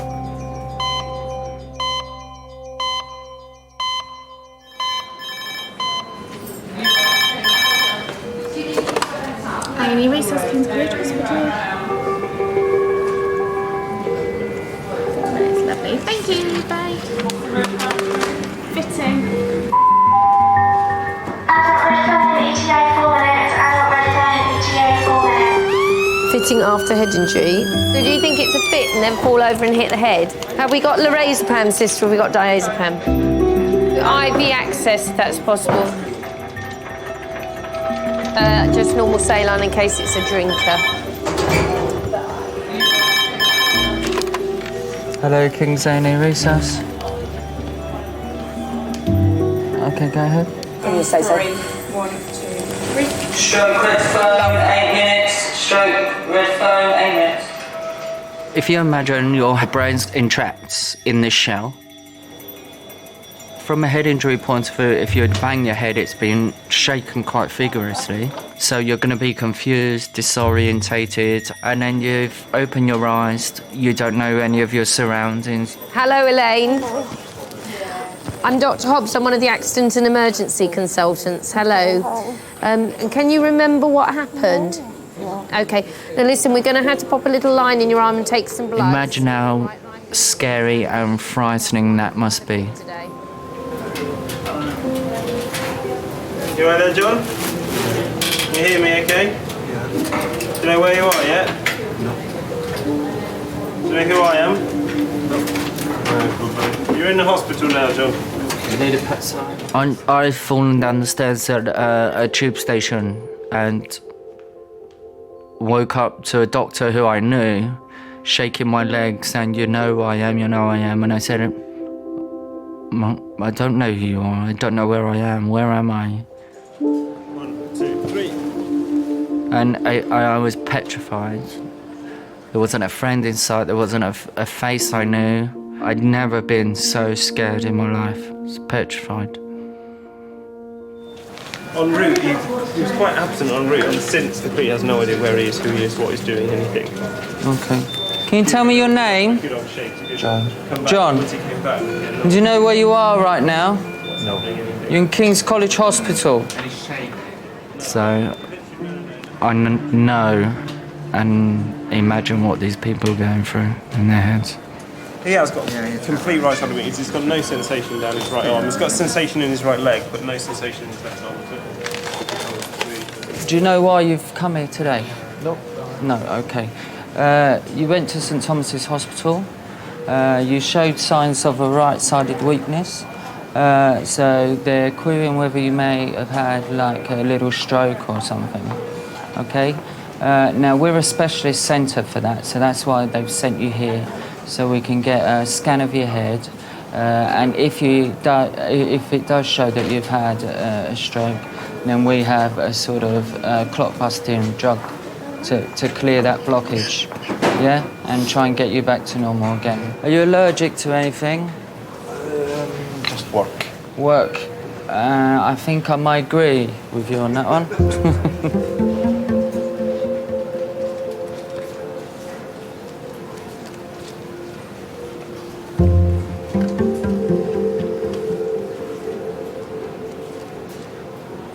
How quickly can things change with the person with the head injury? Within a click of a finger. You could be asking them their name, then they could be fitting, next minute they're unconscious, next minute they could be dead. So very, very, very quickly.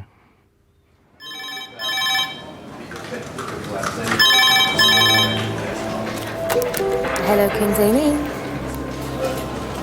12 minutes. Okay, thanks so much. Thanks, bye.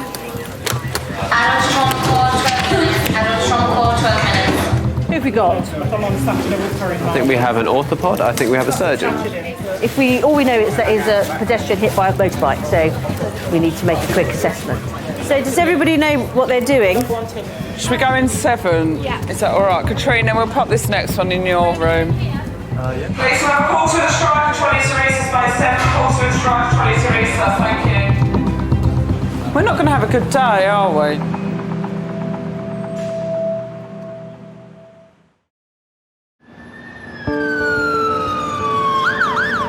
All we know is that he's a pedestrian hit by a motorbike, so...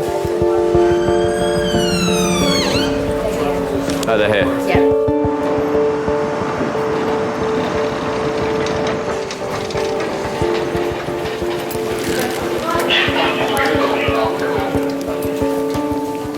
Seven-year-old Chrissy was crossing a road 500 metres from her home when she was knocked down by a motorcyclist. Okay, this is Chrissy, she's a 47-year-old female, hit approximately an hour and 15 minutes ago, left-hand side impact with motorcycle RTC. Queering loss of consciousness, she doesn't read the incident at all. She's got impact on the left-hand side of the face, she's got ulcer swelling to the left-hand side. We'll wrap you all up in a minute, okay? We just need to get some clothes off, okay, lovely? So A is clear for her central. Concussion is equal. The left side of Chrissy's face took the force of the impact. The main concern is potential bleeding behind the eye or in the brain. Okay. I'm just going to try and lighten your eyes, okay? Pupil 3mm both reacting, no regular medication. Doing really well. Chrissy, got a concussion, my love, and a little bruise in your brain. Okay, we're going to scan your head. Do we need to ring anybody? Depends how long I'm going to be here, maybe. You got some details of ringing anybody? No. Do you have any details of... I've only got the female's details. She's got a mobile phone, but it's obviously coded. Coded. So I can't get into that. We believe her husband to be Tim Fenner.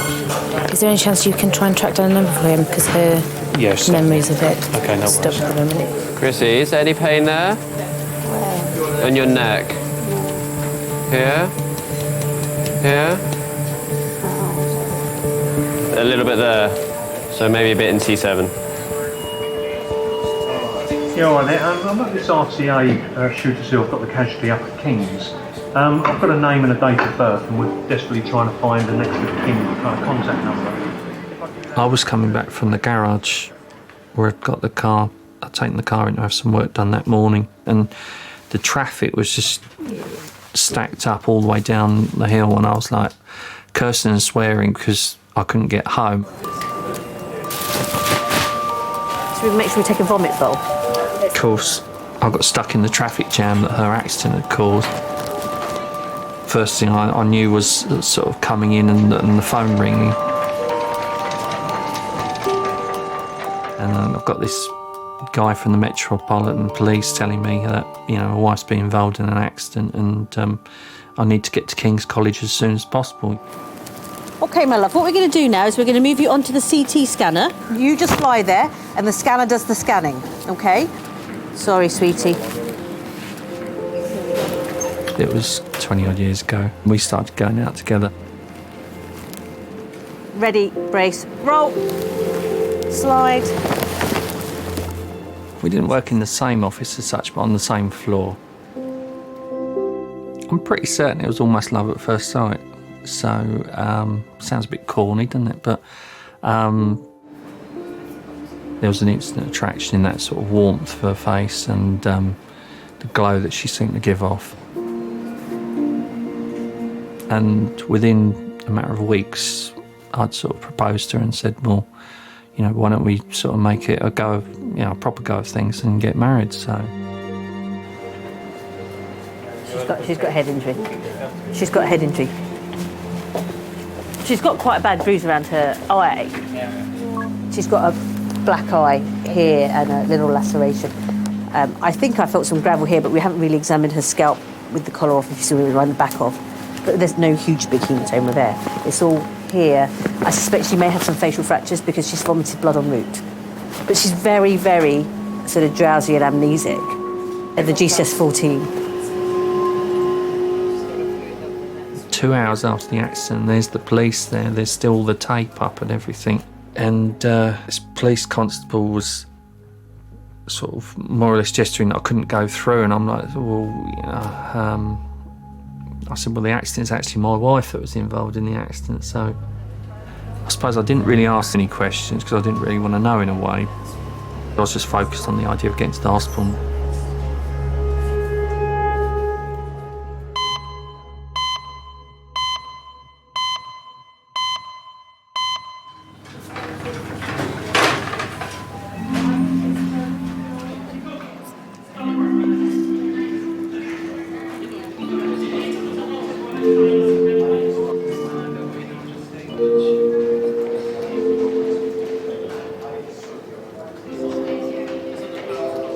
I don't know whether I like even like taking that as a compliment. That everyone always says I look like your sister. That means I look old. No, it means I look young and I want to look like your mum. That means I look old.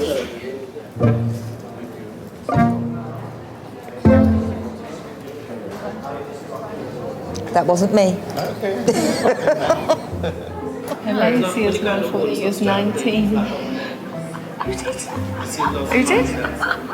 Who? Lacey is 19. Her mum thought I was 19. See, that's embarrassing, Roxanne. She showed her mum a picture back from my birthday and that, and then she was like, how old do you think that girl is? And then she was like, about 19. Roxanne, that's embarrassing more than anything. Hello?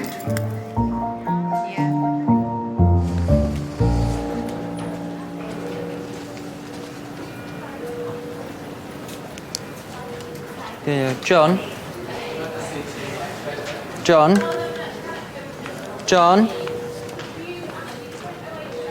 You all right there?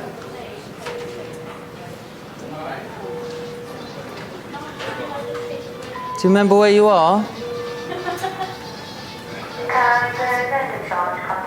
I was just speaking to you. My name's David. You're at King's College Hospital. Okay. Do you remember anything else I said to you? No. No. Okay.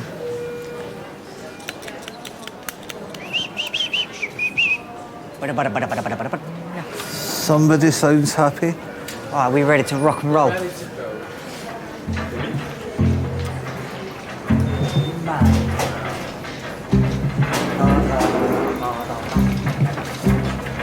And now the Undisney.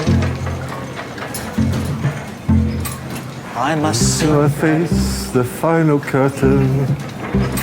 Yeah, you got it, my friends. You got it. You got it. They did it my way.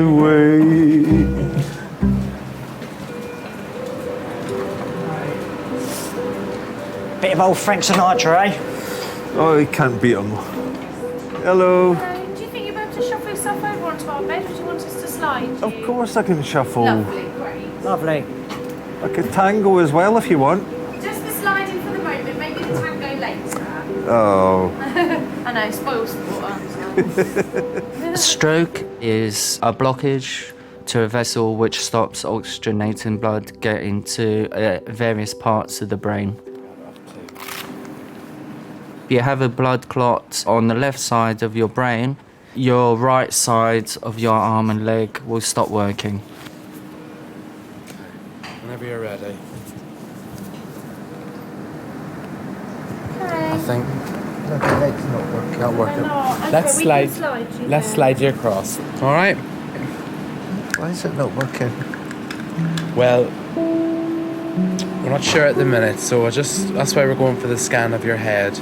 Okay, but let's slide you across. All right. It won't take too long.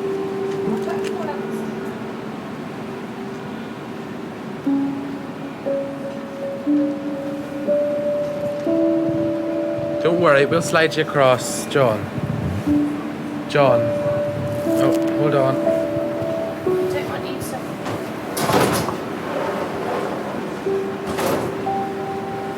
Lovely, well done.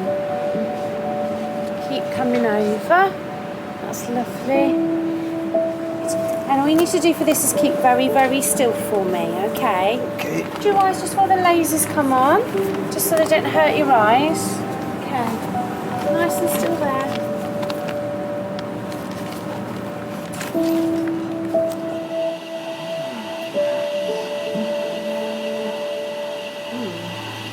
You did operation for a cyst.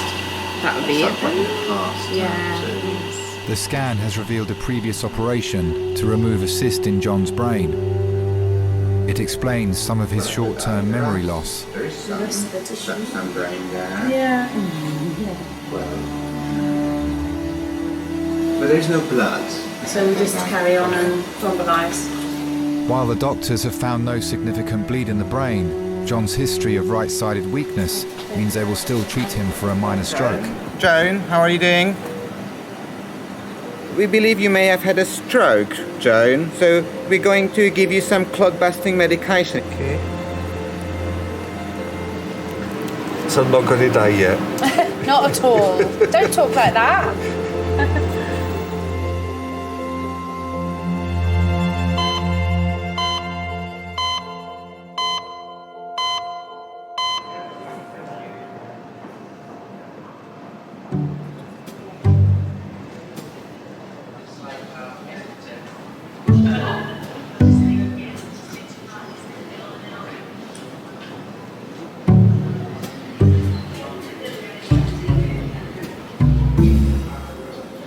I swear I blink about 1,000,000 times a minute when I'm tired. You always blink.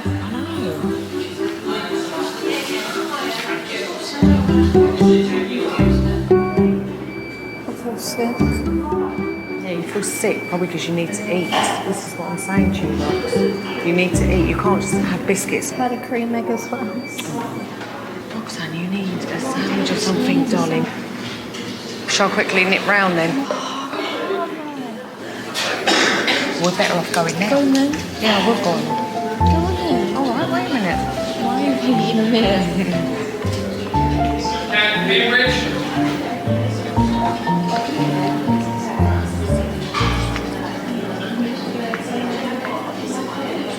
Okay, I'm gonna go. Right, what do you want? Hmm?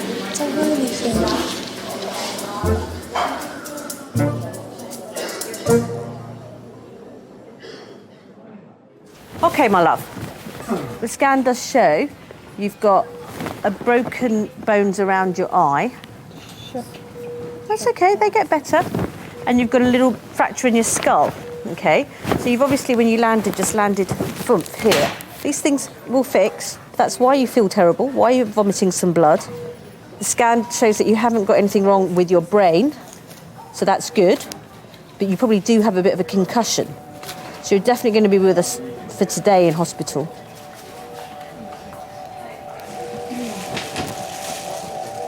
This lady, the whole imaging's been done. Spiros here is her trauma fellow, is just making the phone calls to Neuro and Max Fax as we speak.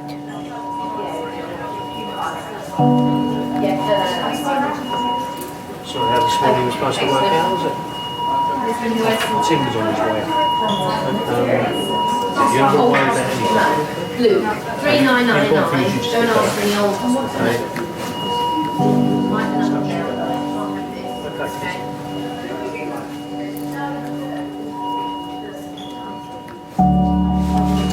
It's a significant accident. Like, she does not. Your mother walking past would say she doesn't look right. Yeah. Do you know what I mean? It's not life-threatening. It may be life-changing. When people have severe head injuries, they can have epileptic fits. They can have character changes, particularly the frontal ones. The truth is, you're not necessarily back to normal again once you've had a serious head injury. You can affect blood flow to particularly the frontal cortex, where our personality comes from, and our personalities change.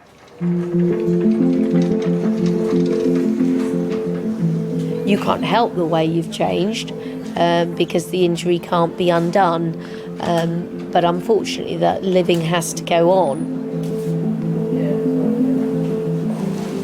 John, do you know where you are? No. No. You're in King's College Hospital, okay? Do you know what month it is? No. No. It's March. Oh. Okay. And what year? Springtime. What year is it?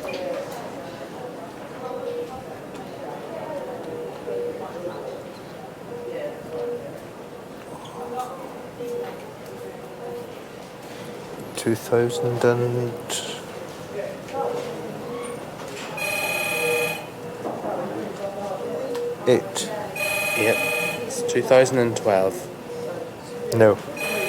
No, it is 2012. Okay. Alright, Alright.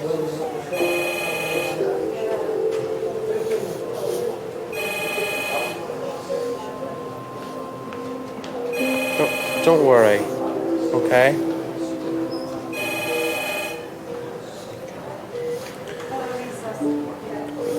You're gonna have to shine light into your eyes as well. Sorry, what's that? There's tissues over there. Oh, right. Got some tissues here. It's all right.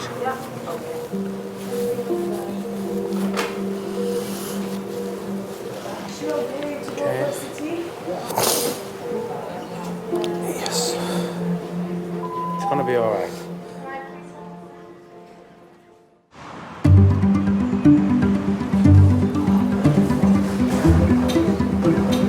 Hello. Full cream or low cream? What time do you have your dinner then? I'll have it later. What time do you have yours, Ivy? Later. About 6:30. What do you eat all day then? I haven't eaten anything yet. I haven't had anything, but I only usually have a sandwich anyway. You have no breakfast, friend? No. I only have a bit of toast in the morning. Oh dear.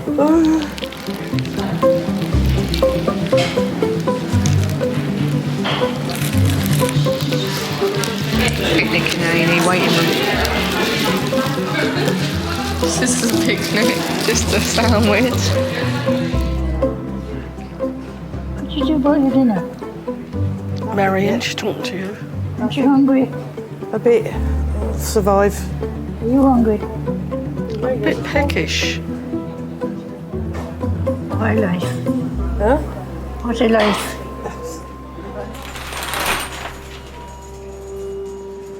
Oh, hello, Eye Clinic. Sorry to trouble you. Can I speak to the ophthalmology registrar on call, please? It's a lady who was crossing the road who was hit by a motorbike. In her left orbit, she's got a fracture of every single wall. So the lateral, the medial, the posterior, and the inferior. The only thing she hasn't fractured, we think of that, is the superior wall, okay?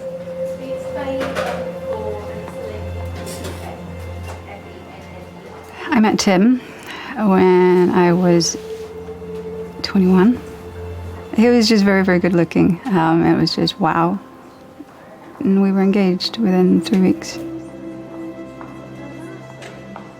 3 weeks before the wedding, I turned around to him and said, sorry, don't want to marry you. To Tim, because I said those words, you know, I don't want to marry you, he just sort of switched off. For me, I thought he was just moving out to just think and get, you know, just get himself together, and that he was, you know, gonna come back, and then we'd ever talk about it, but he never did. Hello, Mr. Fenner. I'm Dr. Hobbs. I'm one of the emergency medicine consultants. Your wife is able to speak to you in there, but she has had a head injury. I don't need you to do anything apart from sit there and hold her hand.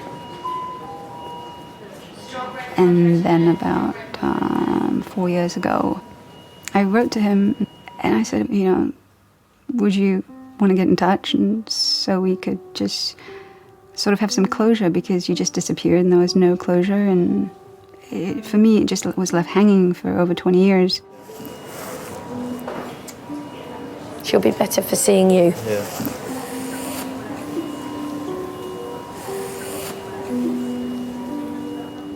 There's this letter in front of me from a person that I'd really loved and felt such a great bond with, and yet, yeah, things went wrong at the time, but there were still those feelings there. I actually sat on that letter for about a month thinking about things, and I got to the point where I thought, well, what have I got to lose?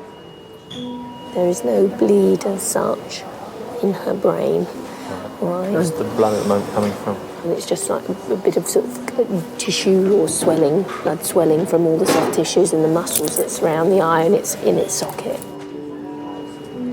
We didn't plan anything, it just happened. It was like doors opened and you had the choice. You either go through the door or you don't go through the door, and it was just the universe paving the way for us.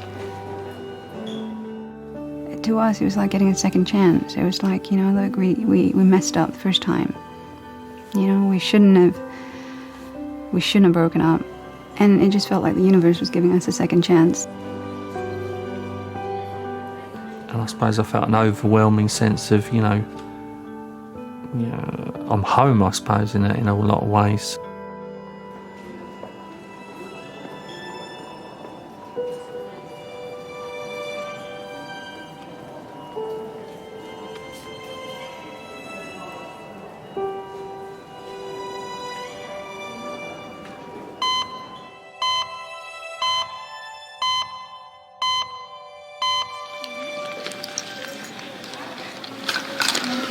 Seriously.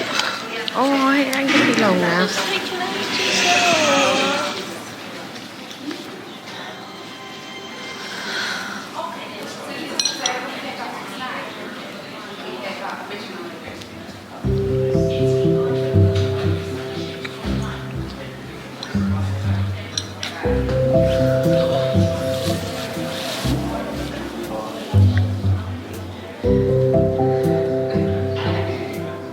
What have we got to wait for now? For him to arrange the scan. A scan or an X-ray? A scan. That's where they put the jelly on, isn't it? I think so, yeah. Like a baby scan. Yeah. They put the jelly on to scan it. What did I wake up? Jelly and custard. Very funny. What time do I get me dinner? We don't get won't it here. be long now. Won't be long. Hey? We try and get you a cup of tea in a minute. We got to wait for him to do the X-ray of your Just foot. waiting to go down for an X-ray. I got to wait all the time for my dinner. No, we'll get you something, Mum, Mum, because... because... Then you can have your dinner when you go home. Yeah, but by the time she waits We've got to wait till I go home for my dinner. I think so, yeah, but we'll get you something to keep you going. Do I get my dinner here?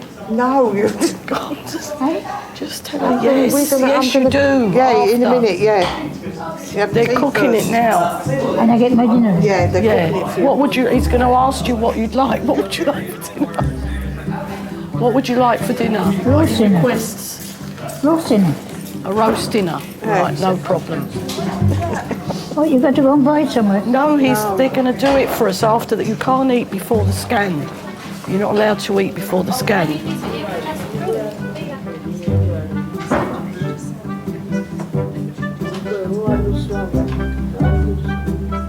What am I doing here? They're x-raying your legs to see why it's swollen.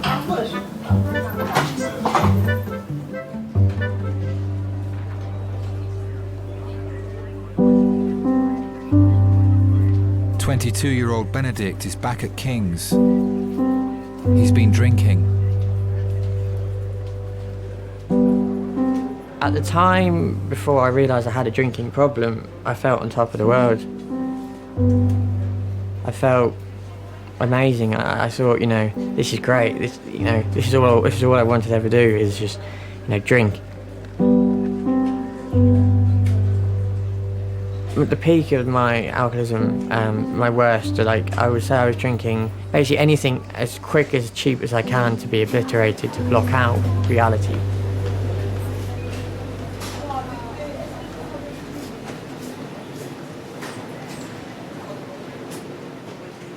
I was just in my own little world. It was just me, the street, the off-licence, and the can of lager. That was me. How much do you normally drink a day? About 74 units. About how many? 74 units. 74? Yeah. A day? In one day? Wow. And what in the cider, is it just cider? Cider, yeah.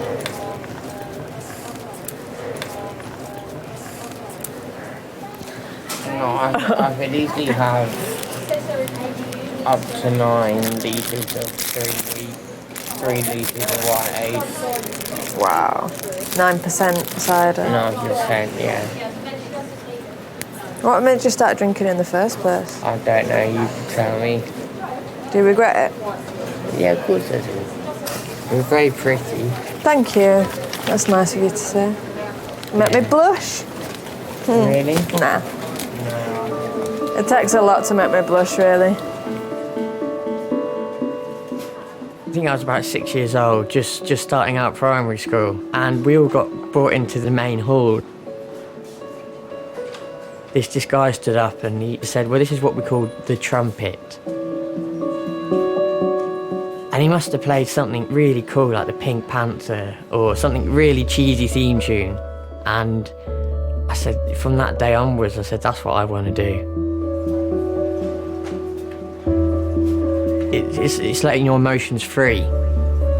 It's my voice. If I can't say something, I'll let you know via the trumpet. I'm just sick of the withdrawals and the fits. So, And then you drink to stop you feeling like rubbish. yeah, I don't enjoy it, I hate it. But It must be hard. yeah, I Hard have work. to Stop you feeling rough. Yeah. There were some times if I left the house, I would have my trumpet case with me, but there wasn't a trumpet in there. There was a big bottle of cider. I couldn't stay sober enough to sit through one rehearsal. The drinking had really messed up something that I've always wanted to do.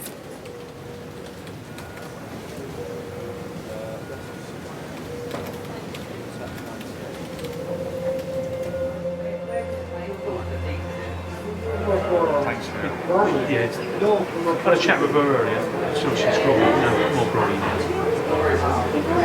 I wish her a speedy recovery. Okay. Yeah. Okay. No worries, Tim. Right. Thank you. Take care. Thanks. Bye. It is a marathon, it's not a sprint. Long after the hospital has discharged them, the process of getting well may still be going on, and it's the relatives who carry the burden of that. First floor of Jamie Wing. Genuine. All right, you go and we'll meet you there. It will affect a relationship between a husband and wife, a relationship between the parents and the children, or even between the children. They will carry the weight of that burden for years to come, probably a lifetime. I suffer from severe withdrawal from alcohol. The nurse said, I can't give you a fag. There we go, someone a lot worse off than I am. Yeah.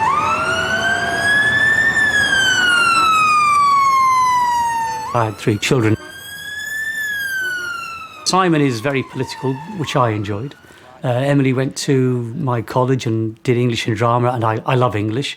And Benedict took up the music, and of course that was my first love and first profession. I'll see you in a sec. I'm very proud of Benedict. Taking the lead in Tchaikovsky 4 or Bruckner 4, I mean, at one end of the spectrum, or hearing him playing a trumpet concerto from memory. But when somebody that you've brought up and been proud of is an alcoholic, I think there aren't enough words really to describe the intense sorrow and pain that one can feel. It's a disease which just, it's like cancer or MS. It doesn't matter who you are, where you live, how rich you are, how powerful you are, whether you have one parent or no parents, whether you're in prison or whether you're a high court. It just grabs you, and I think there isn't. I don't think there is a stereotype. It can happen to anybody at any time. No.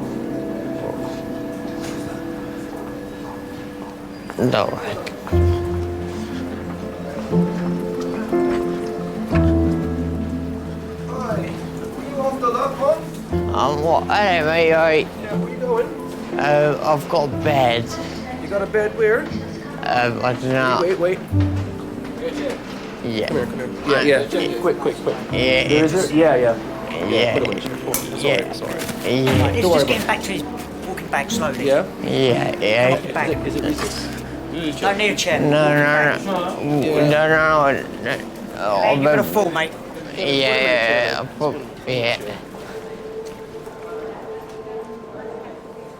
I can't control it, and I can't cure it. It's the 3 C's. It's a sort of standard little mantra, isn't it? I can't control it. I didn't cause it, and I can't cure it. And again, that's the insidious part of the disease, is that only Benedict can cure it himself.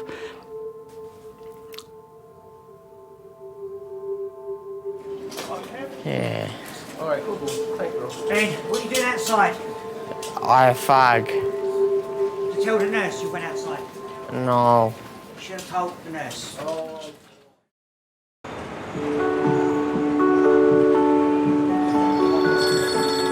Hello?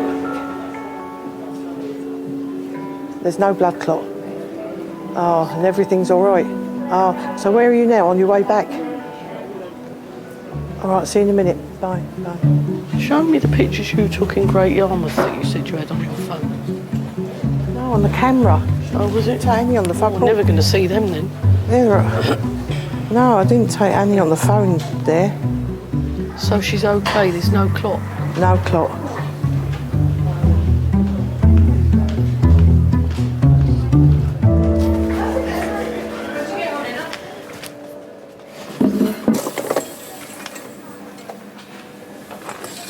Hi, Benedict. Hi, it's Emmanuel from Mental Health. Yeah, I remember. You remember me last night, isn't Yeah. it? Okay. What's happening? What I had happened today? a withdrawal fit. Normally, I have a certain amount of drugs that I have to take, but they are not giving it to me, so... If you need it, definitely they'll prescribe it for you. No, but I do need it. One doctor said, yes, You think you can. need it, but when they've done the assessment, they don't think you need it. It makes you feel sick to the stomach that I actually became a compulsive drunk alcoholic liar. I was that guy. I was the guy. I was like, I'm not him again, you know. Here we go again. It's the same routine. I wanted the attention. I wanted the care. How best will you describe your mood at the moment? Out of 10, about 1.5. And how long have you been feeling low for? I'd say since I was about 19.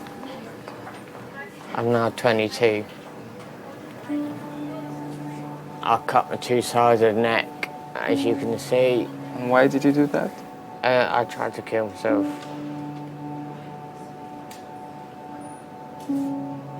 I was going to go for here, but I didn't have the balls to do it, so... When I say the balls, I didn't have the guts to do it, because I was dead scared of what could happen if I did it. So. There have been many times when I've said to myself and to others, something has to happen here. This cannot go on. Do I kick him out on the street? Do I spend thousands in a private rehab? I cannot handle this anymore. Do you still feel like you want to hurt yourself? No, not at the moment. No. I just want to have a beer. Because I know that's the one that's going to stop me from feeling the way I feel. You know what I mean?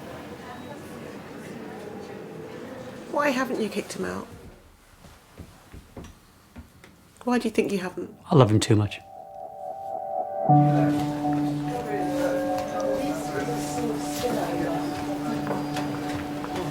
Yeah, I'm good to go. Well, I'm having a go and chat with the doctor, so you just take a seat. I wonder what's going on. I'm not going to see him on a park bench or drinking with the winos down the street corner. I'd rather have him here unconscious than allow that to happen. At least when he's here, I know that there'll be a solution. Your bloods are all completely normal. Alright, So your liver function's absolutely fine at the moment. Don't think for a minute that means if you keep drinking like this, it'll stay fine, because you won't. Yeah. Not at all, but at the moment it's fine. Okay. So, thank you very much for your time. Okay. All right, take Thank care. you. Bye-bye. He doesn't need to apologise. He doesn't need to explain. Because when he's not drinking, he's my son again, and we just move on. I forgive him. Full stop. He doesn't even have to say sorry.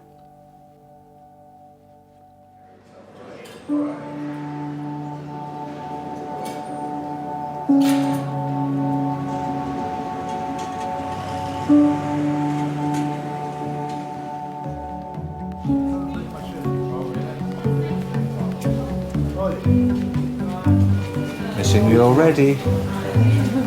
Bye.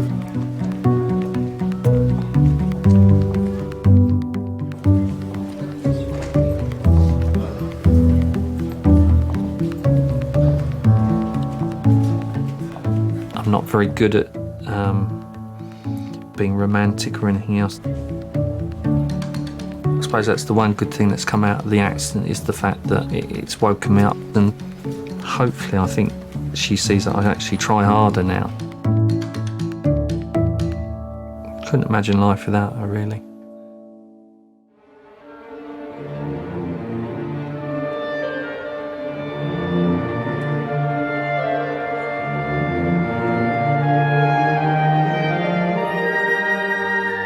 I went through a detox program straight from King's. I was there for 3 days. It wasn't easy, obviously, because I was the youngest there by about 30 years. But I did it.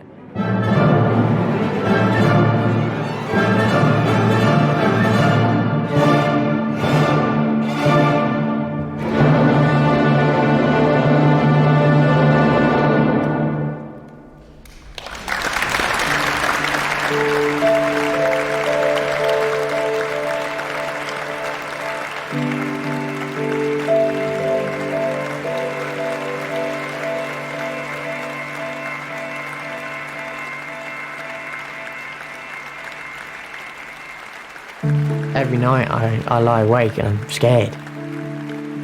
Dad, he was powerless over my addiction and my actions.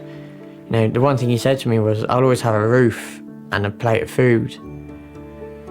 But I didn't realise how grateful that I should have been at the time, you know.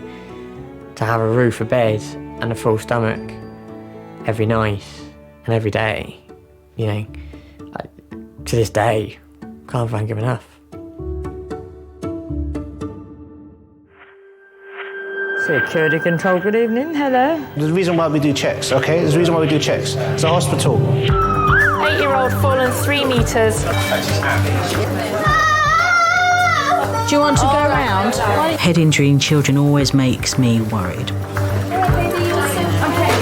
They want, please tell me this is going to all be all right. And I can't, because I will not give false hope.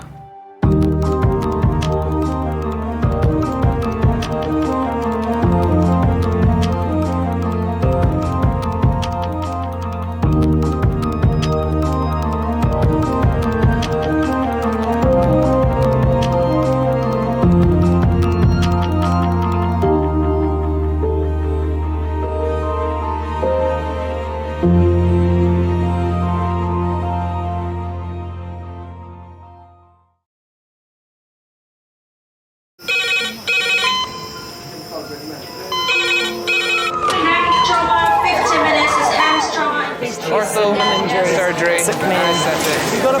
We're just going to get on, do this. Not scare him, get you all sorted, all right? John? Do you remember where you are? King's College Hospital, London. Thank God, thank God. A major trauma centre. Hit the curb, jackknifed onto the verge. Have we got a good pulse? Have we got an output? You And know? one of the busiest A&E departments in the world. He will probably scream, but he won't remember. No, stop! A place where love, Come on, sir. Let's go. Up you go. No. Yeah. life, There you go. I love you. I love you too. and loss It's all right. unfold every single day. Don't cry. And we'll make sure Mummy stays with you. Well, listen. Right, who's not busy? Squeeze that. We can't give up on her, come on. We've got to be strong for Mum, if it is the last bit. Hey. All the patients you're about to see were treated in one department. Well done. In just one 24-hour period. I never cease to be amazed at the robustness of human beings. I love you. And the strength of their relationships. Love, it's a reflex. It's what you do. For many of the families, despite the devastation that they may be facing, they give unconditional love.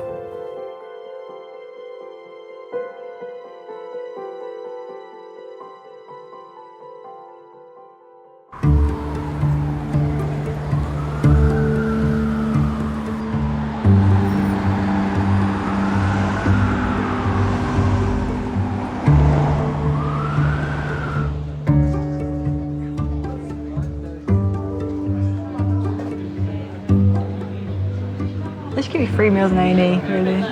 If you're here over mealtime, you should get food. I think you should have tea and coffee as well. Tea and coffee facilities and chocolate biscuits. Yeah. One of the best countries in this world. And all kind of stinking people. They stink. It's the poor doctors I'm sorry for some of these patients. Yeah, but you have to live and let live. Not live and let live. No, you can't. No, you can't be. You can't be prejudiced. You know, be careful. That isn't a prejudice. It's straightforward. Going into me, oi boy. Glory be to God. You think they're going into my eyes, huh? Oh well. Yeah, but sure.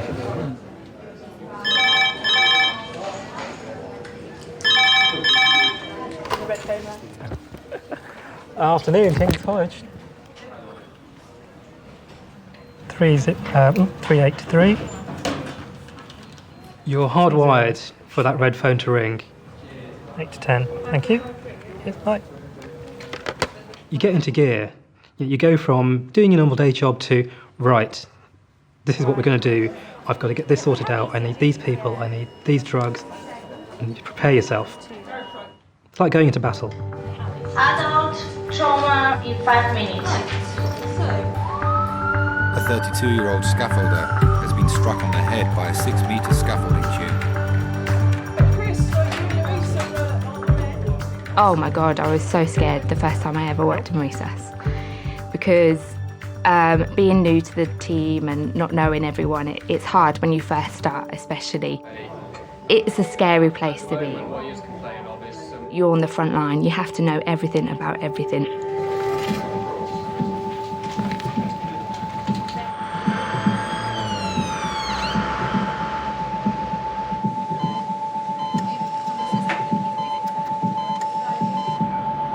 The red phone patient has come from a building site in Kennington, South London. Before the paramedics arrived, he was unconscious and convulsing on the ground. Okay then, this is Tommy, he's 32. Hi there, Tommy, I'm Charlotte. He's a scaffolder, and what he is complaining of is some pain central in his neck, going from the base of his neck right to the top of his head, roughly in the middle. He does have an injury to the back of his head, onto his head. Unfortunately, so we're going to have to cut all your clothes off, all right? Do you round up for me, Tommy? Thanks, darling. You weren't particularly attached to those t-shirts, were you? They're the best t-shirts I've ever bought, to be honest with you. Honestly, they are. Chest X-ray here? Or do any? Resonant percussion notes. Cruel lot of people here. I fucking hate it, I really do. Hold on, mate. Sorry for swearing. Alright. The human body is tough. It's built to run, it's built to hunt, it's built to play sports. It's not built to be hit by something hard and metal. And that can really damage your brain. It's difficult, because you often don't know what they've done. Well, what we're going to do, get some blood, make sure that's fine. Get you off the hard metal scoop in a second. You'll probably have a scan of your head and your neck. See if you've broken anything, or if that scope of that scaffold's gone into your head. And then we'll talk again. Thank you.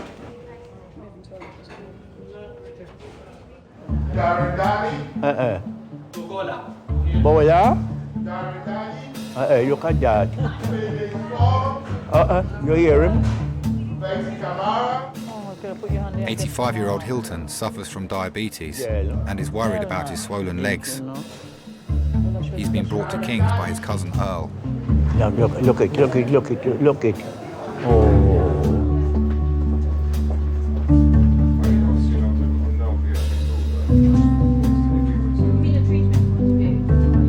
Hilton Herbert. Yes. There we go. Yes. Come in.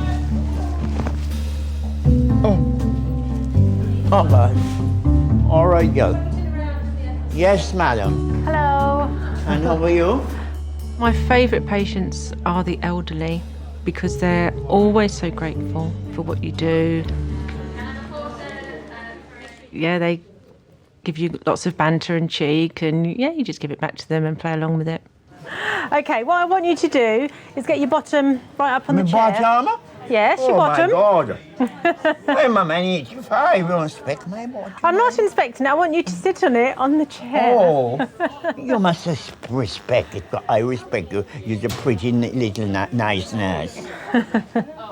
Okay, so you shuffle your bottom back and then swing your legs up. Yes. All right, and then you can tell me all about it. My name's Nancy. Yeah. All right? Yeah.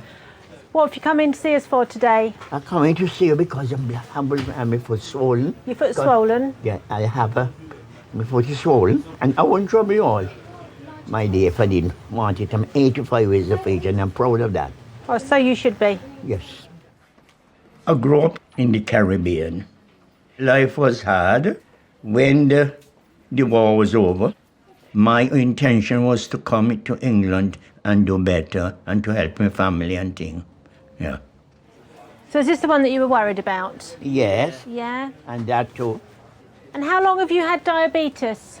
Oh, since 1977. Okay, and are you on insulin? Yes. Yeah. But it's controlled. Yeah? It's well controlled. Everything And how under often do you control. check your sugars? Once a day. Once a day. And have you checked them today? Today? And are they all right? I was ashamed. It's 3.9 today. 3.9. Excellent. 3.9. Okay. And how do you feel in yourself? Do you feel well? I Unwell? feel well. But it's only that you could hardly walk sometimes. Yeah, okay. What I'm going to do, I'm just going to go and check our computer and see if we've got the blood results test. And I just want to do a little swab of your leg, see if there's any bacteria growing there. Yes, yes, All please, right, yes, and then I'll be please. back to see you. Thank you very much. All right. No.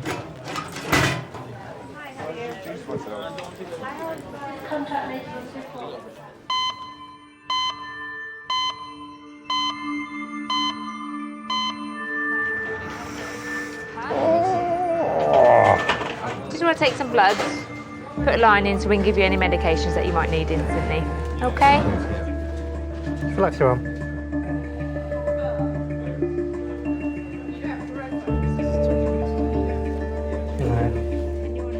When a patient comes in shivering, 9 times out of 10, it's shock.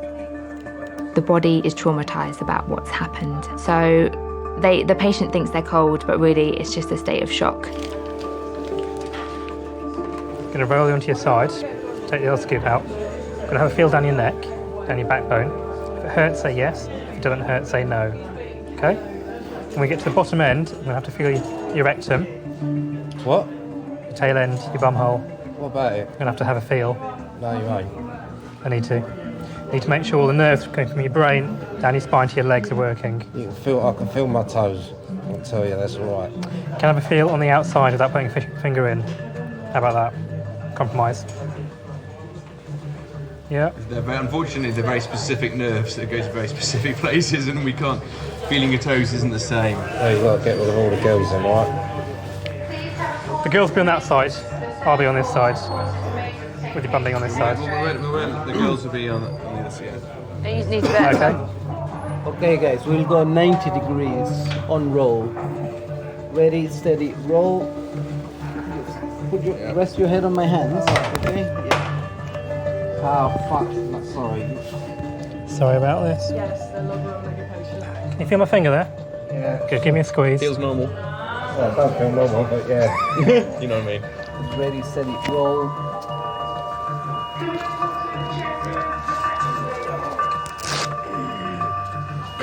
Let's get you warmed up now, okay? Don't move too much.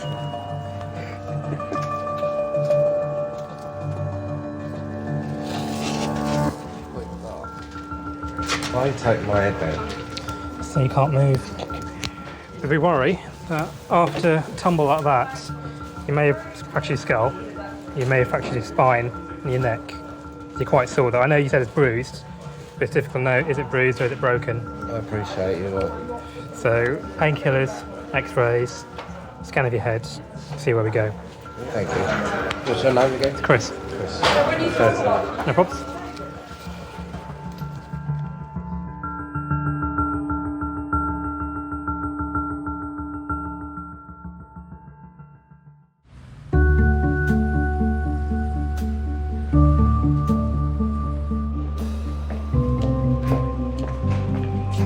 Oh, right.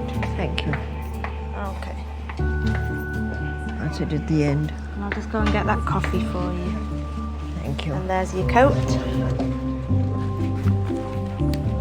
Thank you. Okay, I'll just turn that.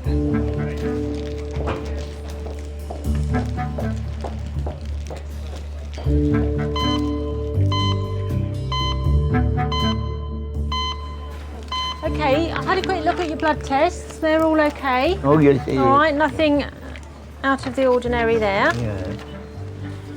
You get them quite quickly. Yes. Mm-hmm. Wonders of technology. Yeah. Oh my God. Do you live on your own, or do you have anyone with you? Uh-huh. He lives on his own. And who does all your cooking and shopping and everything? Me? You do it all yourself? Yeah. I still have my appetite and everything. I want to take my little rum, you know. Well, I think at your age you deserve it. Yeah, 85. Exactly. Okay. come Let me now. see if I've got some cream I can put on there now for you. Yes, please. All right. Yeah. I can't promise that I have, but I'll go Yeah. and have a look. Yes, all right. please, yes. Okay. I do think about getting older because obviously I'm a grandmother now. I'm getting that way, and I do think about it. But I think I've got a fantastic example in my own parents. My grandmother used to say it, and now my mother says it. But old age is no place for sissies. There you go. You can take this home with you and put this on, all right? Yes. It's quite greasy. Yeah. Oh, that's It's good. very then. good. Could you put them in a bag for me? Yeah. That is a gel. It's an ointment. Ointment? Yeah. What's the name of it? It's called 50/50. It's 50/50. liquid paraffin. Oh, liquid paraffin. Oh, yes. Yeah. It's 50% liquid paraffin and 50% soft paraffin. There you go. You can take that one home with you. Could I put it in a little rice at home? Well, as I get older and I older. was saying, can he cook this with some rice? No. What, you sure? And I had your rice nearby already. You see, you can fry the fish in. Fry the fish in this? Fry the fish in the paraffin, yeah. And it will be so nice. That's like it like that.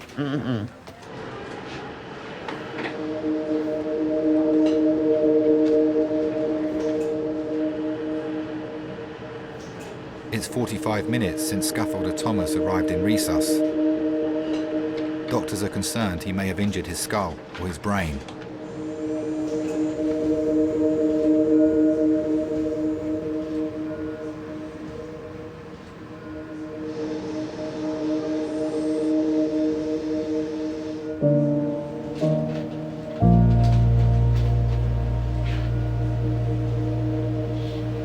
Apart from that, I cannot see anything major inside. Let's check.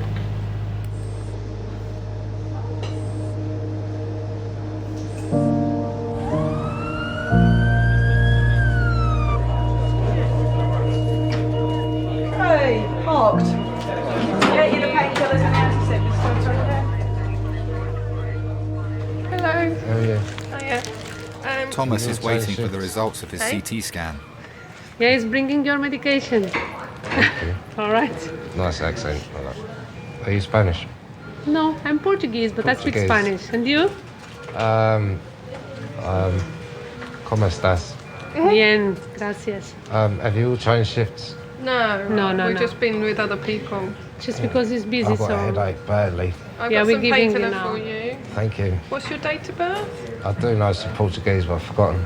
It's all right, don't worry. Just say your date of birth. 13th of April, Yeah? 1979. Very good.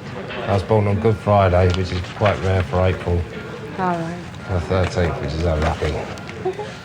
Yeah, Apparently. even last year was in April. It was, wasn't it? Yeah, it was in April, yeah. Yeah. Right, we've got some of your clothes that were cut off. You want to sew them up? No, definitely not.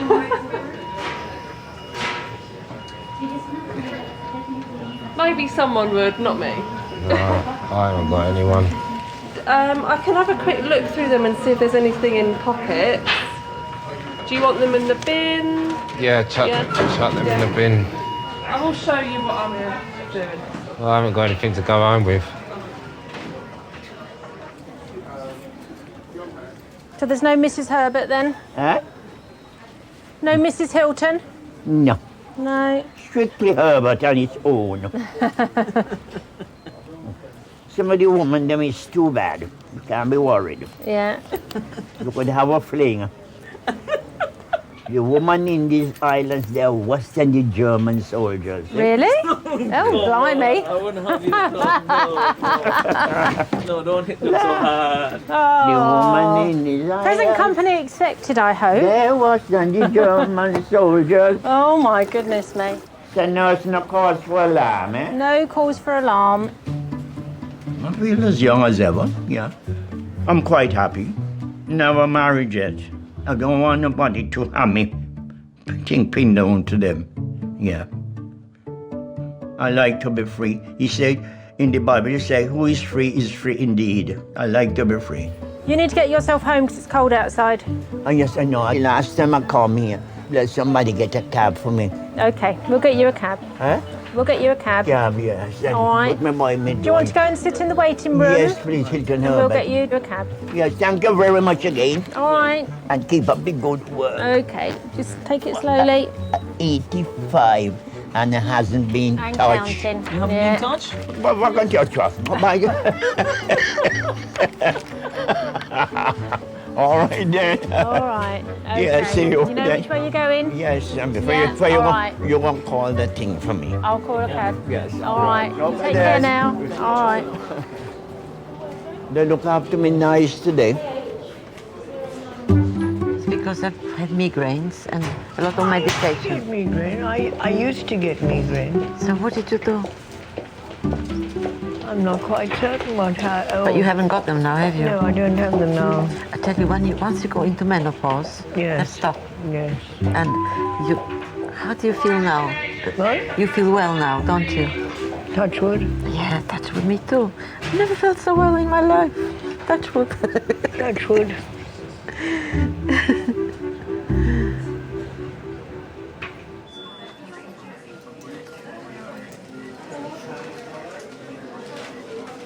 The results of Thomas's CT scan are back.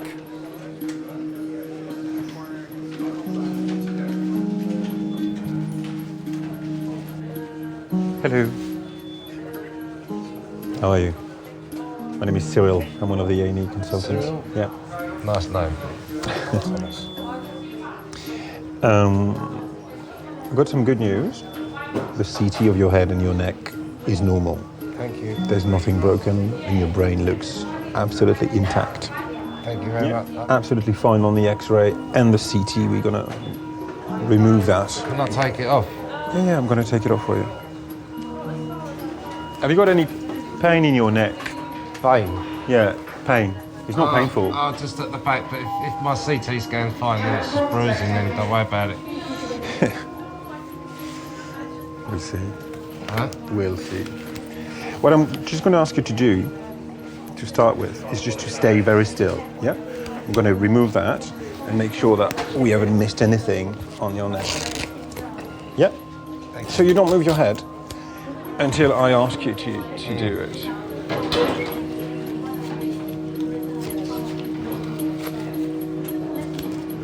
Oh, mate. Such a headache. Where is the headache? Is it at the back? Behind my eyes and the bruising's at the back, but... Yeah. Okay. Behind the jaw. Okay, Dad? You okay? Yeah, I'm fine. And Thomas is going to be fine too. Pardon? Yeah, I was just talking to myself. Right, just don't move your head a moment. Okay. How is it? Bruised. You feel it's bruised. Could you turn your head to the right for me? It's always a relief when you get good news. You do get something in the back of your mind wondering, you know, like, is there some sort of, like, because, you know, you worry about sort of maybe a blood clot or something, you know, that could hit you and switch you off. Because it's a head injury, it goes through your mind, you know. The feeling in your legs, in your arms is normal, yeah? Normal, yeah. Cool. No pins and needles, no. Could you turn your to the left now? It's a 6 metre tube, and then the tube basically hit me square on the back of the head. I don't remember feeling anything when I hit the floor. I remember being extremely scared, you know, and all sorts of things start running through your mind, like, you know, is, okay, you're awake, but are you think to yourself, are you just going to switch off? You feel sick? I'm starting to feel sick. I was afraid of dying, really, to be honest with you. I'm a little bit of a worrier when it comes to things like that. Maybe if it happened to somebody else, they wouldn't have been so worried. But I was certainly scared of dying. I thought that was it. You're going to stay with us tonight. Do I have to? It's better. It's better. You lost consciousness, yeah, when that big scaffolding hit your head. So you had what we call a concussion, and a big one too, yeah? It's better to keep an eye on you. So you won't sleep very well, unfortunately, because every hour, well, 30 minutes at the beginning and then every hour, a nurse is going to come back to you and ask you some questions just to make sure that your brain works well, yeah? But we have to do that. I'm sure it did.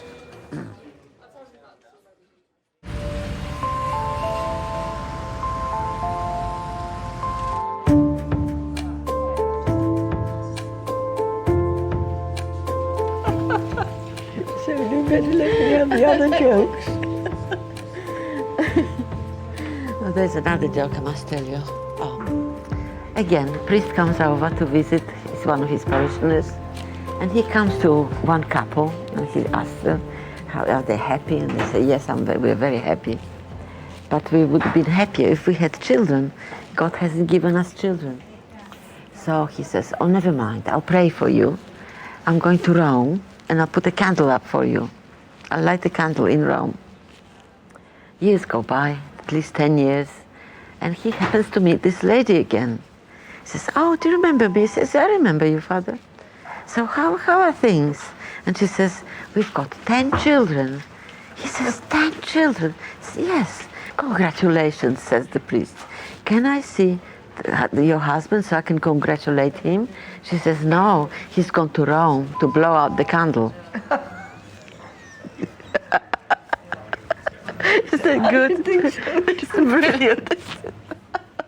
I had a nosebleed. I couldn't stop it. So in sheer desperation, I rang up 39s and I said, listen, should I be having your services or not? They said, yes, we'll come, because you live on your own. So they came over and they brought me to King's. And when they brought me to King's, the nosebleed stopped. And they told me, sit there and we'll keep an eye on you. I remember half a crown. Yes, I remember half a crown. Yeah, of course. Yeah. It's a long time ago. Yes, we came here in 47, which means I am from Poland. Oh. My husband also. We came here in 47. I came back to England in 1951. So where did you come from? Oh, I'm more than the fourth generation to be born in India. Oh, I see. I've never been to India. Oh. Beautiful. Yes. Yeah. We came from Bengal. My father was Commissioner of Excise in Bengal. Right. But did you have servants as well? Oh yes, yes, you have to have servants. Yes. You've got to have servants because you've got to. Yeah. There was not that's the way of life. Yes. You have to be looked after. But quite. Yes. Reaching out to someone to me is very important, because I was all my life working with people, being a lecturer, teacher. So I miss it if I'm on my own and I don't talk, just listen to the radio and watch television. I must have a contact with the person.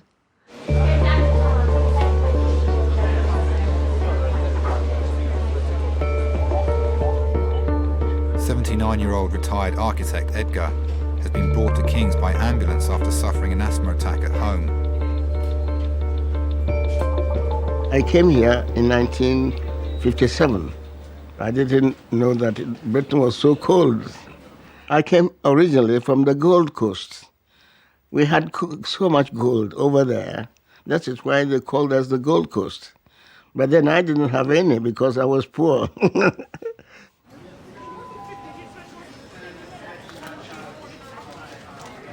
Me again. I've come to torment you some more. How are you feeling? I feel a bit tight. A bit tight? Yeah. I was wondering if you might be able to have a go on this for us. Have you used this? I've used it before, but did I do it now? Yeah, so you know how to do it. You hold it and make sure your fingers don't get over the line on the top. And take a good, nice deep breath in and then blow as hard and fast as you can. With a... Okay. Right, okay. What we'll do is, if you take a deep breath in and hold it, and then wrap your lips around it and blow quick, hard as you can. Go. That's it. Okay, good man. Alrighty. Okay. We'll have to double this at least before we let you out of here. Okay, thank you very much. Okay. I have more energy to do anything I want, but asthma sometimes restricts you. Like last night, I was asleep and suddenly jumped because I was short of breath. And I don't know what happened. Maybe my neighbors were worried. Oh, why is this man calling the ambulance all the time? You know, my chest is so tight. Yes, I think we'll get you one of the nebulizers for the salbutamol to see if that helps. Okay. Does that sound all right? Yes. Do the ambulance people give you one of those on the way here? You know, the mask with the steam? No. No. Okay, fine. Let's give you one of those and see does it help. Okay. And then I'll test you on this again. Thank you.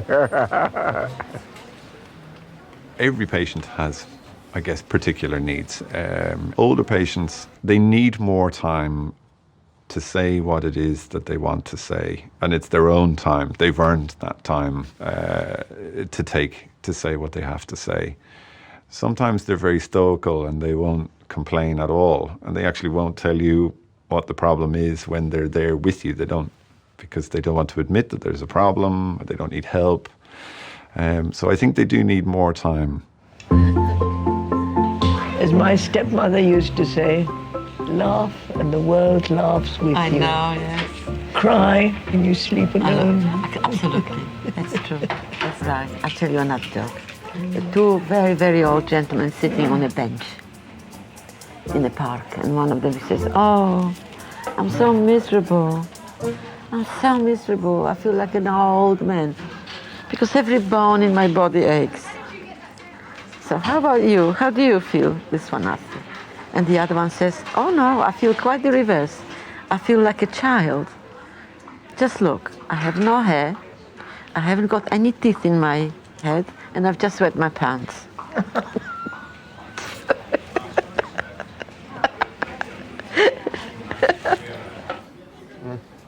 How are you feeling? A little bit better? Yeah. Okay. Can I have another little listen to your chest? Okay. Are you comfortable there? No. You don't look very comfortable. Sorry, let me take this off for you for a moment. Yes, yeah. Shall we sit you up a little bit? You don't look comfortable at all, I have Yes. to say. I think. Yeah, 1 second now. That's it. Mind your fingers. That help you feel a bit better sitting up like that? I think so. But it's terrible. I feel tight as well. Still tight. I don't know. Is this how you always feel when your asthma is troubling you? No, asthma, it hasn't been, I haven't been having it for a long time. Okay. It's only when my wife passed away, it's affected me. Really? She died on the 18th of Christmas. Of December? December. Just before Christmas. I don't know. Life is so hard. Oh, she was the most beautiful girl I met in London. She was a student nurse. And what charmed me was her eyes. She has fantastic eyes. It's like the eyes of the pharaohs. So I decided, oh, this is the girl for me.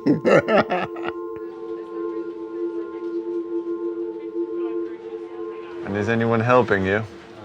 I'm living alone at the moment. Have you many friends or No. church or anything? No, I haven't friends. Okay. I don't have friends. I don't have any support. My wife was the only support. If something happens to me, there won't be anybody there. I don't know. At the moment, I'm lost. I'm lost. Unfortunately, we see an awful lot of patients who are completely alone, living a very, very isolated life. You know, the middle of the night, when you're not feeling well, it's a particularly dark and lonely place to be, and scary, I guess. I think men rely on their wives a lot more than they would like to admit from the moment that they meet and the moment that they get married. And I think that that reliance becomes greater and greater as life goes on. It's a long time my wife helped me, and maybe company too. I have nobody there, and I'm worried, you know. One is in a mess, and I don't know, my head is in a well. Yes. See, I don't know what to do. Yes. Whether I'm doing the right thing or the wrong thing. See. Life is so hard. See, I think you are doing the right thing, but I think you're in a very, very difficult spot at the moment. Yeah. I think it's... Well, we tend to be in places like that sometime in life. Yeah. But I think I've never experienced it before. Sure. I'm having too many things. Too many things, and your best support, your crutch is gone. Your wife. Yeah. What I might do is I think I might get one of my colleagues to come and have a chat with you. Okay. He works in social services, okay? But what they can do is see if there's something that they can do to, I don't know, to help you get through this period that you're in at the moment. Let me get you a tissue. Yeah. To get you through this very, very dark period that you're in at the moment. Yeah. And maybe sort of get you in contact with some people locally. Maybe we can see if we can help a little with that or something. Okay. Okay? Okay, yeah, thank you. So bear with me. Okay, thank you very much. Let me see if we can help with the other things. Thank you very much. Thank you very much. Not at all. I'm just going to go and talk to this chap and I'll come back to you and let you know how we're getting on. Okay? Thank you. Yeah, okay. All right. Okay. Good night.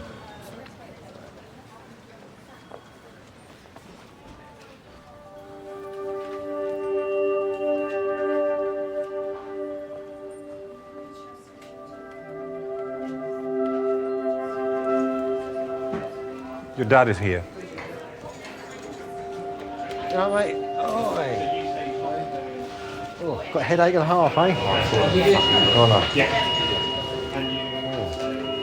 Oh. Only just come over. I don't know, I don't remember anything. Oh. Oh, dear. I've got stomach. Yeah, that's all right. But I am tired. That's a four, aren't they? You know? Are they single women here? Get your face on a nice girlfriend. Oh, no, you just relax. I'll tell you what happened. Yeah, he said something. You're setting out, and one of the stands come over. Well, I just remember waking up, thinking I was dying. You know what I mean? I know it's like because your body goes into shock as well. When I had that car crash, exactly the same. Well, I know what it's like. I've been in bloody hospital loads. Got hit by that car, didn't I, when I was 8? Stop making a habit of it, will you? You got any money on you and all that? They reckon just tonight, staying tonight, have good sleep and everything. They can sedated you a little bit as well, I think. It brings you together, doesn't it? You know, you just kind of, you realise, it puts things into perspective. You realise who you realise some people are not so lucky to have their family around. Well, my dad thinks he's just dropping off a toothbrush and a deodorant. He's going to make sure I'm all right and just go home. But, you know, he doesn't realise that I'm sitting there and I'm grateful to have my dad there, or anyone, family-wise, or even friends, you know. There's a lot of people in this world that haven't got anyone.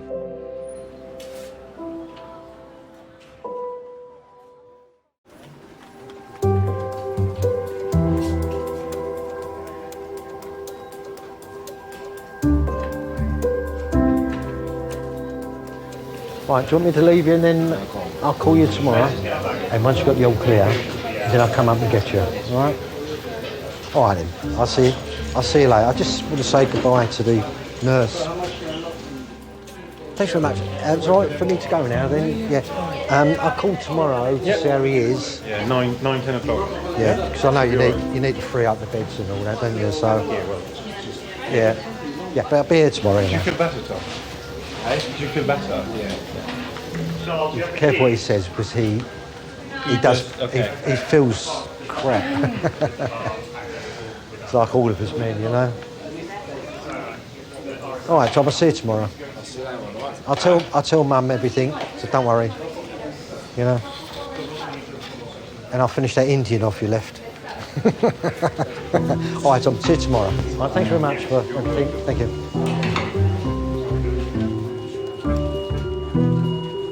I didn't do very well at school. For someone like me, you leave school, what you're going to do? You're going to be a plumber, a bricklayer, chippy, or my uncle's got his own scaffold firm, so it just kind of went from there. I just kind of slipped into it, really. It's hardly glamorous. There's a lot of wear and tear on your body, you know.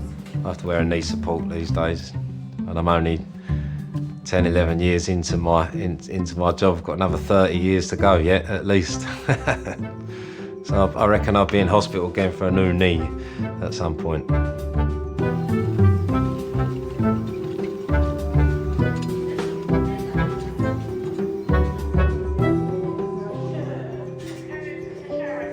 My husband was a colonel in the Polish army. That's him.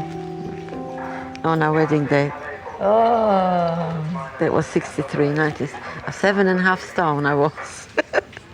7.5 stone. You're not much more now. Oh, I am. My waist was a man's neck.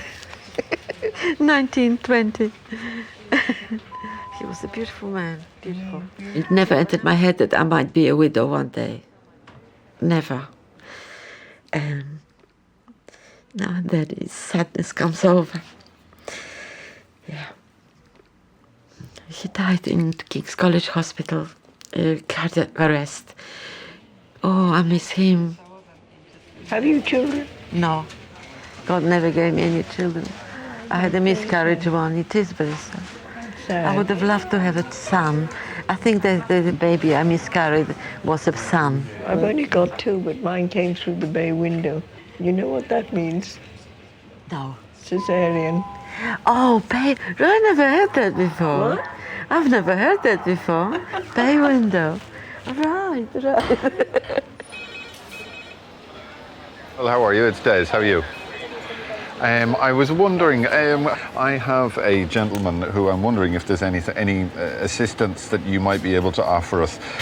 He's a 79-year-old chap. He lives alone. His wife recently died the week before Christmas. He's very much isolated. You know, he's got no sort of day centre. He's got no social support or social network. I think he's a little bit depressed because he's grieving, I think, naturally. But I'm wondering, is there anything that we might be able to offer him in terms of sort of his name is Edgar Bruce Tago. He is, yeah. Brilliant. Okay. Thanks a million, appreciate it, bye.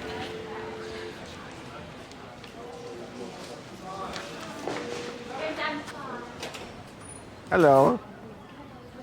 Lucy, a Red Cross volunteer, has come to visit Edgar. Because we've got some volunteers down in Bromley, which nearby the place where you live, and I thought I've got a very nice lady.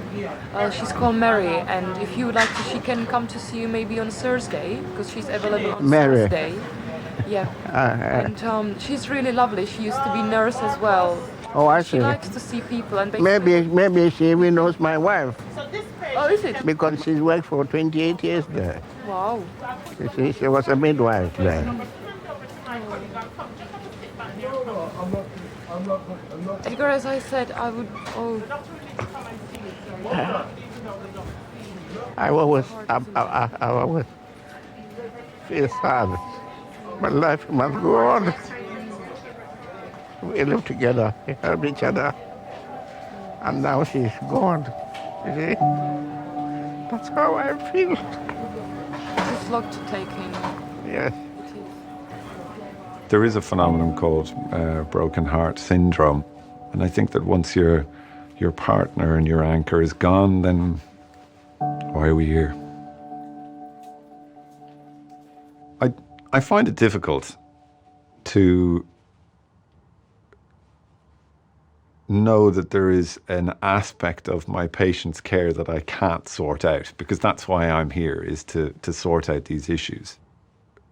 But sure, I'd love to wave my magic wand and make absolutely everything fantastic, but life's not like that. And I don't want to live with anybody else. No. No. I don't want to live anybody who is looking after me. I don't want to live. No. No, if my husband goes and I have to be alone. You want to be alone? Well, no, my daughter, I don't want to live with my daughter. No. It's not fair to her. Right. Well, she might, yeah. No. Because some people, yeah, it just depends. She lives in Chelsea, she's got room. Yeah. But I still don't want to live with her. Well, it's just how you want it, yeah. Yeah. It's just whatever makes you happy, that counts. I hope I go first. Oh, no, please don't say that. Nobody knows who goes first. What?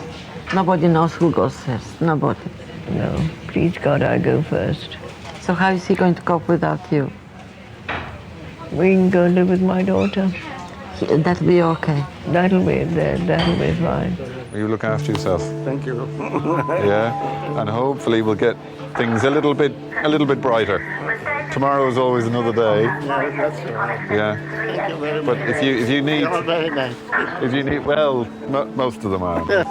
These two are particularly. Yeah. Now your chariot awaits. Okay. Have a seat. Look after yourself.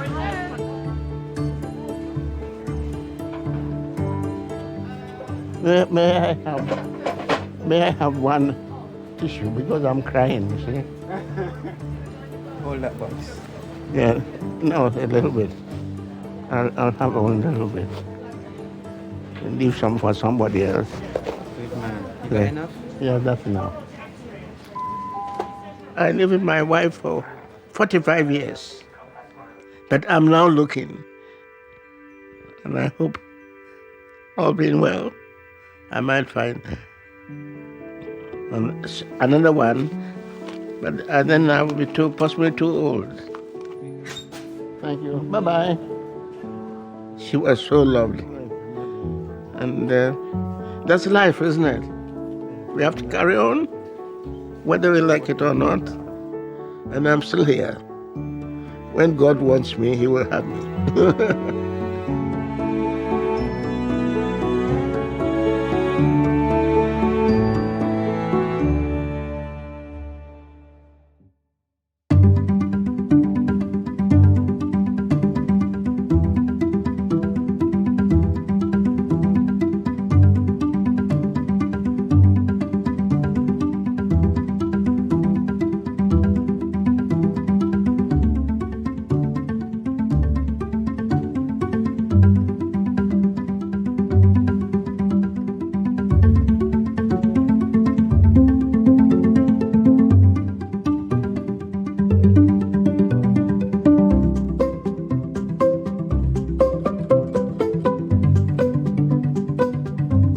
I've never had freedom like this in my life.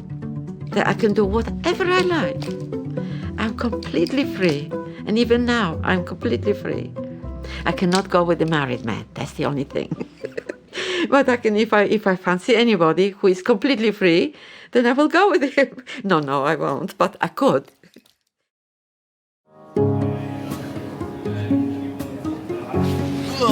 Head up, man. Eyes open. Let's not fall asleep. It was a broken heart that led him to get a physical injury. I can't say I've seen that a lot. Well, I love I've got a 20-odd-year-old chap. He's got Behçet's disease and it's quite complicated.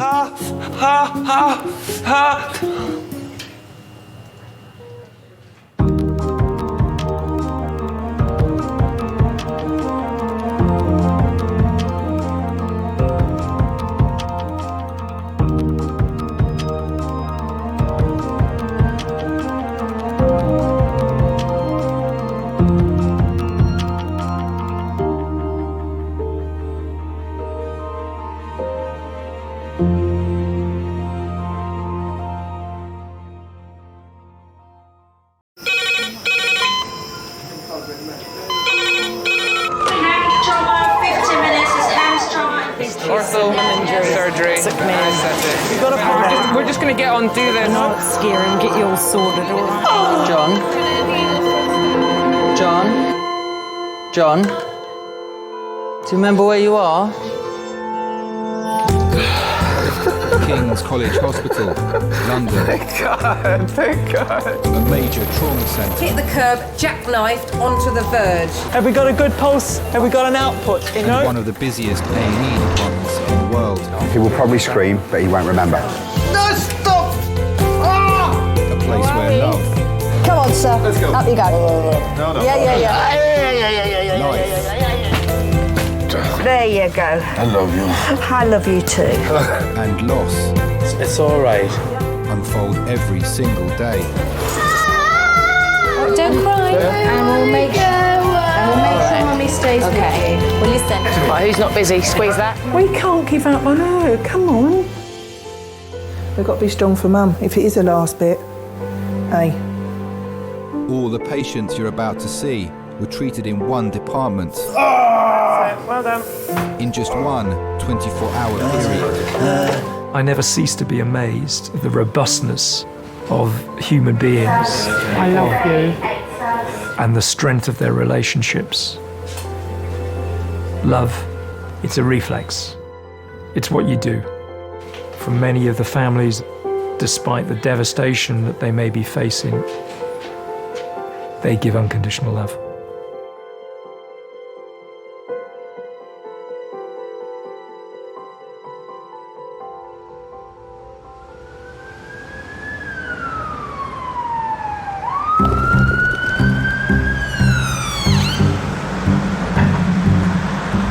Do you want a cup of tea or anything? Are you waiting to be seen? Yeah. Do you want me to help carry something?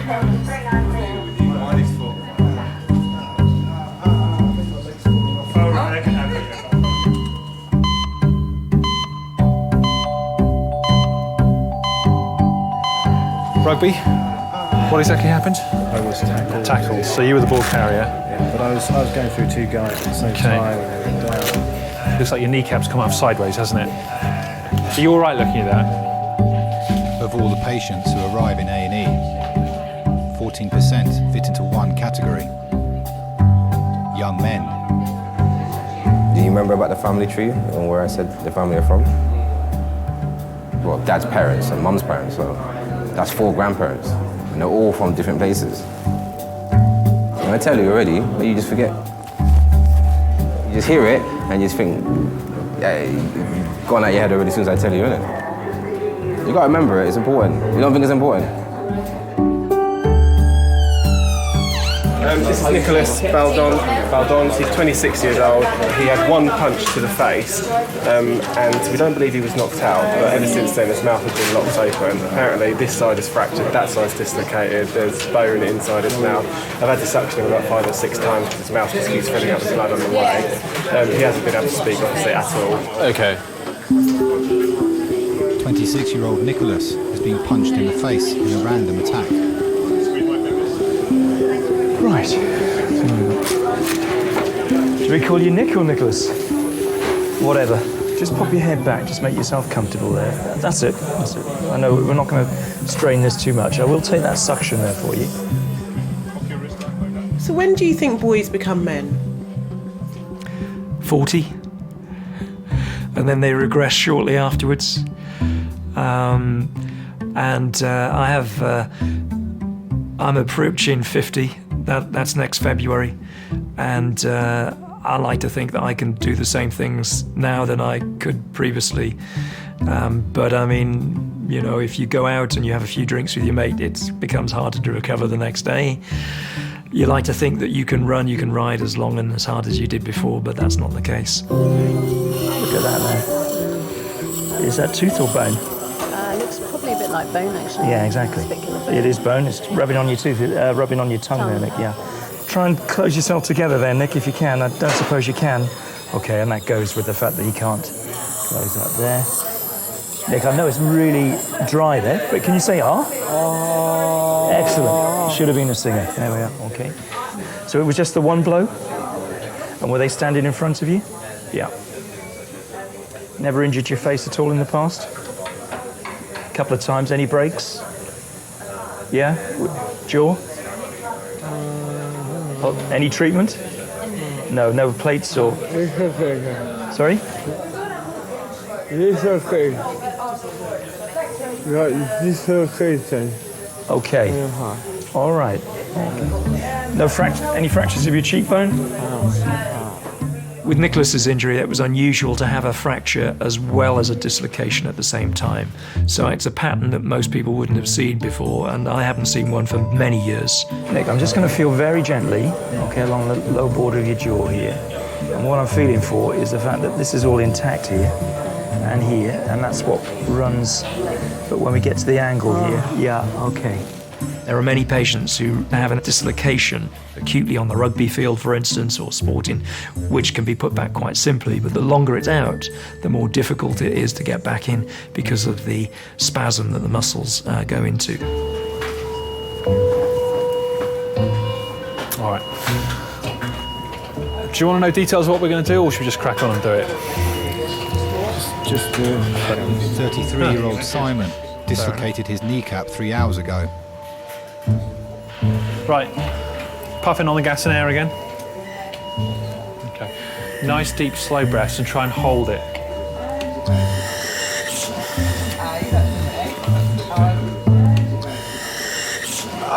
Okay, all right, hold fire. It's well done. Keep breathing. We might need to give him more drugs again. Nick, I haven't seen any radiographs, X-rays at the moment, all right? But given the degree of the fact you can't close your mouth together there, obviously you fractured it on here, and that's where you were hit. It's going to be difficult for you to rinse your mouth, and the blood will be a bit dried there because you can't get your lips together. And if you can't get your lips together, guess what? You can't swallow. So that's why it's impossible to do that, all right? So keep going with the suction and whatever, and we'll get the X-rays and we'll get you treated as quick as we can. All right? Good. All right, Simon, this drug, it doesn't have a set dose. Everybody responds differently to it. So we give it little by little till we find the right dose for you, all right? Your job, very simply, is just to keep your eyes open, and then when we reach the right dose, your eyes will close, even, without whatever happens. So that tells us it's good to go, all right? So you'll just relax, nice deep slow breaths on that, keep your eyes open as long as you can, all right?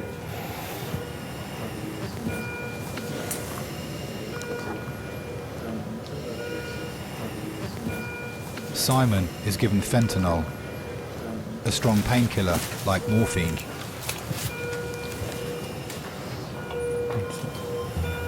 Might be feeling a little bit lightheaded. Some people say this drug's like 2 or 3 neat shots back to back, and you feel a little bit woozy, a little bit out of it. Okay, Simon, open your eyes again, my friend. Simon, can you open your eyes for me? Okay, one more time. Matt, one more. Yeah. I'm sure how much you jumped last time, so let's get him nice and deep.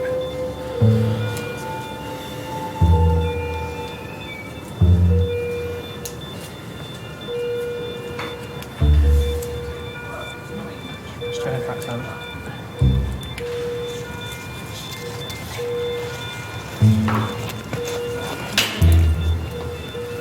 Okay, Simon, can you open your eyes for me? Okay, right, just here we go. He's going to shout a bit again, but there's not what we can do about that. Oh, for fuck's sake! No! No, stop! Oh! We're in. Hey, Back down. Thank you. Thank you. All right.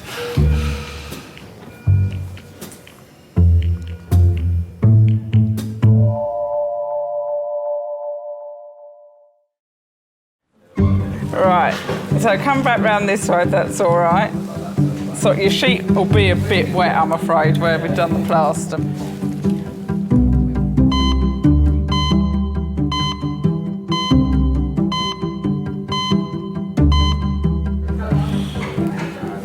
Are you comfortable, or do you want another blanket under there? I'm actually comfortable. You're comfortable, okay.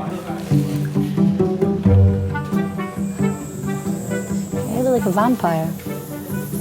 Messy one.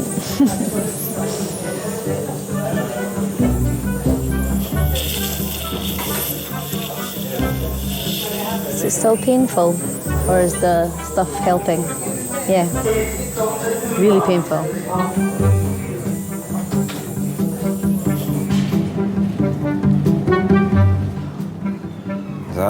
So how's it going at the college, football-wise? Football? Yeah, the last match. How did you guys get on? Lost 3-0. 3-0? Your team lose kind of often. That's the manager. He made 7 subs. 7 subs in one game? 17-year-old Terrell has come in with a damaged big toe, and his father, Adrian. He's going through that period in time in his life where he's been a bit independent, and it's the hardest thing. You say to your kids, "Hey, how's your day been?" "Fine." What you been doing? "Football." Then you're like, okay. So every parent goes through this. It's not just me. So you just think, how else can you interact with them?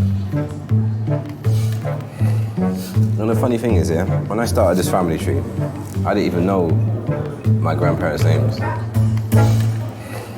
didn't know what their names were. I just called them Mama and Papa. You know what Granddad's name is? Yeah, I know his name. You should do. What about your great-granddad? What about Nan's dad? You know what his name is? No, I forgot. How can you not know? You see, that's what I'm saying. I never had a relationship with dad. I never knew him because my dad died when I was 7. And it's not until I actually became a father that I realized, wow, this is the impact a father can have. You know my mom's name. You know my dad's name. What about Nan's dad's name? Nah. Possible. But you know all the teams in the Premiership. You know all the teams in the Barcelona League. I don't know. Yeah, all yes, you of do. that. And you know, and you know all the players in Barcelona or Spain, what what country they're from.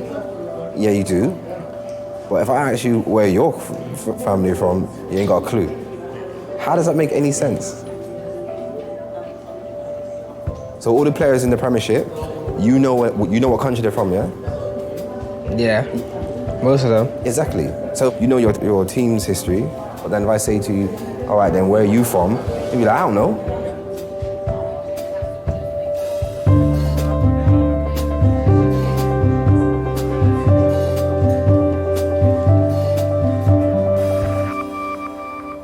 So tell me about your parents. Are they doctors? No. My father is 96. He left school at the age of 13 to work in a brickyard to support the family. My mother left school at 14 and was a shop assistant. So I was the first person in my family who went to university, or in fact, for that matter, did an A-level. Rob is the clinical director of King's major trauma centre. He's also a world-renowned specialist in facial injuries. When we're treating facial trauma, it's very much the person. You can injure your arm, your leg, and obviously undergo life-saving surgery. But if you injure a face, that patient expects that face to look exactly the same afterwards than they did before. It's us. It's what we are. It's what defines us. Oh yeah, oh no, I see your tooth. Nicholas was assaulted in a random attack 6 hours ago. Since then, he's been unable to close his mouth. I'm sorry, Baba. I don't like seeing you like this. He's come in with his long-term girlfriend, Holly.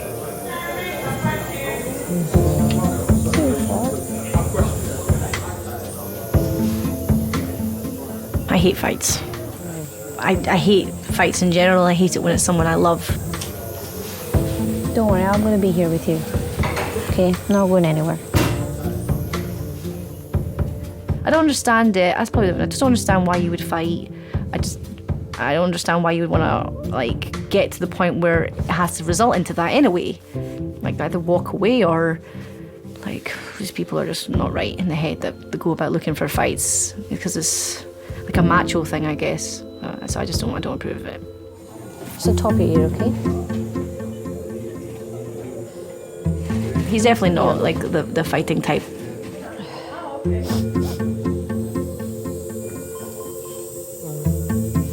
When I first met him, for sure he was a boy.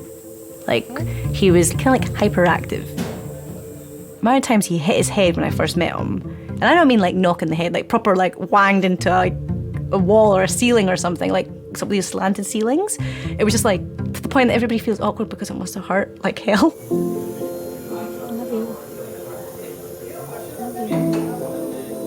Sometimes I feel a little bit like a mum. I'm like, can you slow down, don't run, or are you gonna hurt yourself? That sounds really terrible to describe your boyfriend as you're his mum, but it's the way it is. Now, if we look carefully on his right side, what's that? And what's that? So what's he got? He's got a dislocation.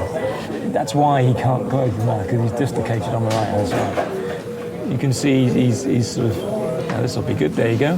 What a shot.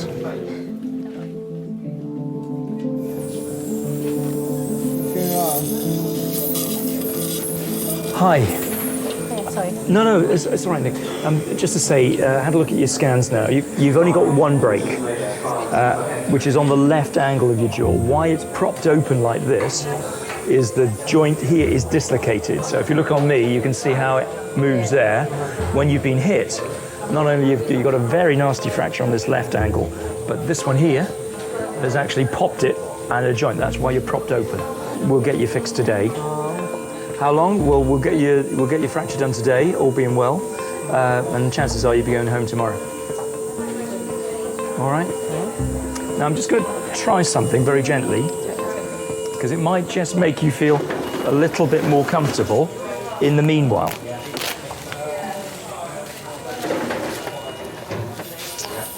It's going to be a unilateral segment, so I'm just going to see, because I'm just thinking while he's here, we'll just see if we can make this a little bit more comfortable for you. I don't want to give him any sedation or anything like that. If that pops back relatively easily, which it might, it's going to be a lot more comfortable for him in terms of where he is at the moment.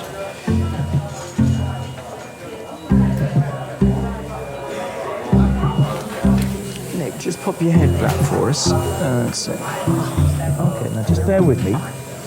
Just here. Okay. There. How about that then? Better? Close your lips together. You can swallow now. Does that feel easier? Oh yeah. yeah, transoral and buccal. What we do need is... I felt relieved from the moment he stepped in the room, because it looked like the man in charge, and then he just came to me in a couple seconds. He just put a finger on my teeth and then like locked it, like I don't know exactly what it did, but it went cluck cluck and it was all sorted in a couple seconds with like a magic thumb, and it all went back where it should be. Well, from that moment I knew that I was in good hands. Do you remember when you became a man? There is a time in your life which is unspoken. And I think that between... sorry.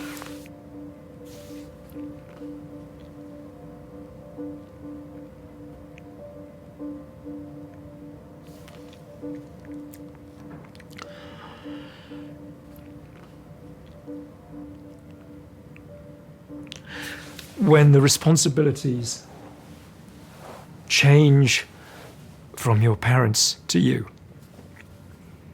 And I think looking back visibly, I remember standing at the side of my father's car and he gave me the car keys. And something in that unspoken act said that that was that transition. And my father is now 96. He was a fit man until very recently. He now gets about with the aid of a wheelchair and his memory has gone. And I think that passage of right, if you like, it's the start of something. And now is the time to give back.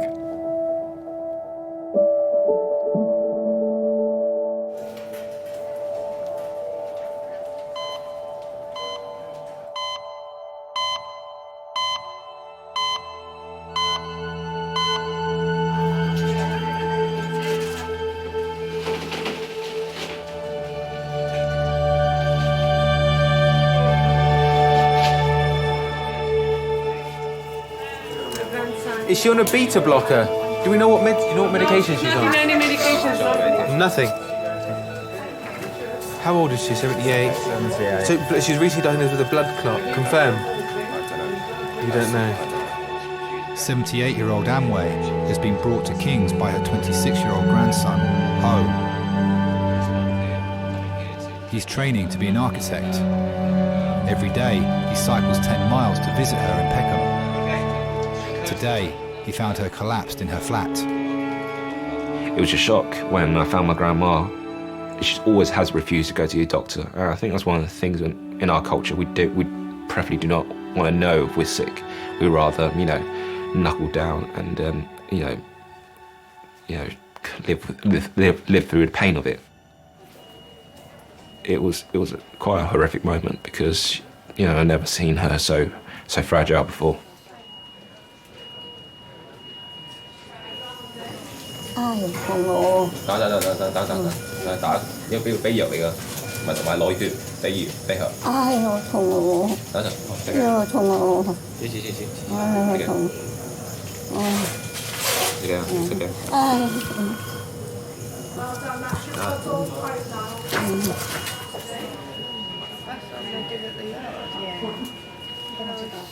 She came over here roughly around about 1970s during the Vietnam War. During my childhood, my mum and dad, they worked in the restaurant business in Chinatown and they worked very late hours. So I never got a chance to spend time with my mum and dad.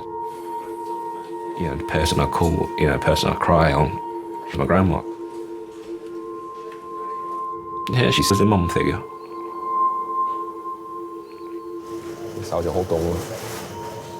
She didn't speak my English, but the words that she did know, fuck off, get out, how much, cheaper, and, ideally if she ever gets lost, where is Peckham? Because I've been brought up in the UK, we shy away at asking something to be cheaper or freebies. But you bring grandma along, they knock off a few quid. I think that's a skill that I probably will never develop over my lifetime.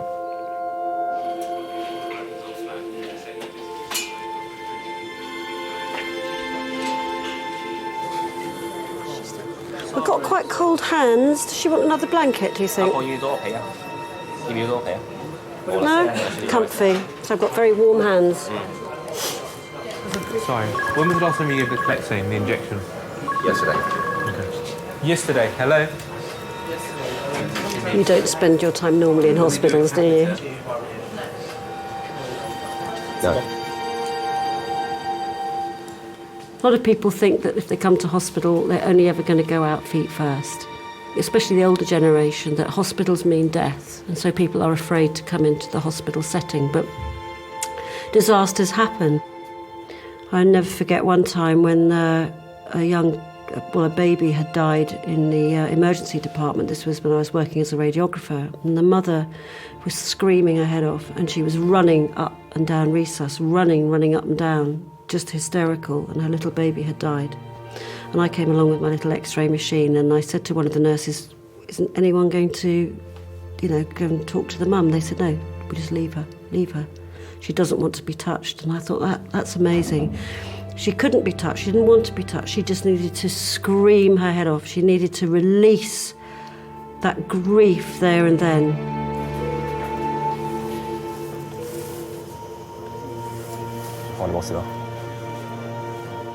I know the smell, the sight, the sound.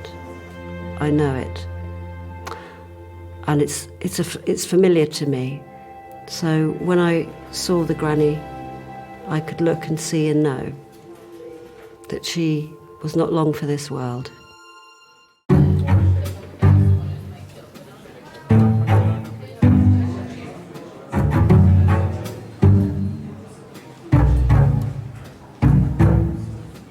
Oh, man. 17-year-old Tyrell has damaged his big toe playing football. Crazy. You kick the ball like that, they might have to take the toenail off. Huh? They could, you know what they're gonna do? They're gonna freeze your toe, your big toe. They're gonna freeze it. They freeze your big toe, or they gotta take it off. Not freeze the whole toe, but I think they do something where they freeze the nail. I'm not sure. But it's gonna hurt.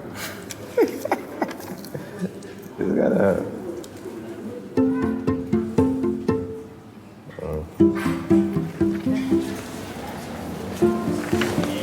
Are you with someone or are you by yourself? Yeah, Dad.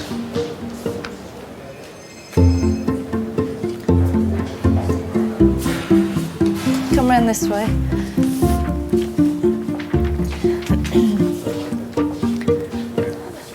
Tell me what happened. I was playing football. Had the ball. I went past the player, then he stamped on my foot. A player stood on it. Yeah. How much do you play football? Like, every day. Well, yeah. I think it's better we take the nail off. All right? Do that now? Yeah. Are you ready? Okay.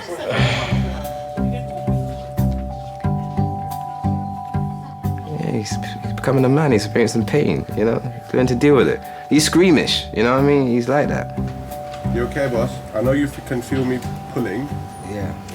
Weird there shouldn't be feeling, any isn't it? pain.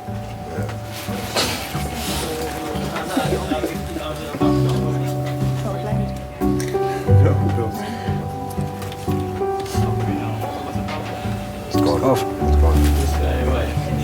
There's still got the roots. There's no nail there. Nothing there.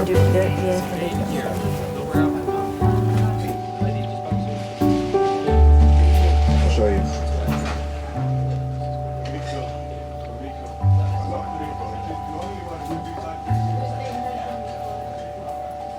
You know, and I'll still say I love you. It's saying to him, regardless how big you are, I still love you. You know, so. Does he tell you? No. No, he doesn't. He doesn't tell me.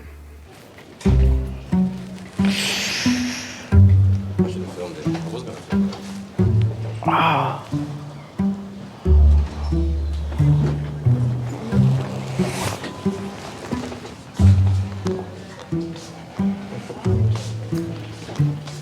Do you remember about the family tree and where I said the family are from? Nah. You gotta remember it, it's important. You don't think it's important?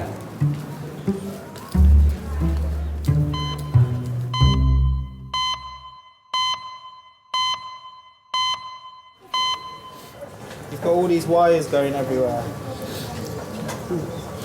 Where are you going? No, I tried to call my check. You want to go home? So I thought you would do a checkup. Just lie back for me, okay? Just lie back. Bằng tay. Doctors suspect 78-year-old Amway is bleeding internally. They are investigating the cause. I'm just gonna look at her eyes. Sorry. Can you show me your tongue? Show me your tongue. How to squeeze both my fingers? Just squeeze. Squeeze. Squeeze as hard as you can. Good. And this side as well. Squeeze. How to pull me towards her. Pull me towards her. I'm sorry. I know this is all tiresome. Pull me in. That's it. That's great. Sorry, I know it's the last thing she wants to do right now. So I mean, a lot of the A&E doctors have seen and the surgeons have seen, and they think there's probably a bleed in the upper GI tract, so somewhere in the stomach or a bit lower down. Now what we're going to do is we're going to give her blood to make her hemoglobin go up essentially, and they've given her a map as well, so that's the next step. So we'll give her lots of medication to if there is any bleeding, that the clot forms. Okay, thank you. I'll see you a bit later on, okay?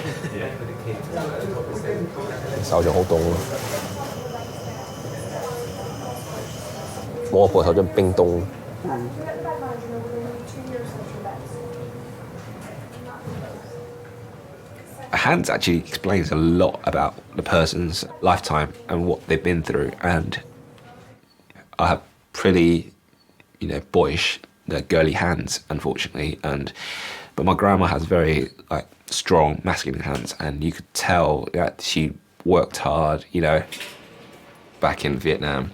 She was usually working either in factories or in the fields, and wages didn't really pay, to support her children. So at times she did tell that she used to take stuff from the factory or from the fields as extra portions for the kids during that time to survive.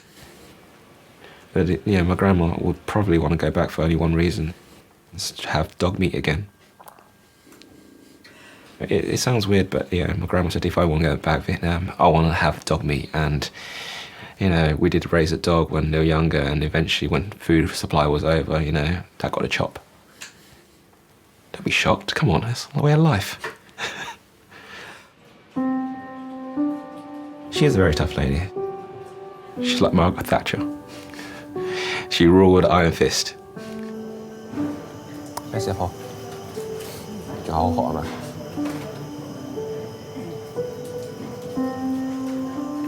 When she starts to become old and fragile, and you realise that she's getting quite vulnerable, I think that's the difficult part about it.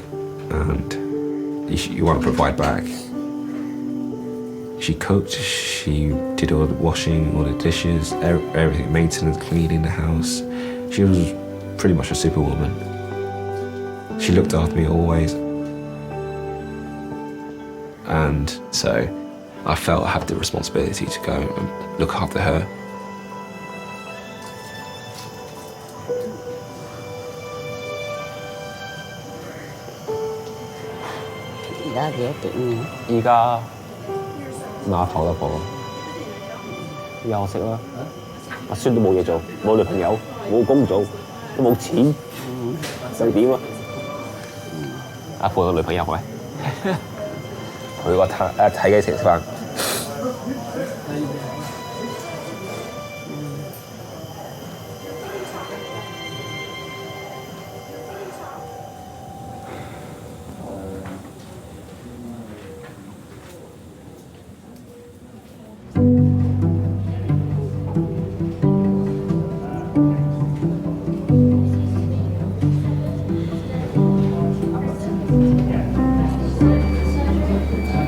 I feel like out of everyone here, I'm the most dramatic looking.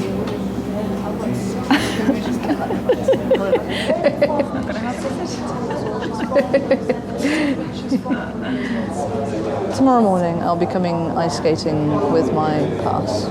I can't come tomorrow.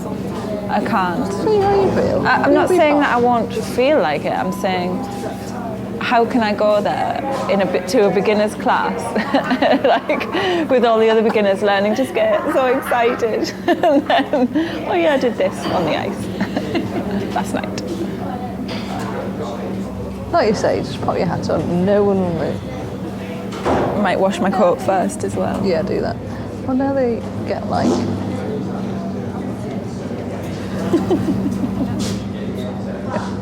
Was that what I thought it was?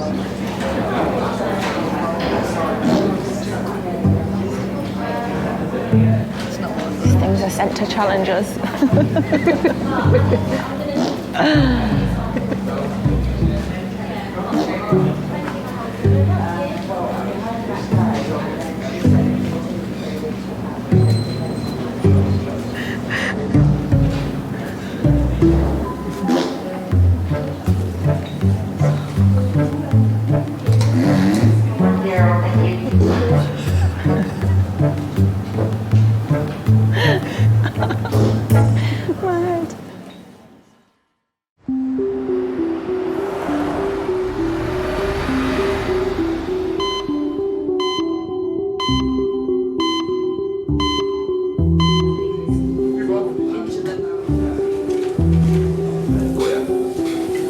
She's still cold. Yeah, she still wants a drink. What about another coffee? All right, I'll remember the sugar this time, all right? I'll go and get that for you. Since arriving at A&E, 78-year-old Amway has been given a blood transfusion. Further tests are being done to find the cause of her collapse. 我車你背啊，婆，我要翻嚟行路攞翻架車，落車翻嚟攞啦。咁啊，舒服啲啊？仲肚痛係咪？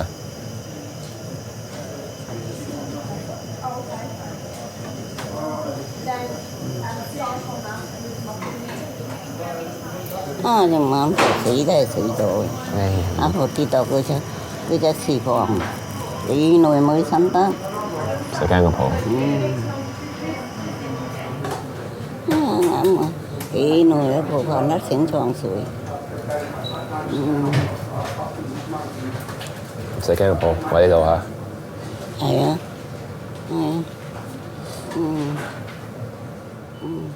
I think with every elderly person, there's this mysterious factor about them. You see this sort of ideal image of your grandma when you're younger, and then when you have a few drinks, it's like, you know, a completely different person. She would mix all her drinks. She had brandy, she had red wine, white wine, a lager, beer, you know, shots, and she would mix them all in one drink and, you know, drink that, fall asleep, wake up and re-drink that again. I think drinking always numbs the pain, and I think by the time my granddad passed away, she was very upset, very alone, and it was quite sudden. No one really got a chance to say goodbye, and it was very upsetting for the family, and especially for my grandma. We did tell her that, you know, her drink will probably eventually kill her, and she said it's worth it, so it made her happy.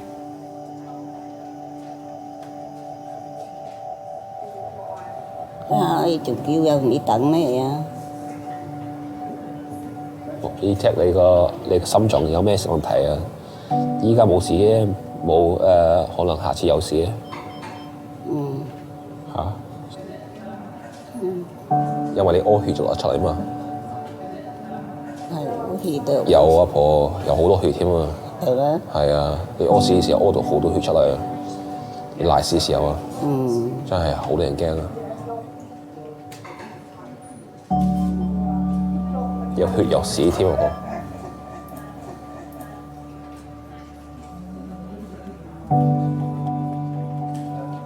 而家你救護員依家睇緊你啦，醫生嚇幫睇嘅。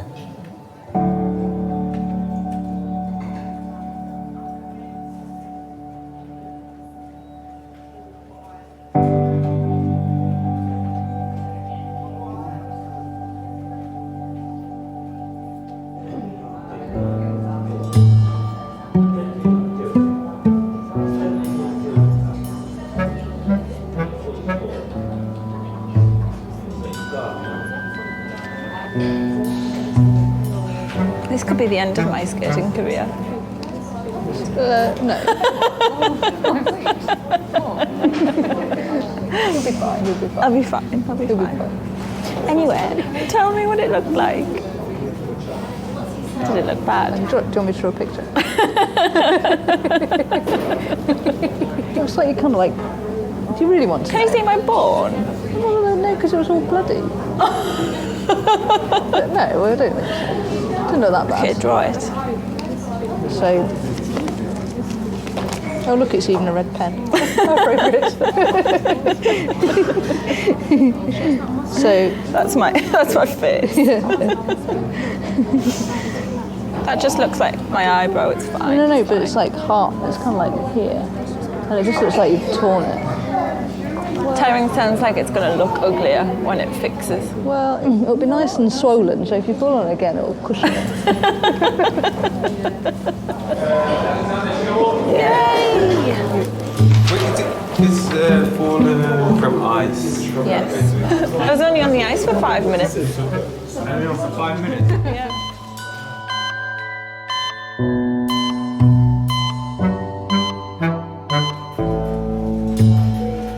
Do you want your friend to have a look? Do you want to inspect it?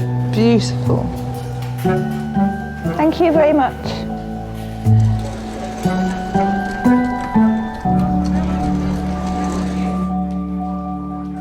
Have you ever been a patient?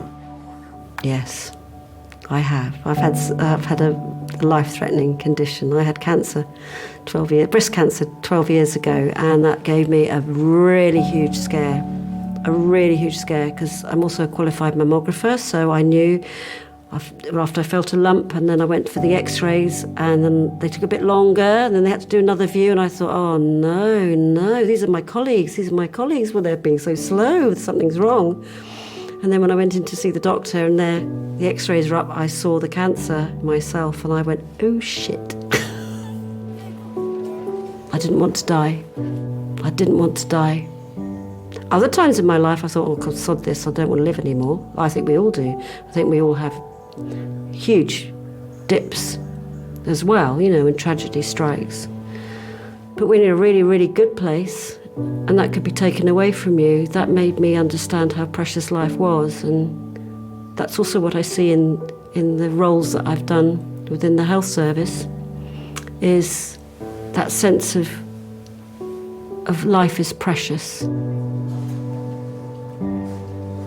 Life is really precious.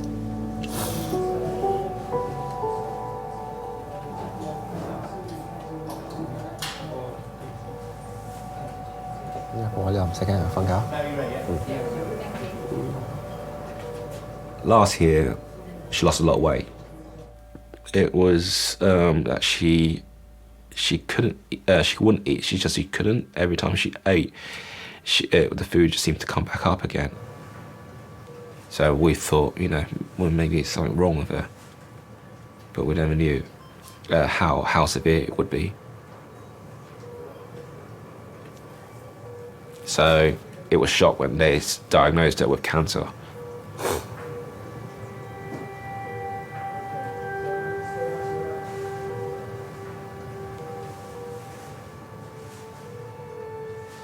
We all got very angry. I think anger for the fact that no one picked it up earlier, or anger the fact that we didn't ask her to go to hospital, or anger the fact that none of us could do anything about, you know, providing her, you know, a cure. And that was the toughest part. You always believe that your grandma's so strong-willed that she will make it through. Oh.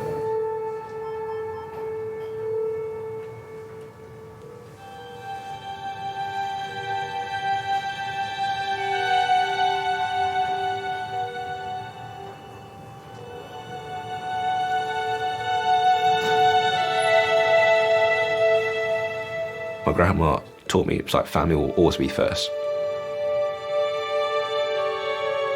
If I ever have my own children, that's what I'll pass on to them. What drives me is the fact that how strong-willed she was. She put more physical effort into doing things, and that thought spurs me on to do well and, you know, not moan as much.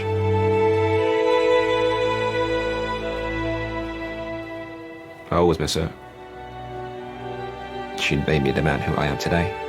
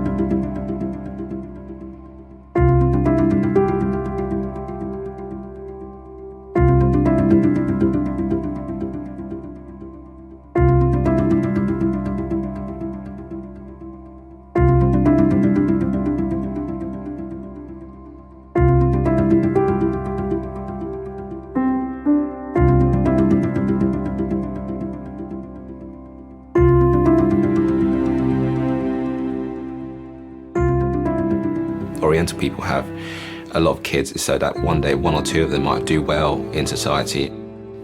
When I told her about being an architect, you know, she was very pleased, and I think near the end of her life she said that when I'm going to start building her a house, and I think that was another goal for me, and I think that was one of the things that drove me on to become an architect. I think she would be very happy right now.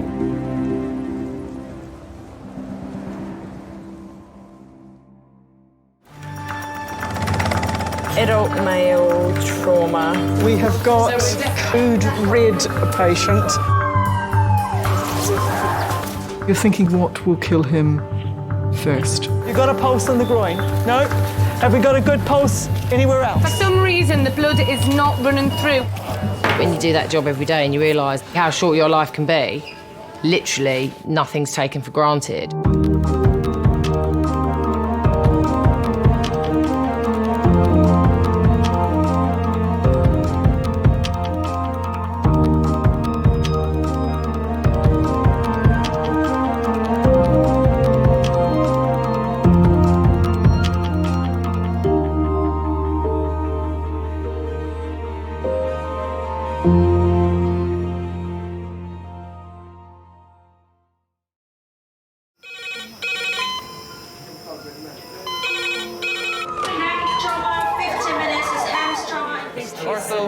Surgery. We're just going to get on, do this. Not scare him, get you all sorted, all right? John? Do you remember where you are? King's College Hospital, London. Thank God. A major trauma centre. Hit the curb, jackknifed onto the verge. Have we got a good pulse? Have we got an output? And one of the busiest A&E departments in the world. He will probably scream, but he won't remember. No, stop! Ah! A place where love, Come on, sir. Let's go. Up you go. No. Yeah. life, There you go. I love you. I love you too. and loss It's all right. unfold every single day. Don't cry. And we'll make sure Mummy stays with you. Well, listen. Right, who's not busy? Squeeze that. We can't give up on her. Come on. We've got to be strong for Mum, if it is the last bit. Hey. All the patients you're about to see were treated in one department. Well done. In just one 24-hour period. I never cease to be amazed at the robustness of human beings. I love you. And the strength of their relationships. Love, it's a reflex. It's what you do. For many of the families, despite the devastation that they may be facing, they give unconditional love.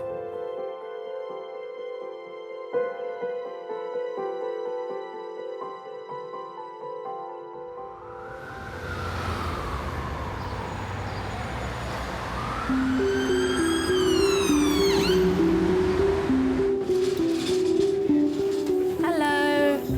We're just going to number 4. So we've got another patient coming in as well. It started off with like the slowest day ever, and it's just gone tits up. But yeah, no, we've got lack of space everywhere. It's manic. Literally haven't stepped out of recess for a week. It's one of those. Modern medicine is perhaps the victim of its own success. You know, if we think 100, 200 years ago, if you broke your leg, you were probably going to die. Especially if you had an open fracture of a leg, because you get infection and you die. And there are advances in medicine, you know, every day, every week, we read about it in the newspaper. This can be done, that can be done. But actually, some people's lives are prolonged in an uncomfortable, undignified state because doctors try and play God sometimes and think they can do it, and that mistake is made regularly, but we're not gods. And sometimes it's better to do nothing. It's better to make the patient comfortable, make them dignified, make them their last few days, hours, weeks with their family as good as possible.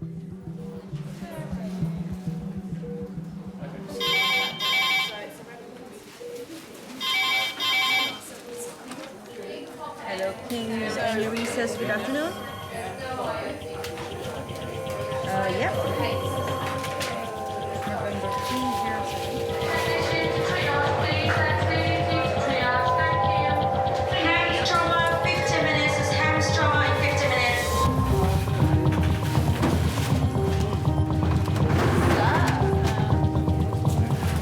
November 'Hems 55. 55-year-old truck driver trapped, head injury, pelvic injury, close to fib fracture. Are they here? One, two, anaesthetist, ortho, surgery, anaesthetics, me, patient, no.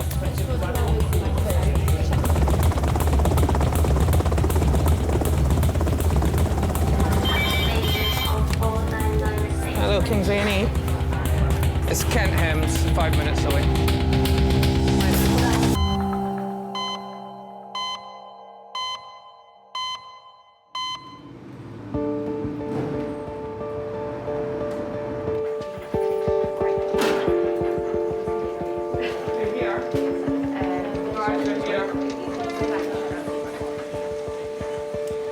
This is Kevin. Kevin is 55 years old. He was driving his lorry uphill, approximate speed 50 miles per hour, hit the curb, jackknifed onto the verge. He has bullseyed the windscreen and the steering wheel has a marked dent in it. Injuries: head, neck, possible pelvis, left femur closed and left closed tib fib, neurovascularly intact. Interventions: he's had 2 milligrams of morphine, 4 milligrams of ondansetron, 30 milligrams of ketamine. He's got a pelvic binder and a Kendrick splint on the left leg. Lovely, thank you very much. I don't have an ED reg. Can you do a quick primary survey? We're going to skip plain films, just go for CT. Always patients. Lovely. Just bracing, okay? Ready, steady, brace. Kevin had his accident 20 miles away in Kent. Helicopter medics treated him for over an hour on scene. One of them was King's trauma consultant, Malcolm, who does regular shifts with the air ambulance. That's where the ball's on his head. Right up high, just trapped by the steering wheel. Over his legs and lower abdomen. Lovely. Can't scan of his chest and abdomen. Beautiful, thank you very much. It suddenly became really apparent that this was quite a serious crash when we were flying overhead. The mechanism is really, really important. So you sometimes take photos and, you know, when you decelerate in a crash like that, it can cause damage to your internal organs, the aorta, the main blood vessel in your body is particularly prone. If you're wearing a seatbelt, that can cause particular injury patterns as well, particularly at high speed. So they're all things you have to take into account. What's your name, sir? Kevin. Kevin. I'm going to take you round to scan. Yeah. And do pretty much all of your body to sort of check for any injuries that you've got, all right? Okay. As well as internal injuries, doctors are concerned that Kevin may have badly damaged his neck. Right, my darling, let's get you off this.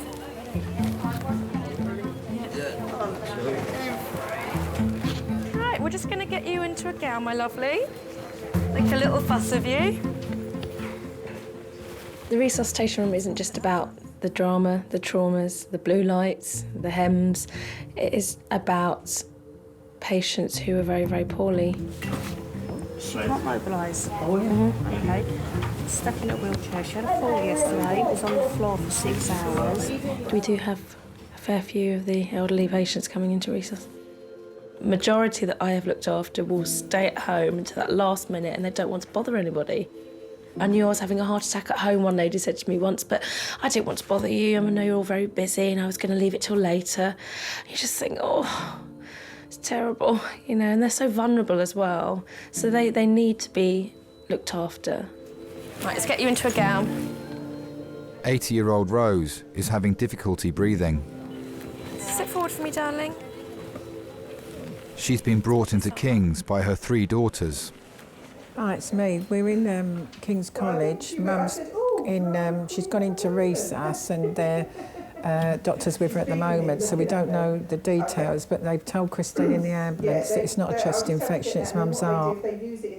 Well, now she's in the best place. She was sitting at home, getting worse and worse and worse. So, yeah. What I'll do is I'll let you know as well about coming because obviously we don't know how long it's going to take to get a bed and everything. Have you got any pain anywhere? Yeah. Where's the pain, darling? What's worse, the breathing or the pain? Breathing. And then it causes pain. Alrighty.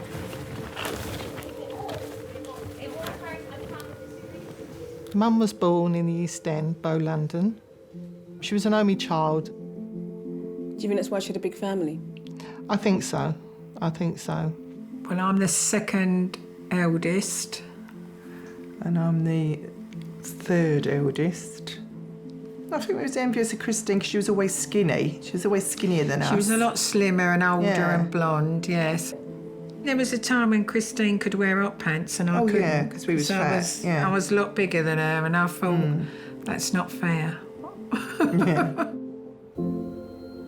So what's it like being the eldest?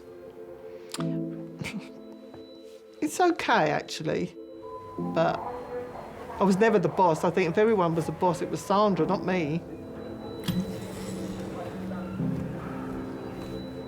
The doors keep opening. I keep thinking they're going to come out and tell us something. I don't like the fact that she's sitting up there all on her own now. I said to her last night, when I phoned her last night, I said, I'll come over, Mum. I'll come over now and I'll sit with you all night. I'll sit with you. She went, no, I'll be fine, I'm I said fine. to you, though, didn't I, when I spoke to her, when Christine put me onto her, she didn't sound right. When I phoned her before you, she didn't sound right. Do you remember when she had that hematoma on her leg and that doctor came out and she said, looking at your mum here on paper, it's very, very sick. There's not one part of her body, I don't think, that's working properly anymore. But then if she'd phoned the doctor, son, he still would have said what her doctor said. Oh, it's chest infection. This ain't no blinking chest infection. That's what Christine said, isn't it, really? Perhaps they thinking that she's going to die at home. Yeah, and they don't want it. They don't want it anymore, son. Old lady. No, that's where she should die with her family at home. Perhaps the doctors thought there was nothing they could do much, really.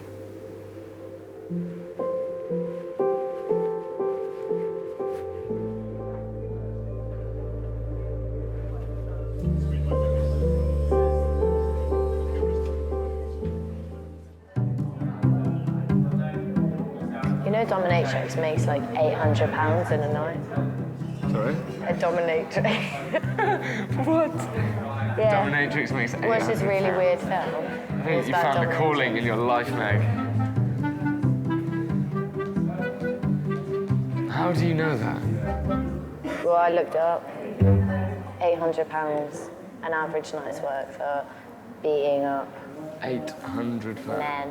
I would happily wear some leather and whip a man for 800 quid. I'd probably do more. I probably do.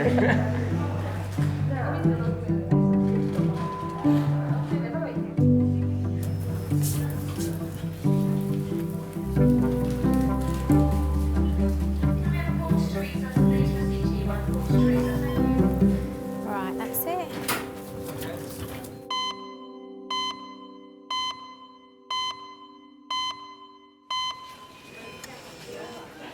Kevin, a 55-year-old lorry driver, has had a CT scan to check for damage to his neck and other internal injuries. The results are not yet in. Kevin, I've got a message. Your employer called. Yeah. Oh, he knows where we are. He's bringing in your partner, and they'll call back in an hour. Oh, fine. Is that all right? Yeah, that's great. Okay, cool. On the motorway, you'll probably see at least one accident a day. You know, I used to see some accidents and think, oh, well, how did that silly idiot manage to have an accident there? Till I had my accident and thought, well, yeah, this silly idiot managed it.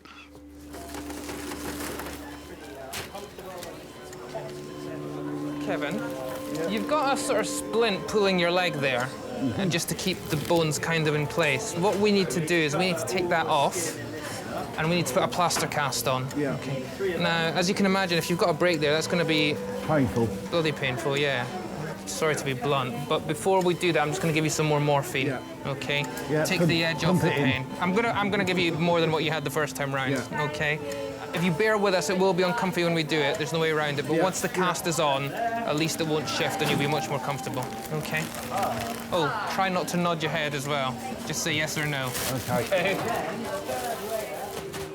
The only bit I can't remember is the very first bit of what started the accident off. The rest of it I can remember as clear as anything. I remember looking in the mirror thinking I shouldn't see that much of a trailer in the mirror. As the trailer started to come round and started to jackknife, and next thing I'm off down the embankment thinking this is going to hurt, and it did. Sorry, mate. Sorry. Take some deep breaths, mate. Go on. Kevin, we're just going to get on, do this, get this right, done and for you'll you, be okay? much Then more you'll be much more comfy. I comfy. really, really apologise in advance, okay? What do you want me to do? Can you get this sheet out of the way?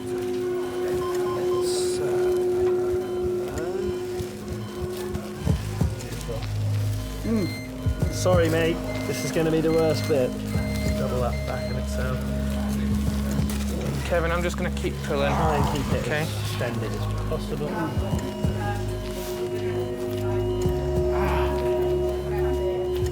Kevin, I'm going to let go soon, okay? You're doing really well. Beautiful. I'm sorry about that. Thank you so much. That'll start to feel better now, okay? Some deep breaths. You've done really well. Sorry about that.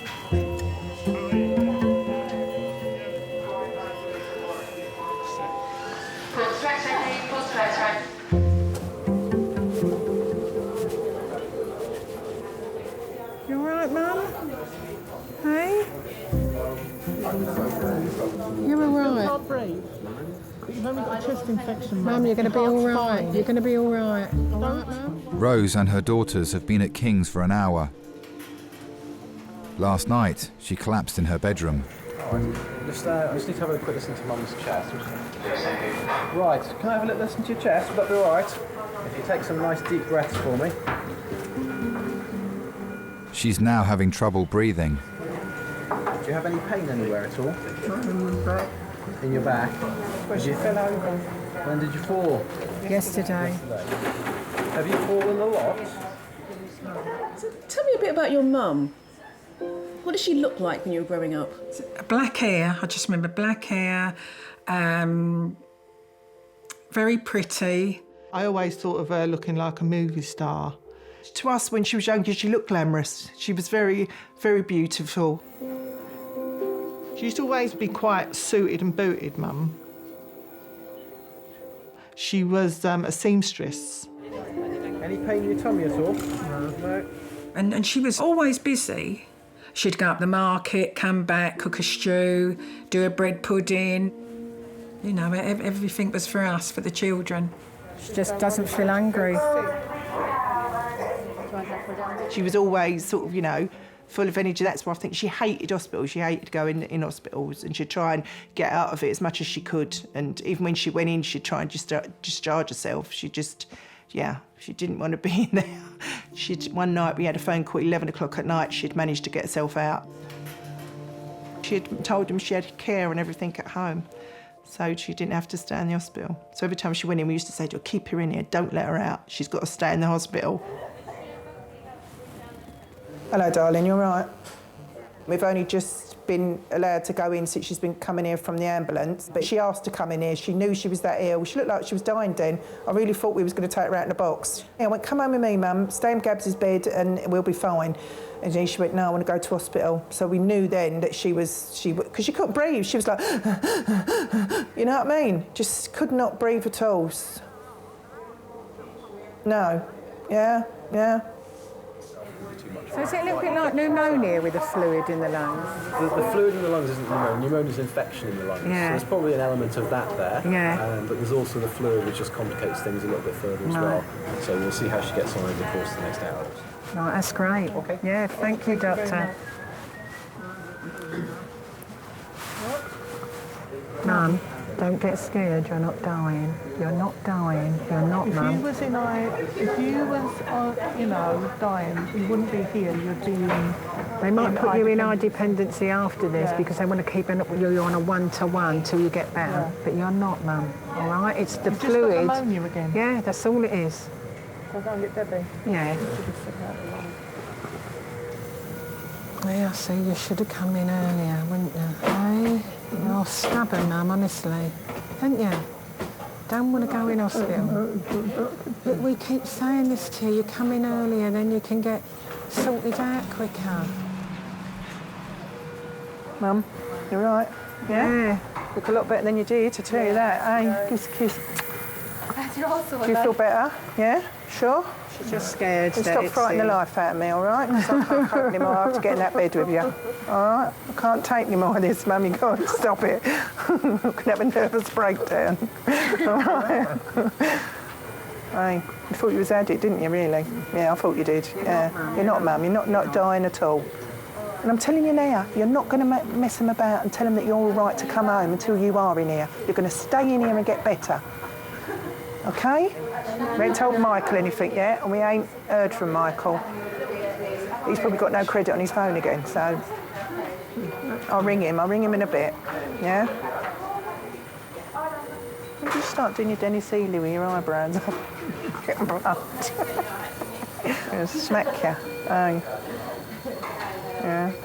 You're getting used to these, Mum. I have to get you a set. That's what you'll buy for Christmas, set of hospital. We struggle with what to get, and we get a set of hospital aprons and blue. Doing a bit of rest, Mum, or what? You're not going anywhere, Mum, because we wouldn't leave you, you know that. Yeah. Nothing. We spoke to them behind your back as well, and you're going to come through this. Right. We'll be back in a minute. If you need us. All right. Tell them to come and get us. All right.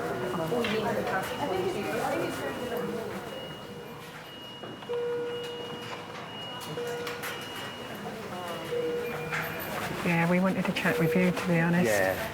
How do you feel? You can start if you want. What would you like to ask? Do you think she's going to get through this? Well, be honest with us, really. Yeah, no, I will do. All we can do is kind of do everything we can to try and help her fight whatever's going on. The issues are that she's got quite severe lung disease, she's got quite severe heart disease, so that's obviously going to make it all the more difficult for her, okay? I think if we were to put her on a ventilator, bearing in mind how bad her valvular disease is in her heart and the lungs, she would never get off the ventilator, okay? She'd then spend whatever was left of the rest of her life tied to a ventilator. And so we don't like to do things like that, okay? We don't like to make people uncomfortable for the sake of it. So I think that would be a no-no. Bearing in mind as well is the degree of severity of her heart disease. If her heart was to stop, the chance of getting it to start again would be very slim, okay? So I'll have a chat with the medical doctors that are going to look after her. But my feeling would be in that situation, trying to restart the heart would be, again, putting her through stuff that was unlikely to be of any benefit. And so my feeling would be that would not be a good idea. Okay, I think that would be her way of saying enough's enough. Yeah. No, we're not at that stage at the moment. No, but we're prepared for that anyway. Yeah. Now, the next sort of 24, 48 hours will be quite critical in terms of seeing which direction she moves in. There is a possibility that she could get worse. It's too early to know. Yeah. She thought she was dying when she came in. She really thinks it's the end. So we're not telling her that, we're just telling her that she's going to get better. Because she's scared. Well, I mean, when people are struggling with their breathing like that, if they get anxious as well, that can make things worse. I think that's a very sensible way of dealing with it. OK, well, thanks very much, Doctor, for all you're doing, honestly. Yeah, thank you. Thanks.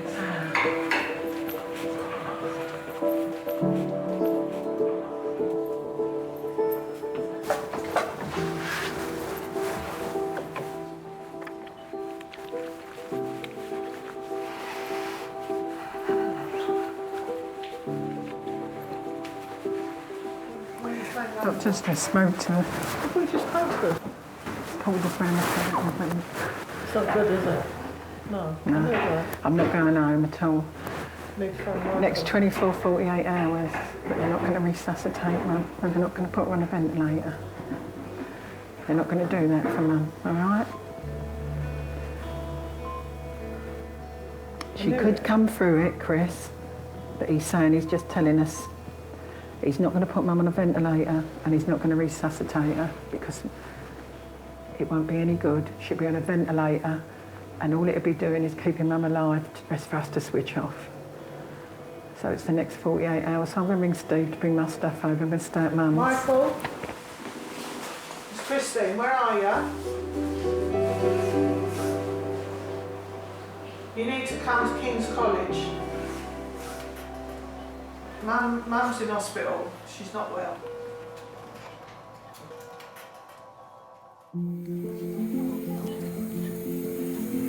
Last name, Watson. I love the name Rose. Yeah. I had a little girl, I call her Rose. It's really cute. Well, a lot of people I know will say, well, when your time's up, your time's up. But actually, death terrifies me. I'm terrified of dying. I don't want to die. You know, and I do. I'm not ashamed to say that. The process of dying absolutely terrifies me. Terrifies me because it's unknown. As doctors and nurses, you have to accept sometimes you can't change everything. There's not always that miracle cure for everything. And I think once you accept that actually that's happening, you have to get it as right as you can. You can't get dying wrong. Hi Steve, it's me. They're not going to resuscitate Mum and they're not going to put her on a ventilator because she's got too many things wrong. I'm going to stay here tonight and all day tomorrow till she comes through the critical bit. Steve, I need to cancel these cakes. The numbers will be in my book because the beats, the girl's going to have to come and get her beats back and they need to know pretty soon about the cakes. It was hard to think she wouldn't be saved if it happened, and praying that it wouldn't happen, that she wouldn't go into that and not have to be brought round, not have to be resuscitated. So all the time he was praying, Mum, please be okay, don't let that happen, because you're not going to live if that happens. Yeah, it's just being told that they're not going to try and bring her back if it goes wrong, because it just won't work for her. But we can't let her know that. We're just telling her she's going to be ill because he said if she gets anxious, her breathing will go worse. Well, that's what I'm thinking. If all the kids come in, she's going to think it's her last, isn't she? But we're here. She's got to. Well, Debbie wants George and Gabs to come over, I think. I'll ring you back later on, yeah? I'll let you get on. All right, then. OK, bye. But if we're staying over, that's the excuse we've got. They've got to be here because we're staying over.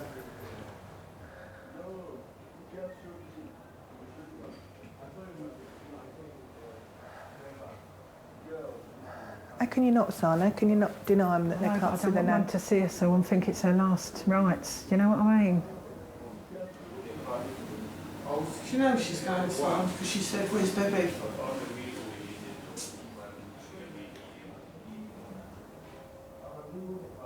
She might not. She might not. You know what a fighter she is? She's had this before. She's had this before. She's had it before and got through this pneumonia business and... But why did we fucking leave it again? Sodding about. Why? She's got a chest infection. Because she's stubborn, Deb. And we feel like we're forcing her to go in hospital. This is the first time she has said, I want to go in hospital. Because she panicked. She couldn't breathe this time. Last night. But Chris, she wanted to die at home. But she's not going to die comfortably, not being able to breathe. It's like you're drowning. When you've got fluid on your lung, it's like you're slowly drowning. Here, she's going to be comfortable. Please have a quarter to X-ray patient go back. Thank you. She might respond to the antibiotics. She's not that far. She's given up. She hasn't. She's given up the way she was talking to me. Chris, she hasn't. She hasn't. Stop it. She hasn't given up, Chris. Stop. Come on. We can't give up on her. Come on. Come on, stop. We can't give up. She's a fighter, Mum, isn't she? Hey? Because you can't go in there like that, can you? Hey, we've got to be strong for Mum, if it is the last bit. Hey.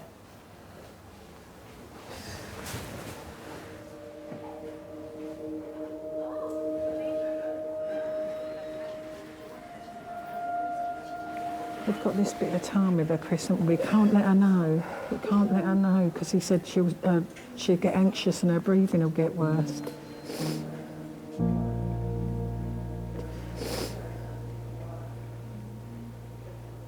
Don't you dare ever blame yourself, Christine, for anything that happens with Mum, you know that. You've looked after her. You've been there when we couldn't get round there. You've took burden off of me and Debbie sometimes, so don't dare ever blame yourself. It's no one's fault.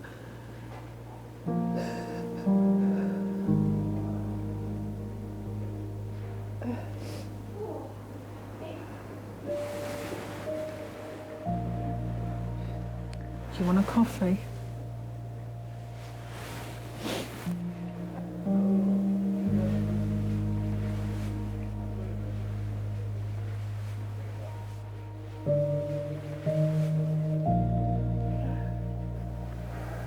don't think she's going to come out of this, I don't think. We've got to tell her she is. I know. We've got to tell her she is.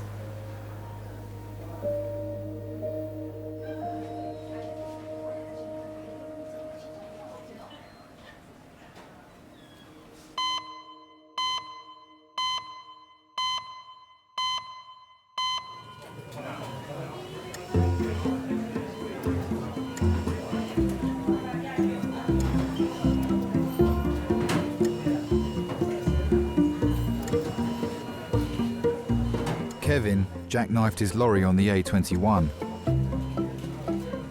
He's broken 6 bones in his body, including 1 in his neck.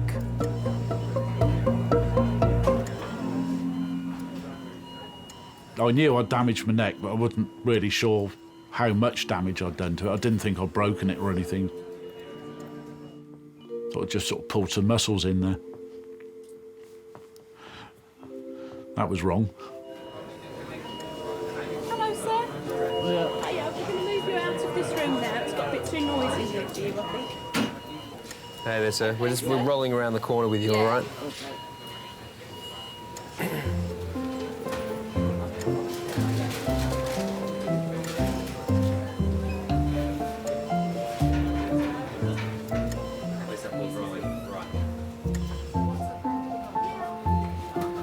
I'll get that. Sorry, sir. I'll just catch your toe. Yeah. Sorry. All right. Sorry. Where the least of your worries, isn't it? Yeah. The old big toe. Driving for a living, doing long distance, about 10 years. I just like to have space around me and, well, most places you can always see something that's good to look at. Oh, I'm bored with this already. Yeah. We're giving you a different ceiling to look at. Oh, that's nice. How about that, eh? Favourite road? Well, a very difficult one. I mean, was it the 4? I think it's the 473 going through Mid Wales. Nice road. Now, there's another scenic ceiling for you to look at. Yeah, that'll do. They look the same. Is there any chance of letting my wife in to see me? Has she arrived? I Have you think seen so. her? I haven't seen her, no. All right, let but me I've been find told out she's for you. there. Okay, we'll find out. Because I know she'll be flapping and Yeah, panicking. okay. I was just leaving work and I had a telephone call from his office saying that Kevin had had a serious accident, was being airlifted into hospital in London. He had head and neck, leg and multiple injuries. And I thought, my goodness, I'm going to find him on life support or something. You can stay with him as well. Come on in. Here's your wife to see you. Hello, dear. I don't know what happened. Bloody lucky. I'll leave you two to pick up the Thank you. So, from what the fire crew and the paramedics were saying, it's bloody lucky I've just got this. When I heard of the neck injury, all sorts of things went through my mind. How are we going to cope with this? How are we going to carry on with our lives if he's going to be paralysed, if he's going to be stuck in a wheelchair? You just don't know. It changes your life completely. You're just in limbo.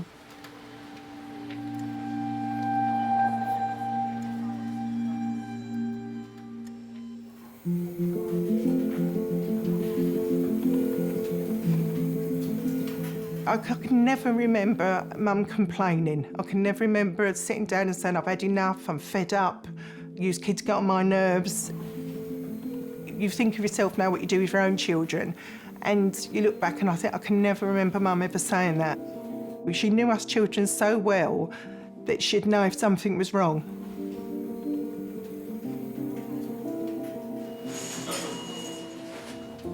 So we might turn the oxygen off for a little bit, just to see what she maintains it at by herself. We can always pop it back on. That's what the intensive care doctor wanted.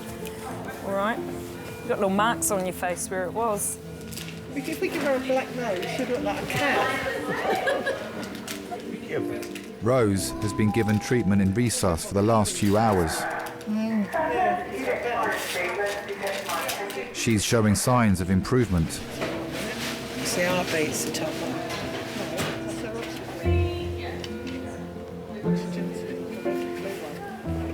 She'd call me every night at 10 o'clock and I'd call her if she didn't ring, just to make sure that we was both okay. I was the only one in the family that had been divorced, that was going for a divorce. It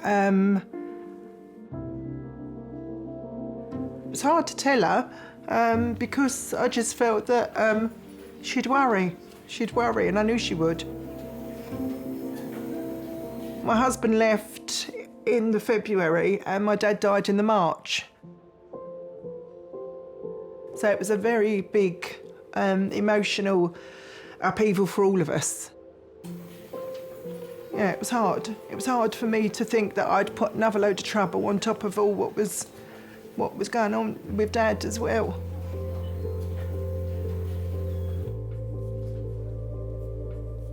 It was a sad time, and she was very strong and she coped very well because she was looking after me as well as grieving. But wouldn't show that, oh, I can't deal with you at the moment, I've got to deal with myself. She'd still cope and look after us, yeah.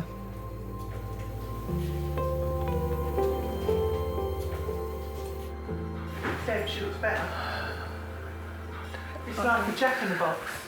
But I'm telling you, when you walk in there now, she's different. She's not shaking, she's got her oxygen, they're seeing how her oxygen is. No, don't hold it in, no. I know we don't want them to go, but they've got to go one day. I've got no one left if she goes. What do you mean no one left? What's the matter with me? What's the matter with me and Sandra? You've got somebody. You've got somebody. Who's got somebody? You, Debbie, you listen to me. Okay. Me and Sandra are there for you, and we're as good as any husband. Even better. Because we're women and we understand. But you've got to let us in. And you're not letting us in, you're pushing us away. And you keep saying, I'm this big, strong Debbie. I can cope. And we all need one another. Do you understand me? You've got to let one another in again. Dad said this, you've got to let us in. Stop trying to think you can do it all by yourself. Because we can't. Yeah.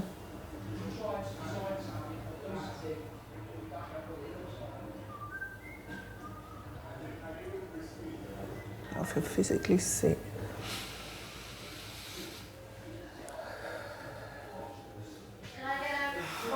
Not now. Everything's looking good, but she could come through it. So that's what they're saying there. And she's talking to cardiologists about getting a date. What, for the heart? She's going to talk to Mia. Can I go with them? Yeah, doctor's just looking at her legs, all right?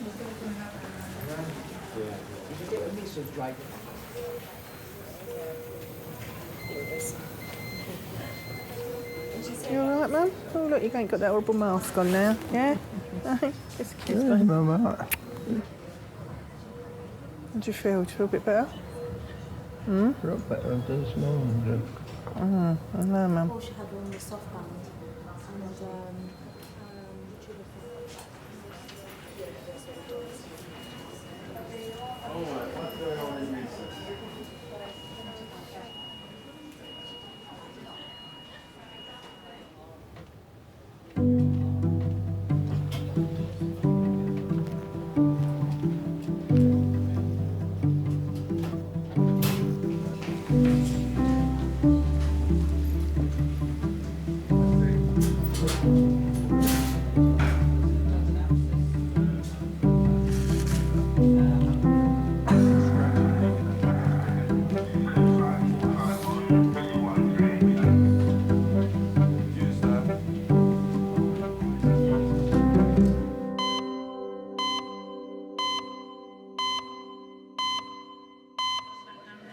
I've had a CT scan in the head, had x-rays. Truck driver Kevin has been joined by his wife Janet and his boss Rob.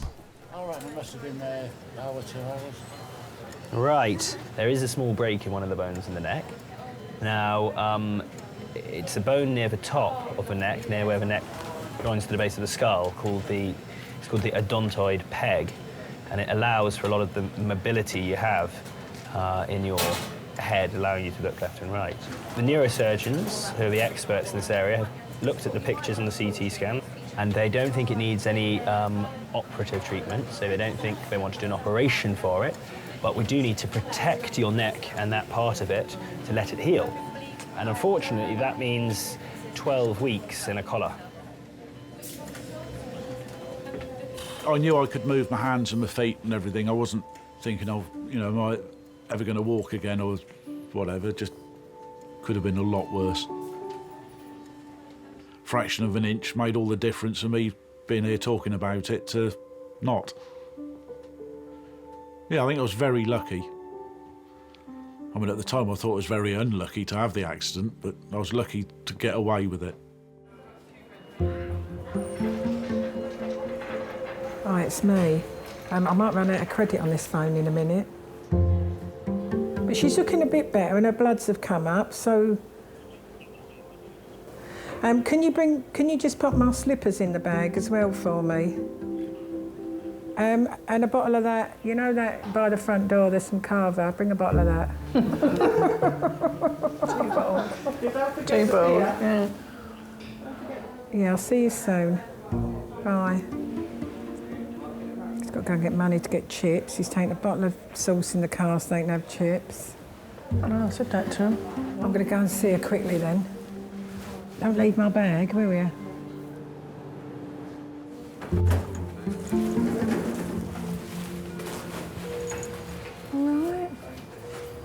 Yeah? They're all coming over to see you. The whole family is coming. They're all having a night at your house tonight. You better speak to them. You got your teeth in? No, I'm buying them. I've got them in the bag. They're taking you up to a ward. They haven't told me yet. Do you want a drop of water? Your lips are all dry. Yeah, I know. They took her up on the ward, I think, later that day. So she'd perked up, so then we thought, oh, she's going to get through this again. I think she began to calm down a little bit better, thinking, well, she's going to have some more antibiotics, she's going to, get better and come out. And so did we then, think, oh, they're going to save her and she's going to come home. But it wasn't till the week went on that you could see that she wasn't getting out of the bed and that we were being told more and more things were wrong with her. Her kidneys were shutting down and you just couldn't see that she was going to pull through.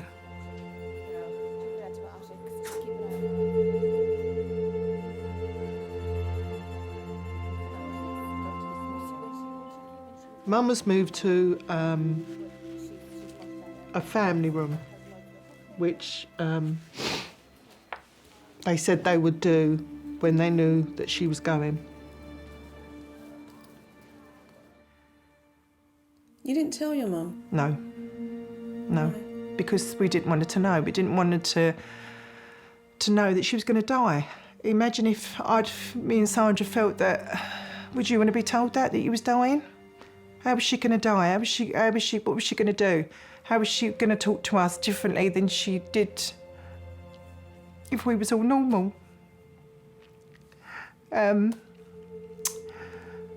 We regret it now, I suppose, because we'd probably think, what would she want to say to us? Perhaps she would have wanted to say something to us, but we didn't want her to know that she was going to die.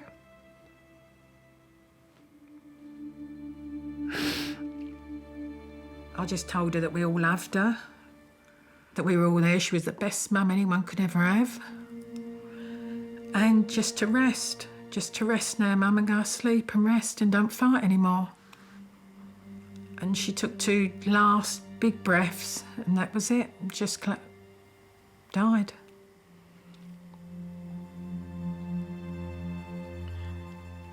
I just wanted her to lay down, because she never really ever laid down, Mum. Whenever she was in bed, she always had to sit up because of her chest. And they come in and laid her down, and she just looked like she was sleeping peacefully. But we were all with her, and what a way to go, all your family with you, loving you, so. We're very lucky to have a mum like her. Very lucky.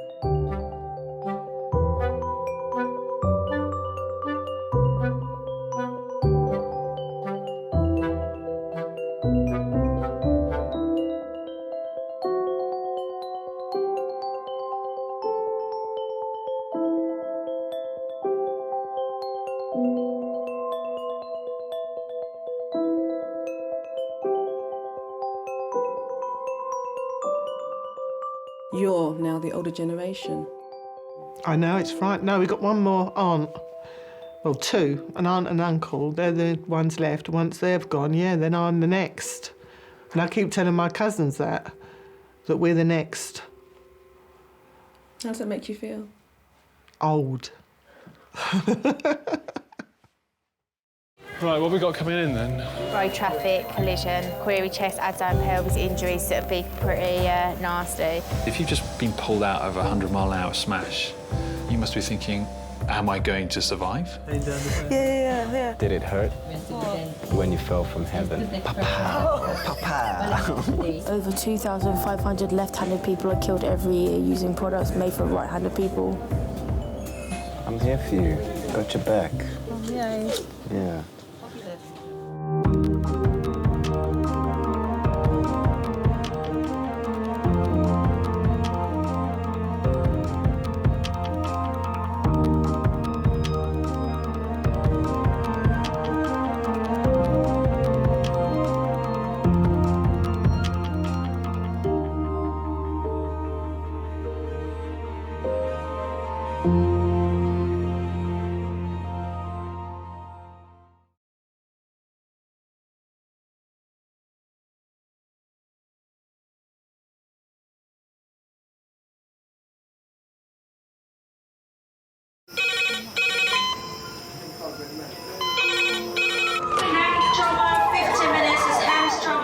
Ortho, surgery, anesthetic. You got a problem? We're just going to get on, do this. Not scare and get you all sorted, all right? John? Do you remember where you are?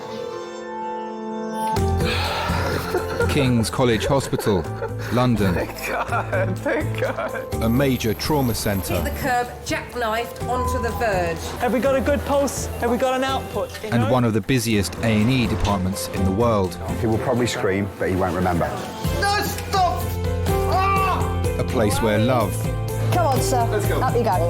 No. Yeah. life, There you go. I love you. I love you too. and loss It's all right. unfold every single day. Don't cry. And we'll make sure Mummy stays with you. Well, listen. Right, who's not busy? Squeeze that. We can't give up on her. Come on. We've got to be strong for Mum, if it is the last bit. Hey. All the patients you're about to see were treated in one department Well done. in just one 24-hour period. I never cease to be amazed at the robustness of human beings. I love you. And the strength of their relationships. Love, it's a reflex. It's what you do. For many of the families, despite the devastation that they may be facing, they give unconditional love.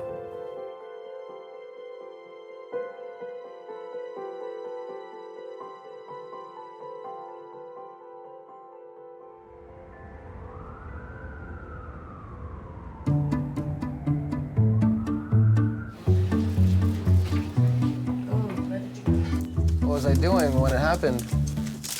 American friggin' football, right? I've got to go home and keep it in a sling and keep it elevated all the time. 7% of patients come to A&E with fractures, breaks or dislocations. And there's some codeine as well. Some more medicine, sweetie, to make you better.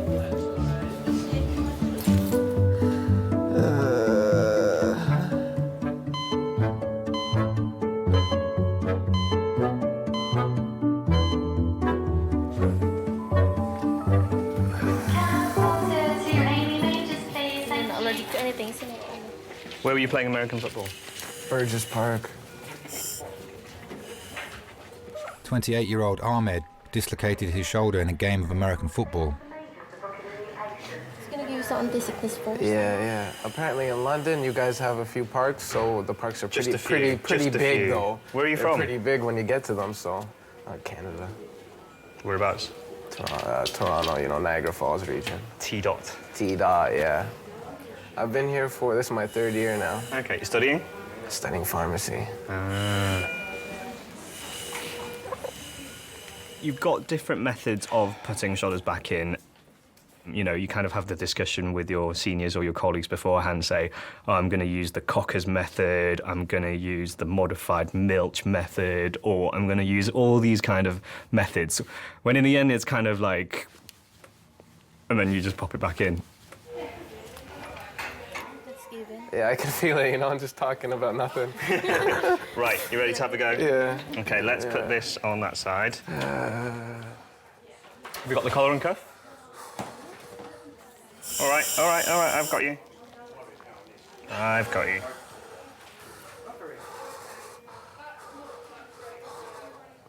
Keep sucking on that.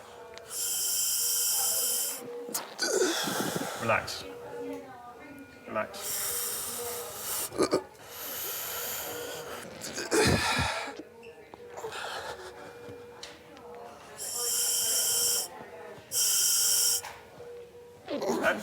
Keep taking nice big deep breaths on that. Relax.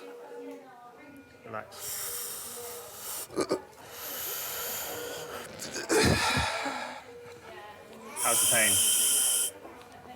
All right, do what you need to do. Yeah? Just keep taking it. Keep taking the thing.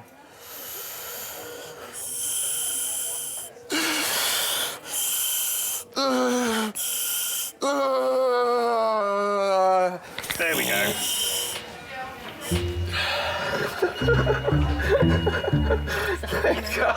Thank God. Oh my God, that's the best feeling in the world. Really? Yeah, no. You can't think of anything better? Well, right now it's all right. Okay. When you hear the clunk of a shoulder going back in, you're like, yes.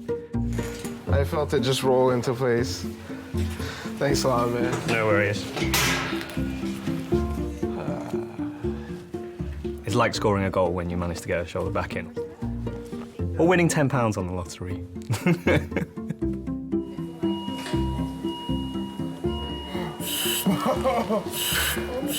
Nearly done. Oh no, we're very nearly finished now. I'm just getting it in the best position I can get it in. Because we often see patients come in walking for 3 days on broken ankles, saying, oh, it's a bit stiff, doc. It was all right. That was Thursday, wasn't it? Yeah. It was okay. Well, I mean, it was painful, but it was okay Friday. Yeah. And you get somebody coming in with a paper cut who's screaming, you know, as if their house is on fire. Yeah, to take a patient's pain away is quite satisfying. Because even though the problem's not gone, you've just taken away the pain, it's a start. Is it a bit better? Yeah. When someone's in pain, they need your help. When you aren't able to do that, it's almost as if you failed at what you were trained to do.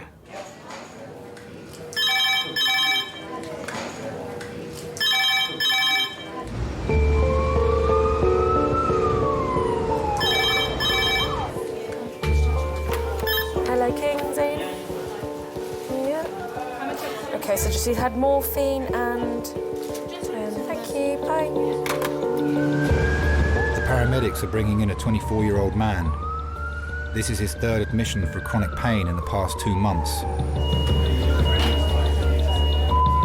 Red phone 9 minutes, red phone 9 minutes.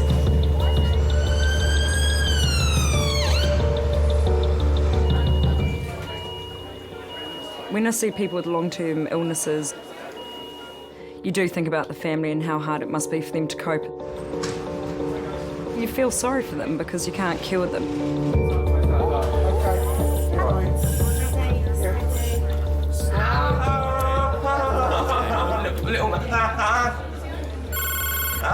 Hi Malcolm, it's Rubiel.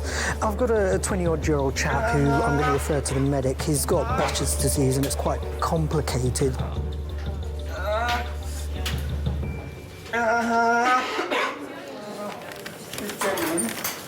Has Behçet's disease. It's a syndrome. All pains all in his hips and down his legs.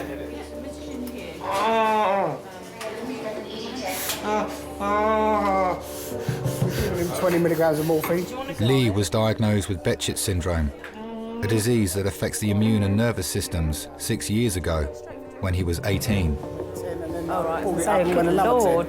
You should have seen him when we got there. You can see the pain he's in now.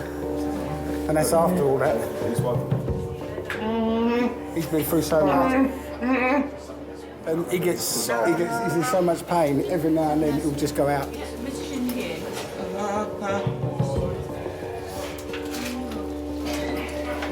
Can you two do something simple like go for a walk together? No. He can't even go to the shop downstairs because by the time he's done that, he's in agony. He would have been doing football, he would have been dancing a lot more. He would have been in the army.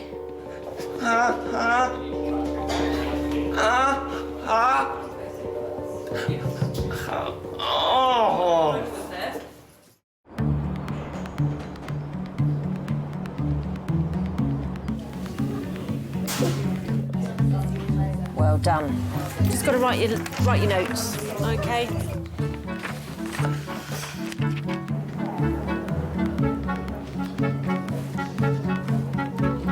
Danny, Neil, can you follow me? Hi. Dad of one, Danny, has come in with a swollen toe. Go take a seat. Yeah. Hi there, my name's Chris. I'm one of the doctors. What can we do for you? Well, I put my foot through my son's bucket just under 2 weeks ago now. When you say through the bucket, actually? He had a plastic bucket. I got dizzy, I banged into a bookshelf and an ornament fell, knocked it across in the path of when I was stumbling. Okay. And my foot went straight, into it, crushed the bucket under my foot. Okay. Barefoot. And for the first few days, the whole of my foot underneath was all swollen. Okay. But my big toe, which actually at the time, thinking about it, was the most pain I had. And have you seen your GP about it? No. Okay, why not? Because I just thought, look, I just bruised it a little bit and it'll get better, but it hasn't. So what made you come in to the emergency department today? So you've had it for 2 weeks. Mm-hmm. What made you come in today?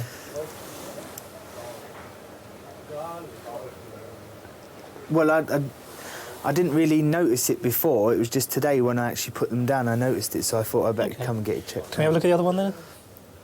Okay, let's have another look. So that's fine there. Yeah, but when you get down to where the ball bit is, it starts hurting. How about there?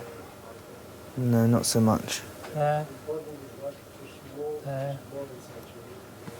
Ah. Sorry. So that's the worst bit there, is Yes. it? Okay. It made it hurt up here, yeah. Okay, let's get an X-ray of that. Men, in general, handle pain less well than women. Have you had any painkillers today? No, I haven't had nothing today, because I haven't had nothing to eat, so Would you I like haven't... some? Yeah, actually, I could... Well, no, because I haven't eaten, so I don't really want to. Okay. I don't know if that's because we get mothered by our mums as little boys, whereas girls are left to get on with it. All right, the X-ray's fine. Yeah? Yeah, there's no fracture, no break, so it's just bruised. Okay. So just simple painkillers. All right, thank you.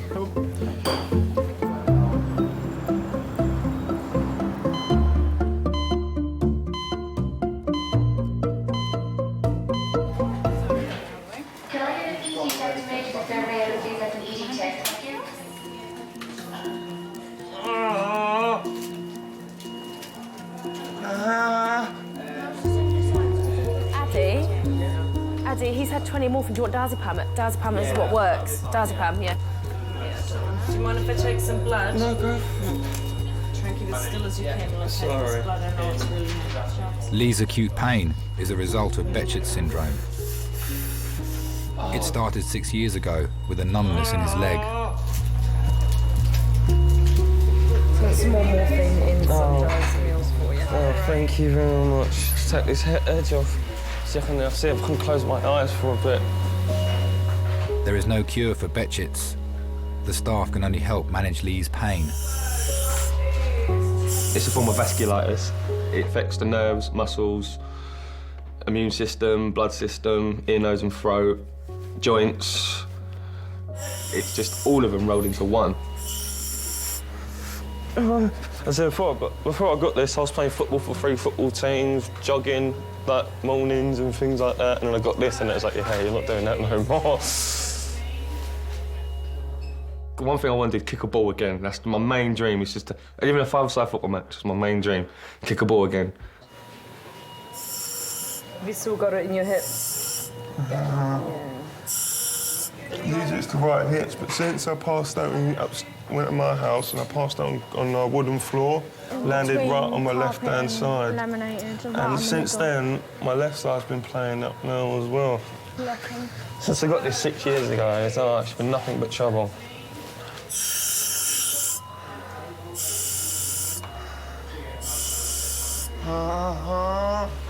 When I go past grass and smell of fresh cut grass, that's one thing that gets me still to this day. It just brings me back memories of back when I was playing before I had Behçet's. I love that smell. I could sit there and just smell fresh cut grass all day and just be happy.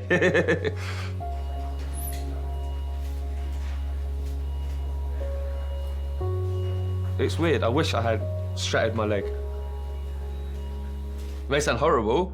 I wish I was in a car accident and had a lot of broken bones because that could have been fixed. Like, they're fixed for that. But yes, it's just, there is no cure for it.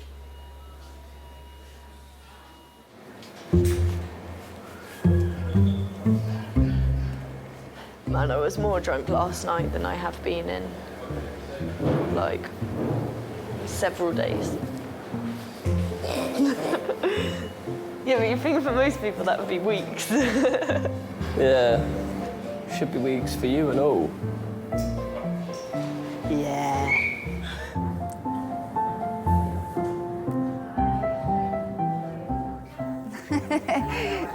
You're chomping away like a monkey there. Very hungry. Kamladi has earache. She has come in with her husband, Ravi. She was having a problem with her ears. So you had a pain in Somebody said if you put a stick of garlic in your ear, that will reduce the pain. Okay. One clove. Not the full one, only single one, yeah? Oh, yeah. You can see it, huh? Yeah. Okay. I'll go and speak to one of my seniors and then we can come back. Okay.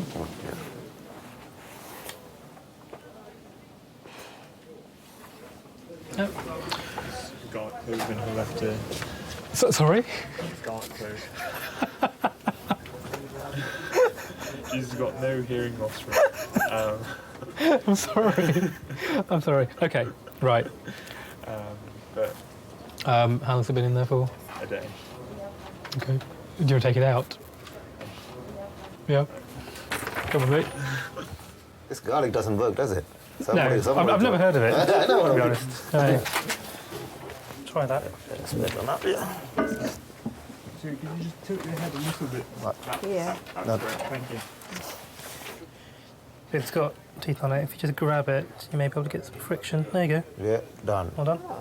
You can take it home if you want.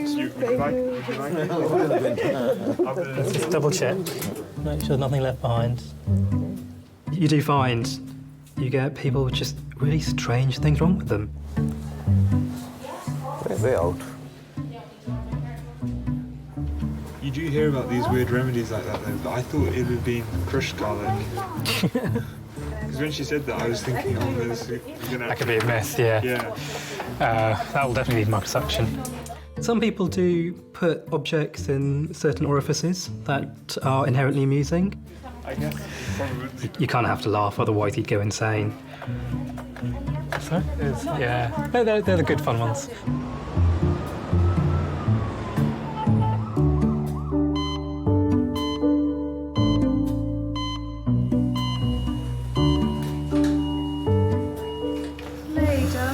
Mum's here. Do you want her to come in? Yes, yes, please. Right,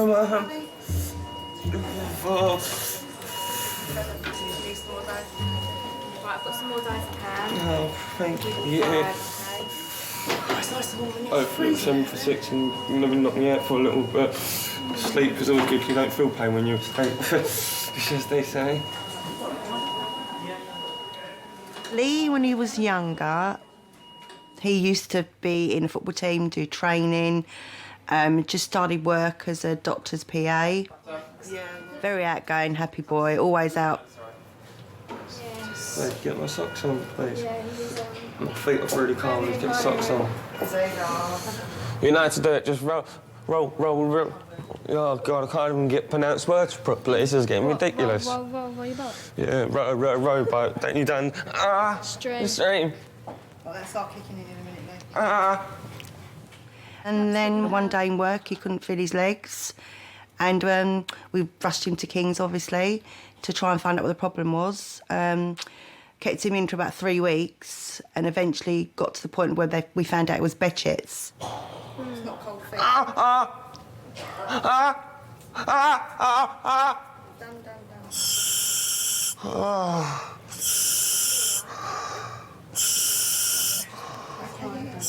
His life's on hold. It's been on hold for 6 years. You go from a child that can walk and play to a child that lies in bed most of the time and he's in a wheelchair or he's on crutches. He's fighting something so hard that there's no answers to. But I mean, he gets days when he's really bad, but I've got to cry, sorry. He gets days when it's really bad, but you just got to be there for him. You just got to deal with it. Great memory. You can go for a fag if you want. OK, we will do. We don't need telling twice. Leave me alone. You OK? You cool? Right. You might get McDonald's breakfast this week. This week? Today. You're going to treat me to McDonald's breakfast? I think you've been a good boy. All depends what time. Are you going to treat me to McDonald's Yeah, I breakfast? bought you McDonald's last week. You're going to treat me to it? Well, he has been good taking his morphine, and I did say All right, then I will. I'll let him have something. Oh, see, I'm so happy.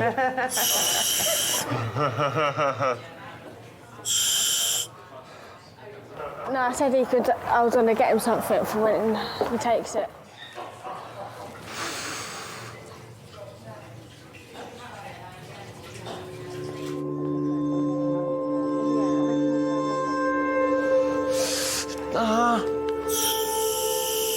No. Can't relax yet. I'm painful. The weekend we decided to go up to Nick's. I'll wear heels.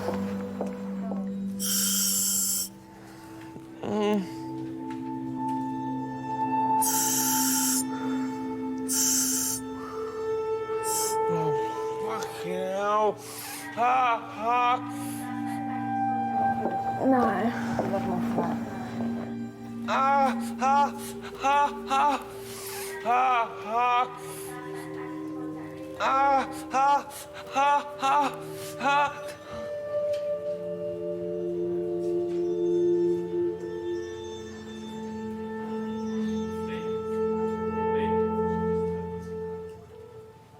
Lee? Lee? Lee? You alright?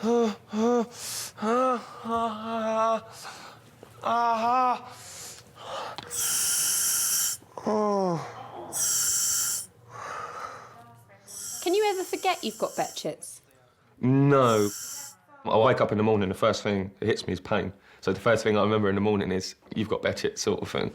And the last thing I remember at night is the pain sort of thing before I go to sleep. So I've got to take sleeping pills just to get to sleep nowadays because the pain's just It's too uncomfortable for me to sleep.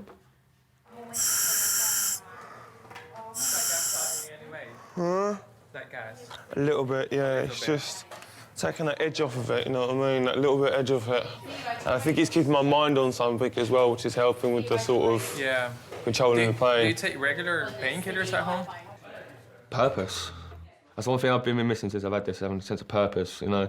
When I had this, at least I knew there was things I was doing. There's a reason for me to get up the next day, the reason for me to wake up. First year, like, I'd done a few stupid things and it doesn't hit me anymore as bad. I just get a few teary moments, as you can tell. When I was just about to turn 20, I just thought that was a burden to everyone. And at that point, I was just like, well, I can't do anything. It's just the point of me being here. He just was really bad one night, and he called me and he said, like, he's got no life, he can't meet any friends, he can't get out. I just felt worthless. I'm just wasting air, really, you know. Might as well just get rid of that. Get rid of it, get rid of that, get the trouble out of people's lives.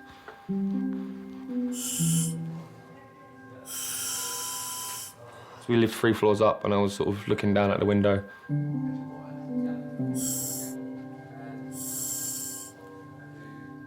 Sitting on the window ledge.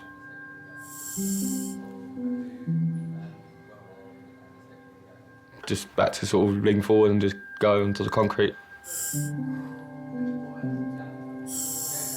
Mum saw me at the window. She just dragged me in and went, that's it. We'll get to take you to a shrink. Head back. Lean for the grass, take your head back, that's it. Back a bit. Makes sense?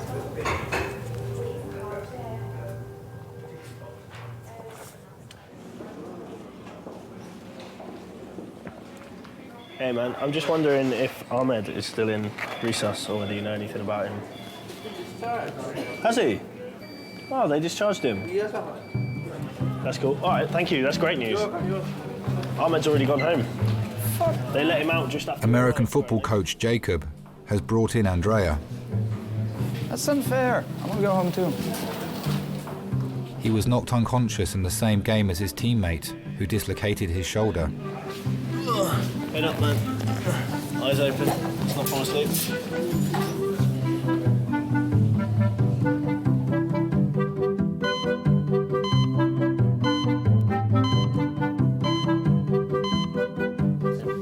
So usually now it comes over the top. First. Lift your hands up. Hands up to heaven.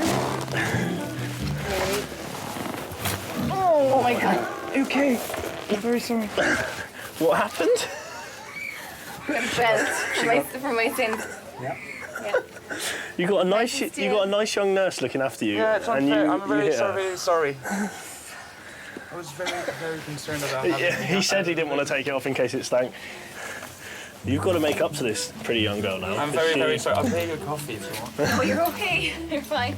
Cheers. You stink, by the way. What? You stink. I got perfume in my bag, Coach, if I stink really too. You're fine. I'm joking. It's my Irish sense of humour, don't worry. Are you Irish? No, you're gonna... You've only just realised. I'm not from here. How can I recognise the accent? I'm stuck with you, unfortunately, for a while. Unfortunately? Yeah. C'est pas très gentil, ça.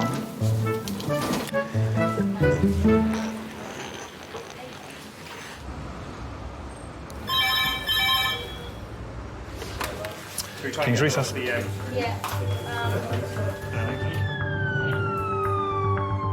paramedics are bringing in a 30-year-old dad of 4.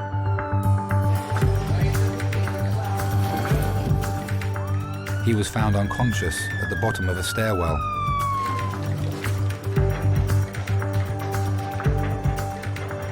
One, two, three. Cole.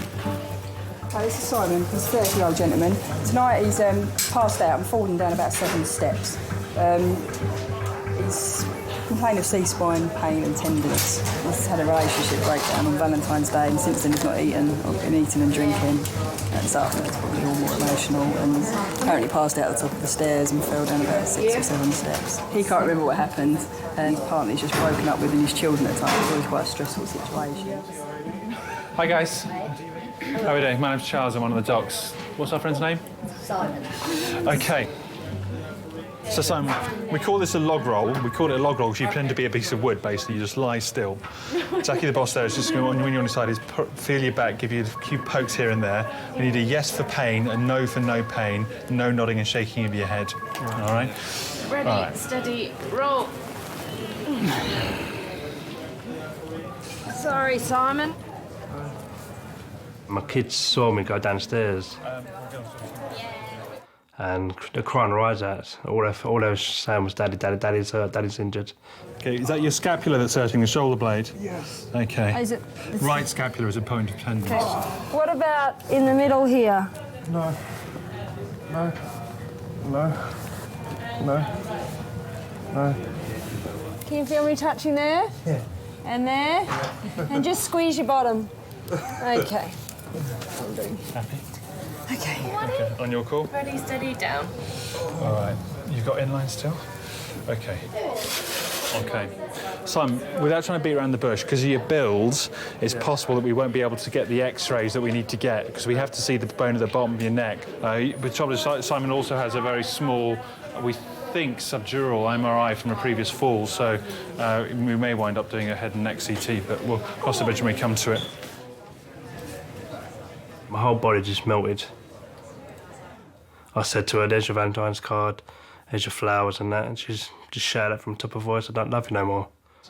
Did you knock yourself out at the time? My girlfriend and... Do you remember falling? No, I passed out before I went down. So it wasn't so much a fall as a faint? Yeah. OK. Your background health? Asthma, diabetes, kidney problems? I'm fine. Regular medications? Fine. All right, OK. Simon and his partner were together for 10 years. They have 4 children. I feel like my heart broke and smashed them into pieces. I didn't know what I've done wrong. That's why I ended up in A&E, because I wasn't eating for like 4 days, solid. All right, if you keep as still as you can, Simon, I'll do a quick heart tracing. Did you ever think you would lose her? No, never. Never in a million years, no, never. He doesn't want us to cut his clothes off, Claire. It was a broken heart that led him to get a physical injury. For a male to come in and physically be, you know, well, stop eating and being unwell over a woman, I can't say I've seen that a lot. Squeeze both my hands as hard as you can. Harder, harder, try and hurt me. Come on, you're tougher than that. I know it's scary, we'll get you all sorted, all right? Doing a tissue. Have you always loved Cassie? Yeah, always, yeah, from day one. From day one when she moved around the estate. I see her walking up and down the street with her sister going to the shops. She'd be in a boob tube and miniskirt in the summer, right, like, and I was just like, wow.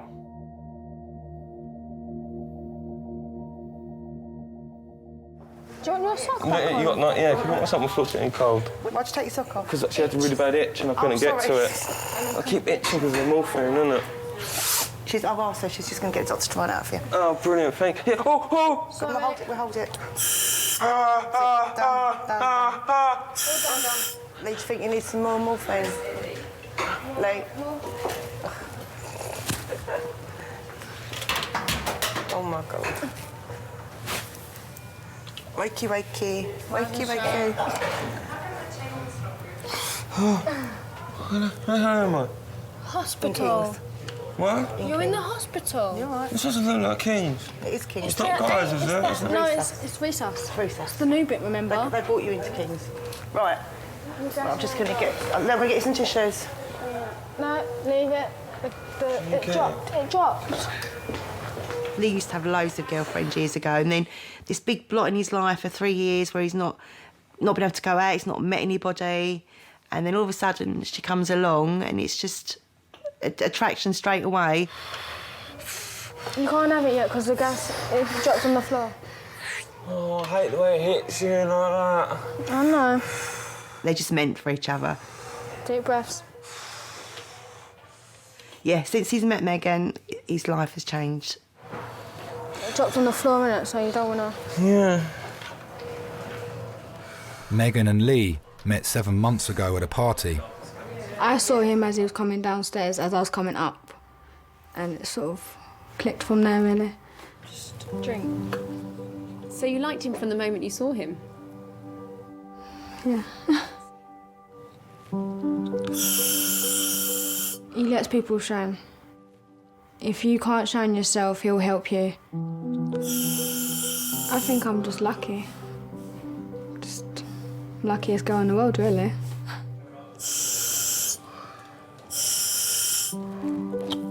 Where's the drink, babe? Where's the drink, babe?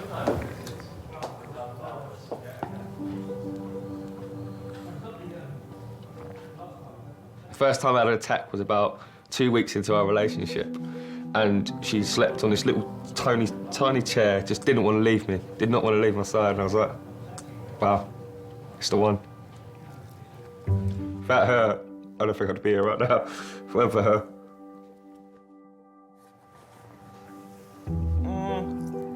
My head was getting back to a point where I was in a place where it was getting bad again. And she sort of just cut me at the right point. Oh, sorry.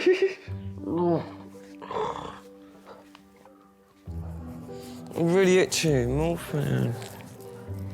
What my head was like before she came along, sort of thing. It's just, wow, that's how lucky I am to have her.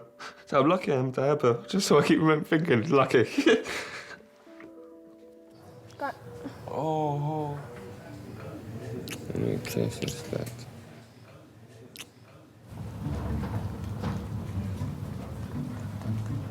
His eyes are hurting him. Yeah, he's not doing well for us. Thank you He hasn't very hit you much. again, has he? Not yet. I think he probably you- wanted to. Are you all right?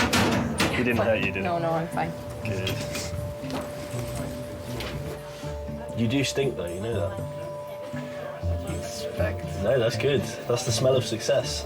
Yeah, well, I'm playing Sunday anyway. What? I'll be down to Coach Ramos. No, I'll get clearance. Hi guys. Good evening. How are we doing? Do you mind if we turn some light on? Yeah, he's a bit sensitive to the light at the minute. All right. Do you reckon you can cope with it for a short while? Jolly good. Andrea, Mr. Gabus, is that how we pronounce it? Yeah, you're good. Okay, my name's Charles, one of the docs. So, American football, hence the pads. Now, I don't need that anymore. no, you don't. That's fine. From a head injury point of view, Yep. no imminent risk of concussion. Okay, the slight light intolerance is a bit unusual, but I'm sure that'll settle. I'd avoid contact sport, unfortunately, until it settles down. To when? Until you've been pain-free for a while, Right, all right? Can you just sign it saying I can play Sunday? I can't sign anything to say you can or you can't. The advice would be not to play until the pain is resolved, all right? Okay. All right, hold fire there. We'll get you some painkillers to get you on your way, okay? So that's cool. That's great news. There you go. All's good. Yeah, I was faking it, probably. Thank you. I'm Take sure care. you'll see another Bye-bye. one of the teams sooner or later.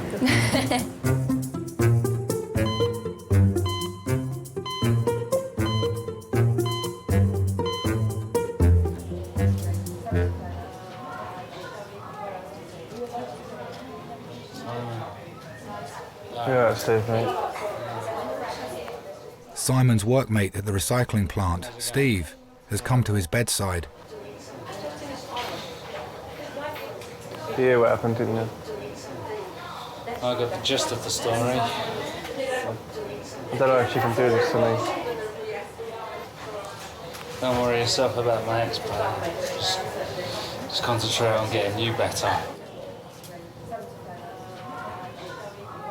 To get you out of here, we'll make sure that you get well. Make sure you get better. Oh, I love her. Take care of yourself, Simon. All right? I'll see you when you finish. All right, cheers. All right? I'll wait here for you. Yeah, literally just feel like that. Feel tiny. You think, hang on a minute, you know, big as I am, the world's crushing down on you, and you feel like a little mouse. You know, you ain't as big as you are no more. As soon as that woman says that, it's game over. Yeah.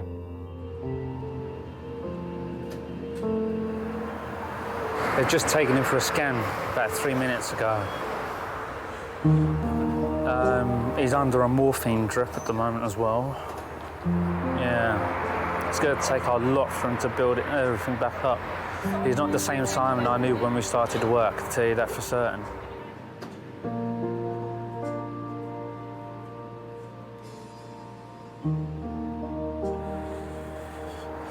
Trying to keep Simon's spirits up, but even that's bloody hard. Just have to see how everything goes. Ready? 1, 2, 3.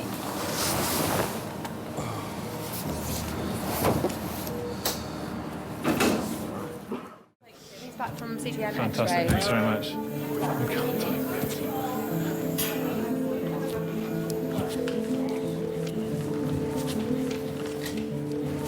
All right, Simon, your scan's fine. Let's get this for you, huh? So you let's take me off now. There we go. Now, I don't want you to start turning cartwheels or anything because you've been flat for a little while. Oh, man. That's better. OK, I'm just going to sit you up a little bit, all right? Simon's nan has come to take him home. I'm just going to sit you up a little bit, just let you relax, all right? And then I want to come back and re-examine your back a bit now, let me know your neck's fine, and see if I have to order any more x-rays or not. 20 mils Gaviscon, yeah? OK.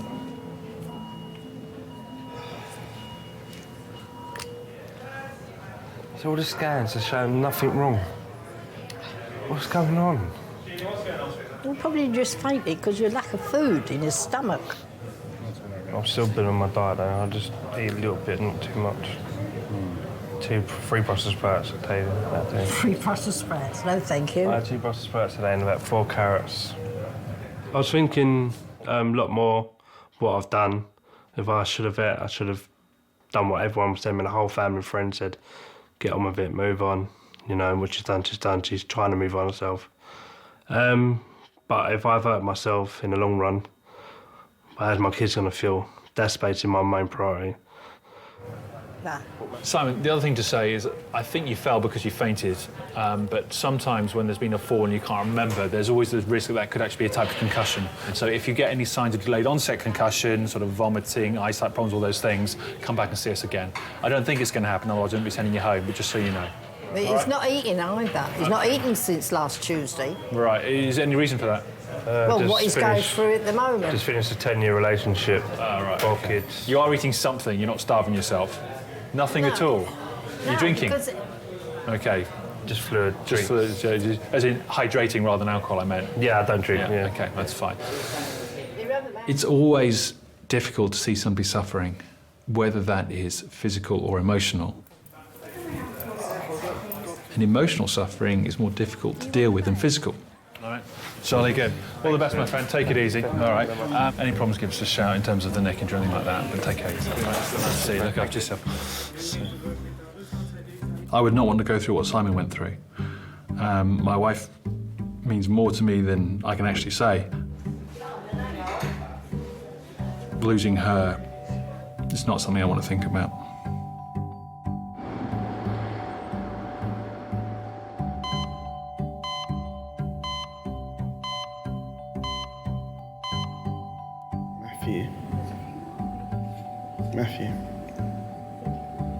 Matthew, yeah? Would you pay £711 for flight and hotel to New York? No, too expensive.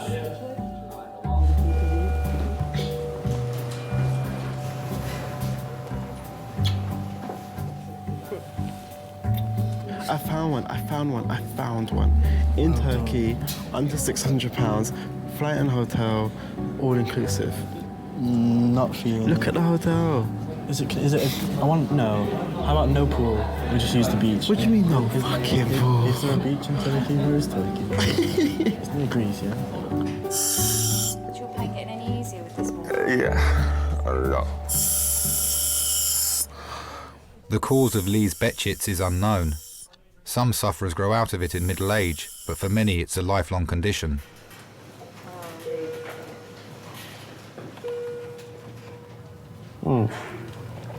That look, when you do that, I'll give you that when I've had enough, all right?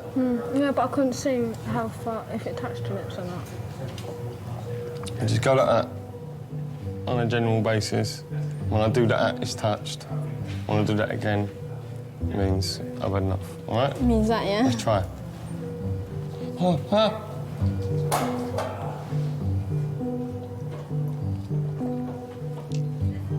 It worked.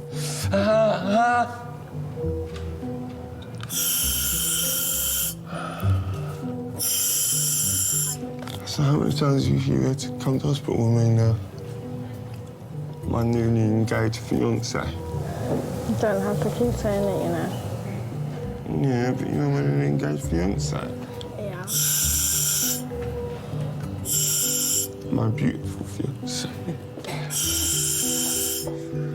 Do you like saying the word fiancé? I love it. Fiancé. I love saying it. I do. I love showing. I love showing her off. It's just one of those things. I love showing her off. I'm just happy. Gastineau, why have you taken it off your finger? Please, man, annoying me. Put it on that one then. Okay. Do as you're told. I don't like it. It annoys me. Oh, shut up. Okay, it's like we're a couple already. Stop moving.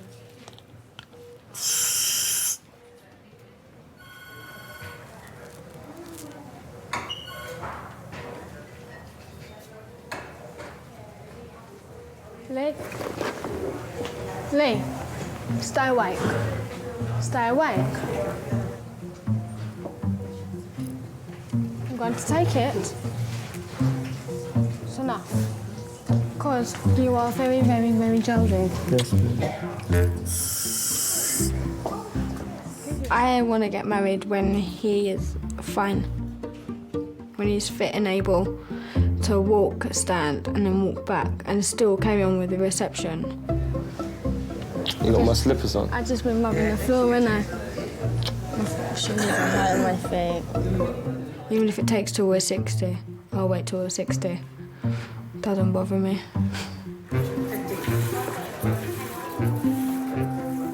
This is really hard. But I'm not going to lose this. It's not going to beat me. Nothing's going to beat me. It's only one thing that's going to beat me, and that's me missus.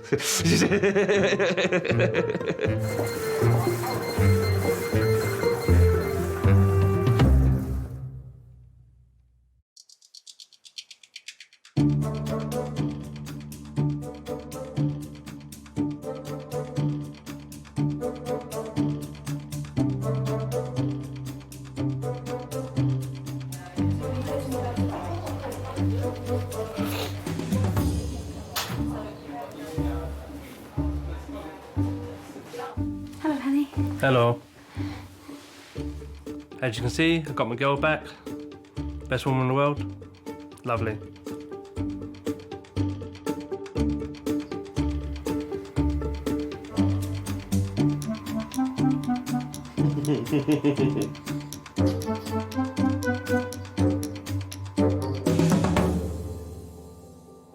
I just kind of, as I do, stumbled and fell, but how much you had to drink just for health reasons.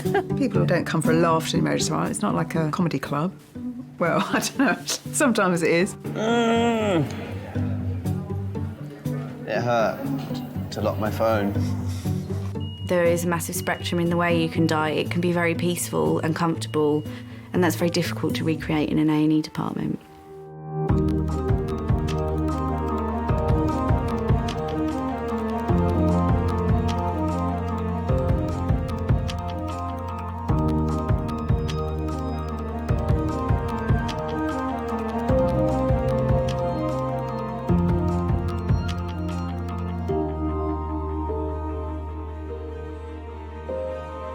you.